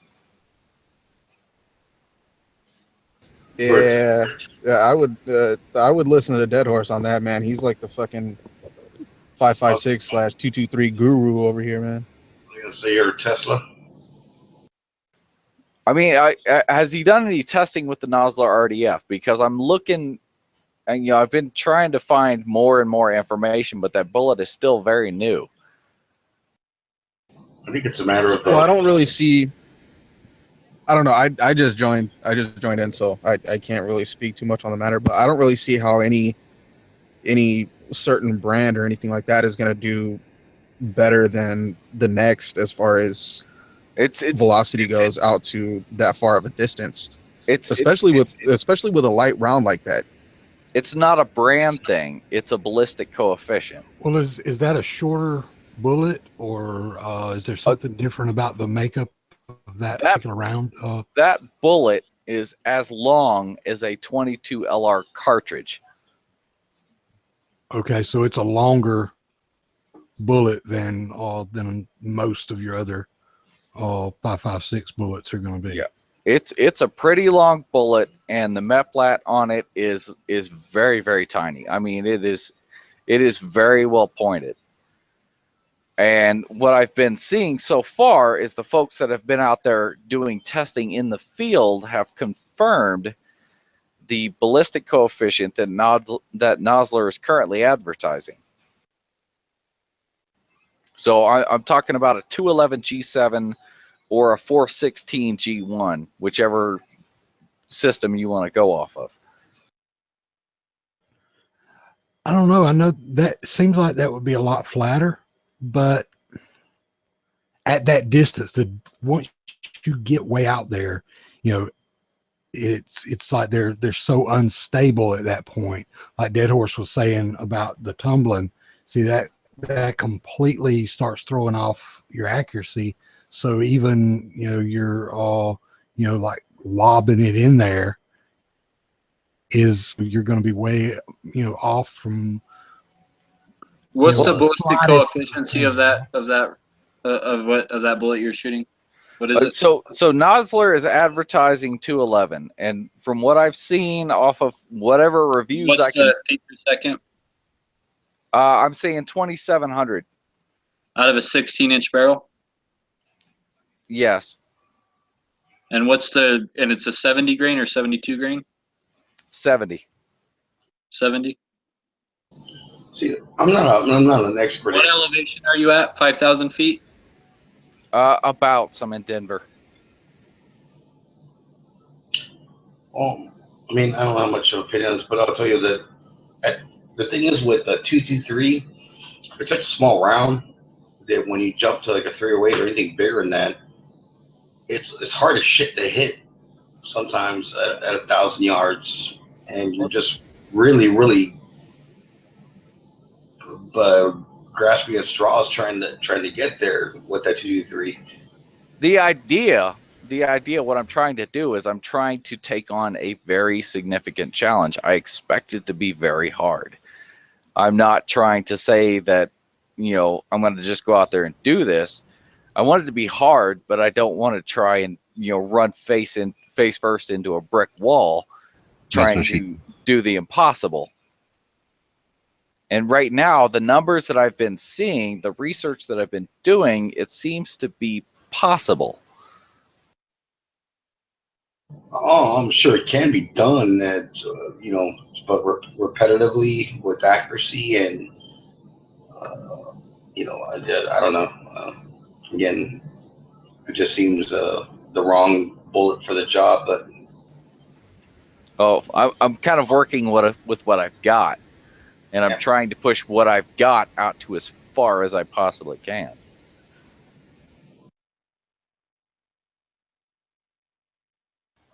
You know, it's meant to be a challenge. I hear you.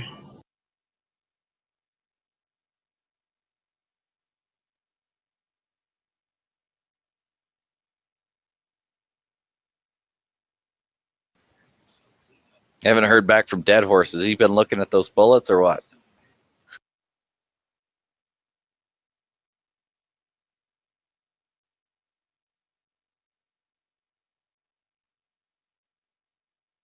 He's praying for patience.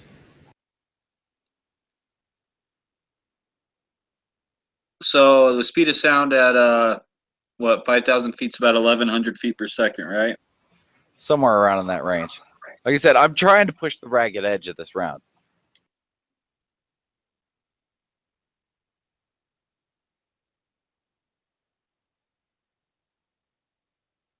Well, I'm coming in that you're going to be shooting about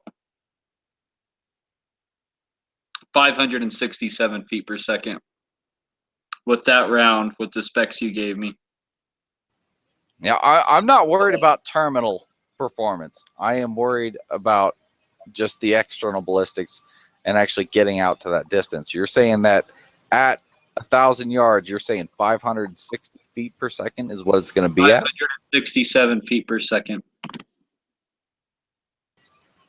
What ballistics? I've shot plenty of 223s at 1,000 yards, and that's been my experience. Is anywhere from about 300 feet per second to about 600 feet per second is what the average 223 round. Doesn't matter what weight or what fancy bullshit it is.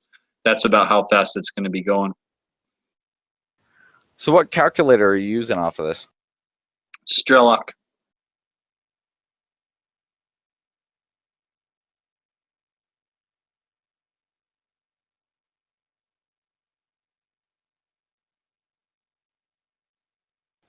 Can you spell it? STRELOK.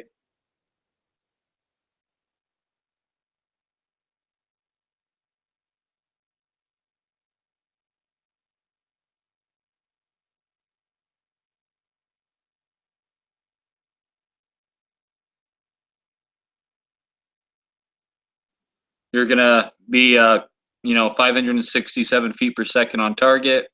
Speed of sound is 1142. Time of flight is going to be 2.55 seconds. Retained energy foot-pounds is going to be 50 foot-pounds. Okay, so I'm really confused about what the ballistic. I could see some variance between different calculators, but damn. Well, most calculators suck, and they're not set up to take those small light projectiles out that far. And that's been my experience. So that's why you need a good calculator. And I've tried them all probably at one point in time, and that's why I mainly go to Strelok, because it's the only decent one that you can actually get accurate results with lighter rounds at longer distances, like 22 long rifle, 223, even 9mm.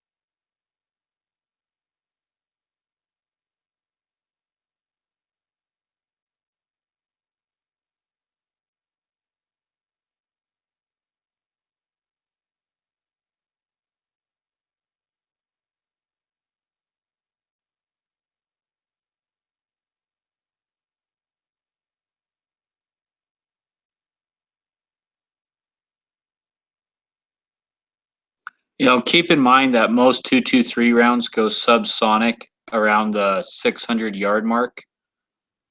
Most of them 500 to 600, some 700, just depends on the round, of course. But right in there is where almost all 223 rounds are going to hit subsonic, is between about 500 and 700 yards, bro. Like, I mean, you're not going to find a 223 that stays supersonic at 1,000 yards. So whatever calculators you're using there are garbage. Sorry to say. I've actually done this and practiced this and tested this many times. And I've made 1,000-yard shots on milk jugs. I even have video of it on my YouTube channel and on my IG and stuff. 1,000-yard shots out of a 223. And the calculators I was going off was like Hornady and either. Yeah, those aren't made to stretch out a 223 at 1,000 yards. Those are probably only accurate up to like 500 or 600 yards for a 223. So, but I've actually done this in theory. I've actually seen what it does to a steel plate, seen what it does to a milk jug. You can pretty much tell how powerful and how fast they're coming in at.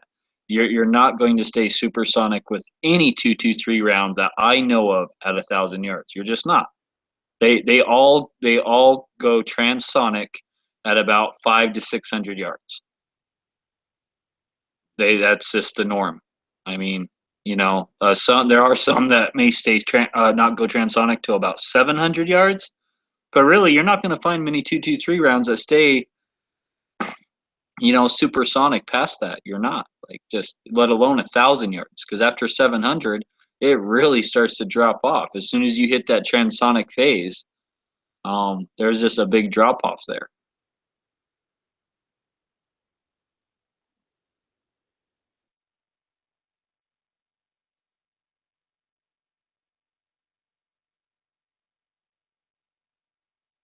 And I'm all for pushing the limits of your platforms and stuff and trying shit like that. Yeah, because it's hard and difficult, and shooting at 100 or 200 or 300 yards can get really boring when you can just sit there and constantly ring steel or constantly punch milk jugs. But, and then when you want to stretch it out 600 yards, 750, 1,000 yards, it becomes a lot more entertaining, But especially when you're doing it like cold bore shots, you got 10 shots in 10 minutes to hit a milk jug sized target at 1,000 yards. It's really fun, and it puts you under some pressure. And not only that, but usually you got to have like a MOA, at least a bare minimum 20 MOA slanted scope base. Okay, if not a 40 MOA base. And then you got to have a decent scope, probably with a 30mm tube, preferably 50 millimeter objective, to even reach to even get it in your scope at 1,000 yards, where you're not using Kentucky windage to try and hold up over 1,000 yards. Well, the scope I currently have is the SWFA 12x42, so it's got a lot of adjustment. I mean, I haven't done any turret tracking tests on it yet, but I mean, it's got a ton of adjustment. I'm using the standard mount that I had on there, which is just a flat mount. There's no cant on it whatsoever. But I've run it from stop to stop, and I'm sitting right at about 40 mils of adjustment.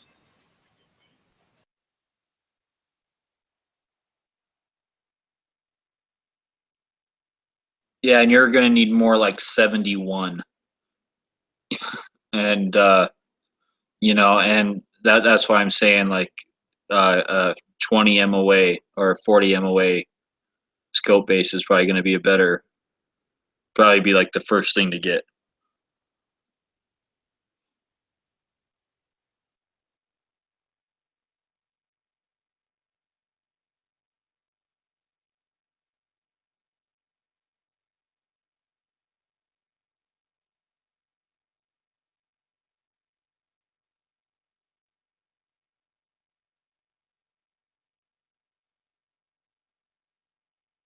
Because, you're talking about 750 inches there,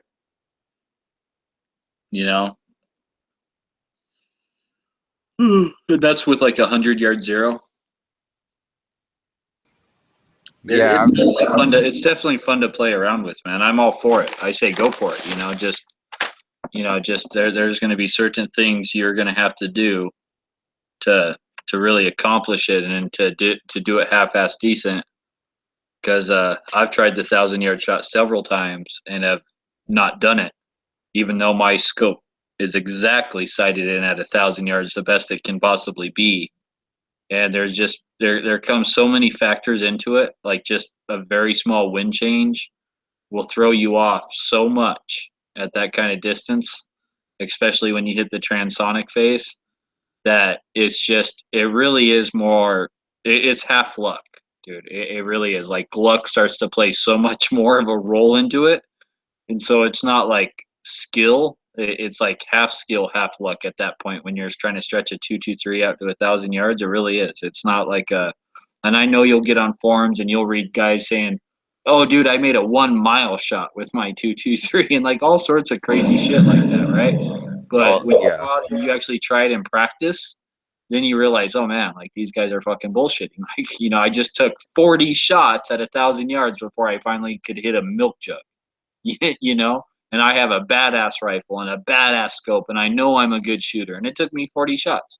And they're like, okay, maybe I'm having a bad day. So the next time you go out and do it, and it takes you 40 shots again, like, and shit like that.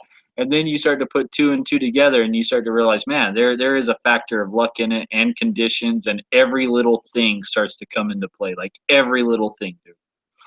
Humidity, like every little factor really starts to come into play, and it's fun to play with that. It really is, but luck becomes a really big factor into that when you want to hit something like a milk jug at 1,000 yards with a 223 that's going transonic. Yeah, I mean, I'm still doing the load workup right now. I'm going to start working it out, and I'll start pushing it out a little bit further, a little bit further, a little bit further. And, when I run out of scope or run out of rifle, then, I'll basically have hit my limit. But, it's coming down to the point to where, okay, when can I trust the math? Well, I'll tell you what, I've shot all sorts of different weights of bullets. Everything from 75 grain down to 55 grain. And for 1,000-yard shot, I prefer the 55 grain. And when you go out and you try it for yourself, you're going to appreciate why. Then you'll kind of see.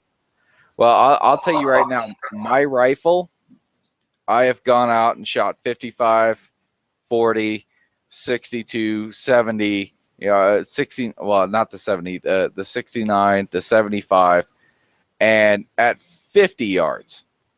I am all over the map with everything but the 69 grain.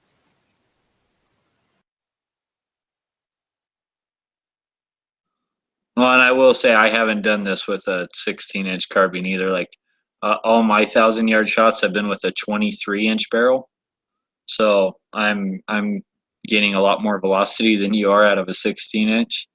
So I'm sure that can be a big factor. But I'm using a 1 in 9 twist 23-inch barrel on all my long range 223 shooting.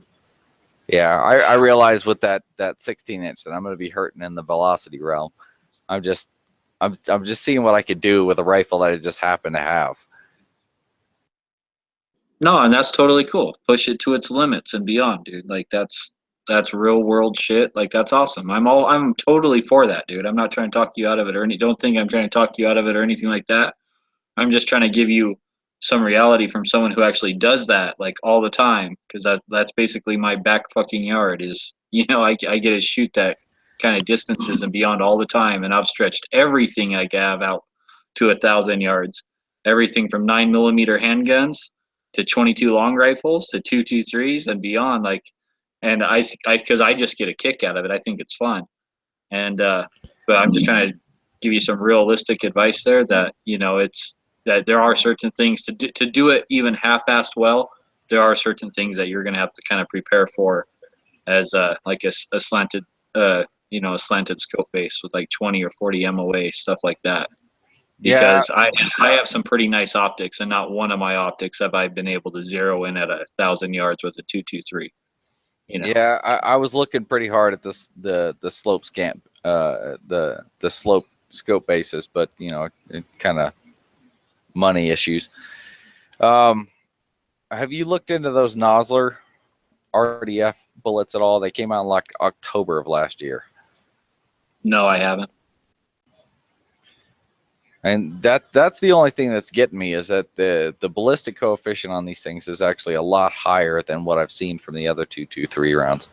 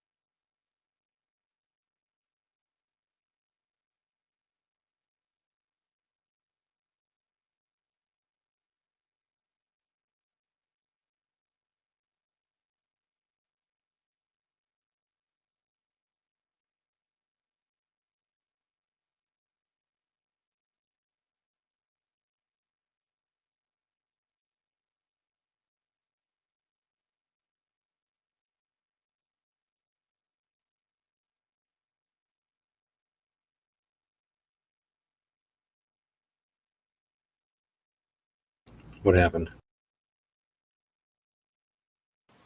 I think he might be looking at these bullets that I was talking about. No. Maybe. Thought maybe my shit froze up. No, I think we killed the chat.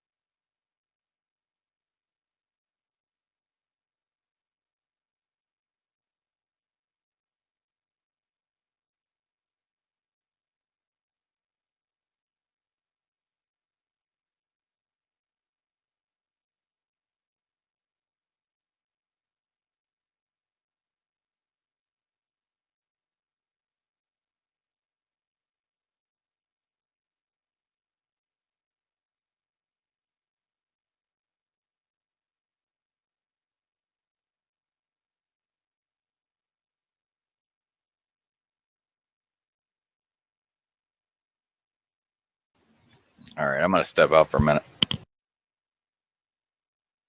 Yep, it's getting late. I think I'm heading out. Talk to you later.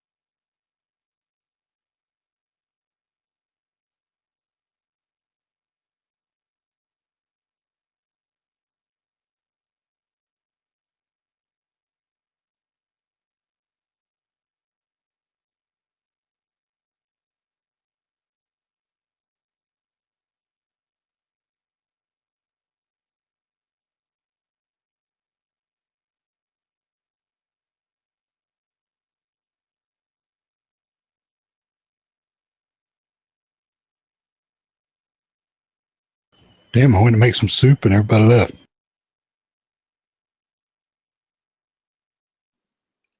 They can't handle gun talk.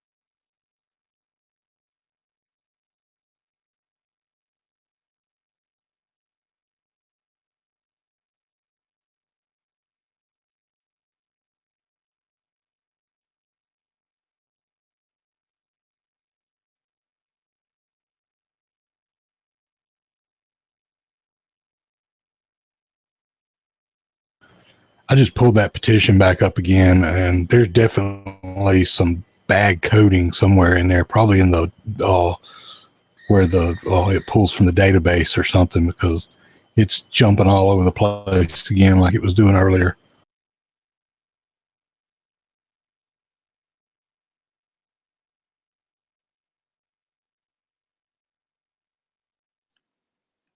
Yeah, as long as I don't care, as long as it says over 100,000. But like in I think what do we have left? Like 10 days or a week? I don't remember. It seems like it. Seems like it's about 10 days. Yeah, so as long as we get over 100,000 in 10 days, so we need 40,000 in 10 days. You know, we just today we got 10,000 just today. So I'm okay. Like, you know, we get a couple more days of 10,000 each. Like we're I just don't want people to get frustrated and not want to sign it because the way the numbers look. Just keep pushing it, because I mean, you know, share the hell out of it, whatever. Just try to get people to sign it. Well, I think the more people that sign it gets more people to sign it when they see that number go up. Because like when it was stuck at 2,000 for like the first week, right? It was just stuck at Yeah. 2,000 how much and barely Well, even going after up. I signed it, I kept looking at it again, and there for a while that it was at least a few days. The number did not move from where it was when I signed it, and I was like, "What the hell's going on with this?" And that's when I started seeing people talk about those petitions and that something was wrong with them. And I kept digging around, and somebody was like, "Yeah, it's a coding issue. It's counting them, but you're not able to see it because it can't pull it correctly or something." But it's definitely still working. It's just there's a lot of lag in the update time. So then after a few days, it looked like the numbers started straightening out again. So I'm hoping that it at least straightens out enough so that the numbers keep going up, even if it takes them a little bit of time to increase, that it still shows a gain instead of being stuck like it was for the longest time there.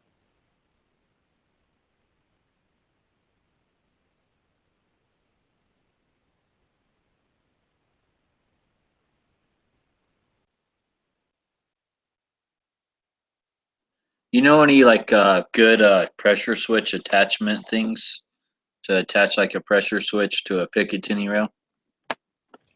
No, I used to have one or a couple of different ones, but neither one of them were much good. One of them was, I can't remember who actually made it though. I found the Dingo Down, the Daniel Defense, and the Ergo Grip ones. And those are like the three ones I found.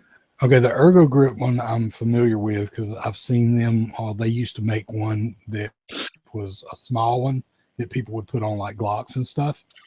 And then I don't know if Surefire made it or what, but it was made to a end cap for a Surefire. I mean, it fit several different models of Surefire flashlights, but That's exactly what I need. Made for them. I need a way to attach my Surefire pressure switch to a rail. Yeah, I don't remember who made it though. I wanted to think that Surefire made it, but it wasn't any good either though. I mean, it shorted out pretty quickly. I mean, both of the ones that Well, I've had no, I before got the shorted out pressure pretty switch. quick. I need the base that attaches to the rail, like the actual Oh. base to hold the pressure switch. Because I don't want to just like okay. zip tie the pressure switch on or Velcro it or glue it. Like I want like the actual Oh, okay. The actual base. Yeah, I don't know. Because mine came with one, so I don't know. Which it was just a double stick thing, but it stayed on. I mean, hell, I had problems getting it off. I mean, it stayed on there.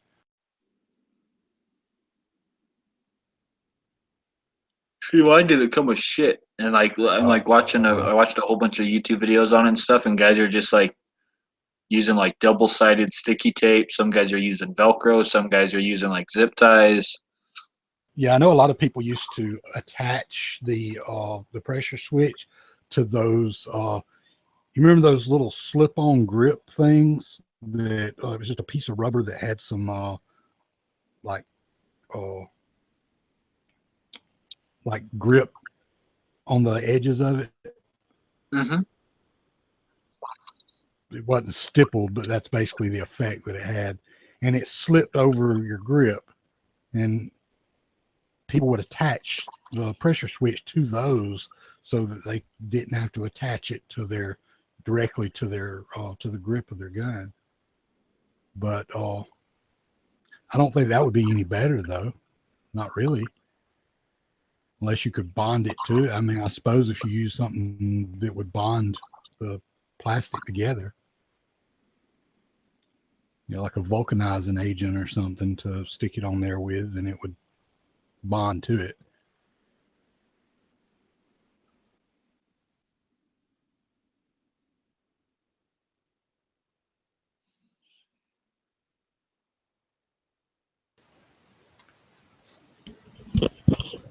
So that ballistics chart that somebody posted in the chat, you're saying is wrong?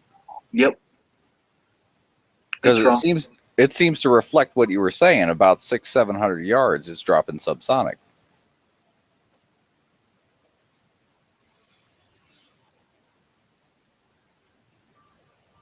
Actually, lower than that. It's subsonic before it hit 600.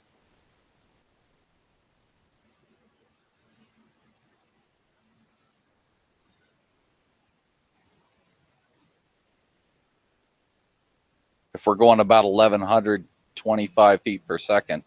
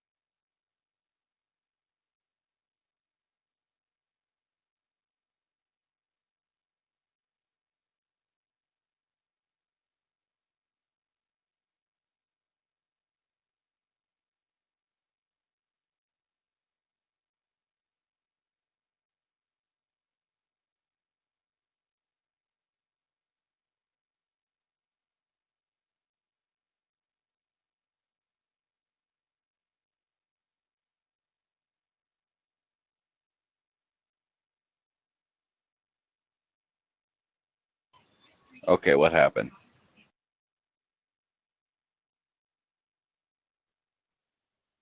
All right. What you mean? Did you hear anything I said? I did not. Okay. That chart is correct up to about 700 yards. I'll give it that. After 600 or 700 yards, that chart is wrong. Because what happens is that bullet hits the transonic phase. It basically pushes through a wall of compressed fucking air in front of it. Okay? Yeah, And when it does that, long rear heavy bullets tend to tumble. And when that bullet starts to tumble, the ballistic coefficient goes out the fucking roof. It loses velocity a lot faster than what this chart shows. Okay? And so this is like this chart's like an imaginary fucking thing if that bullet stayed straight the whole way. But they don't. Yeah, I'm only looking at the data out to that. I'm throwing a number out there, 1,125 feet per second. That's the number that I'm going off of.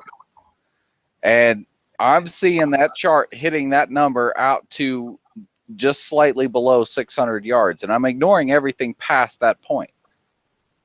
Yeah, to that point, it was the chart was accurate. Is what he's saying is that's it was what I right said. up until then, because that's where it falls below subsonic. Once it gets there, then everything's kind of it's fucked up because it goes through the transonic phase. It's a giant pressure wave. Okay, and when it pushes through that wall, that makes it lose massive velocity right there. That chart does not take into account that, and it doesn't take into account the tumbling that happens after that when it goes through that massive pressure wave. Yeah, I completely get the whole destabilizing effect once it hits that transonic wall. And that's what I'm getting at, is what I've been seeing is that the number of calculators that I've been looking at have been showing that particular bullet getting out to that range and still maintaining that supersonic velocity. Anything below 1,100 feet per second, I've been ignoring. And that's on every ballistic calculator that I've looked at.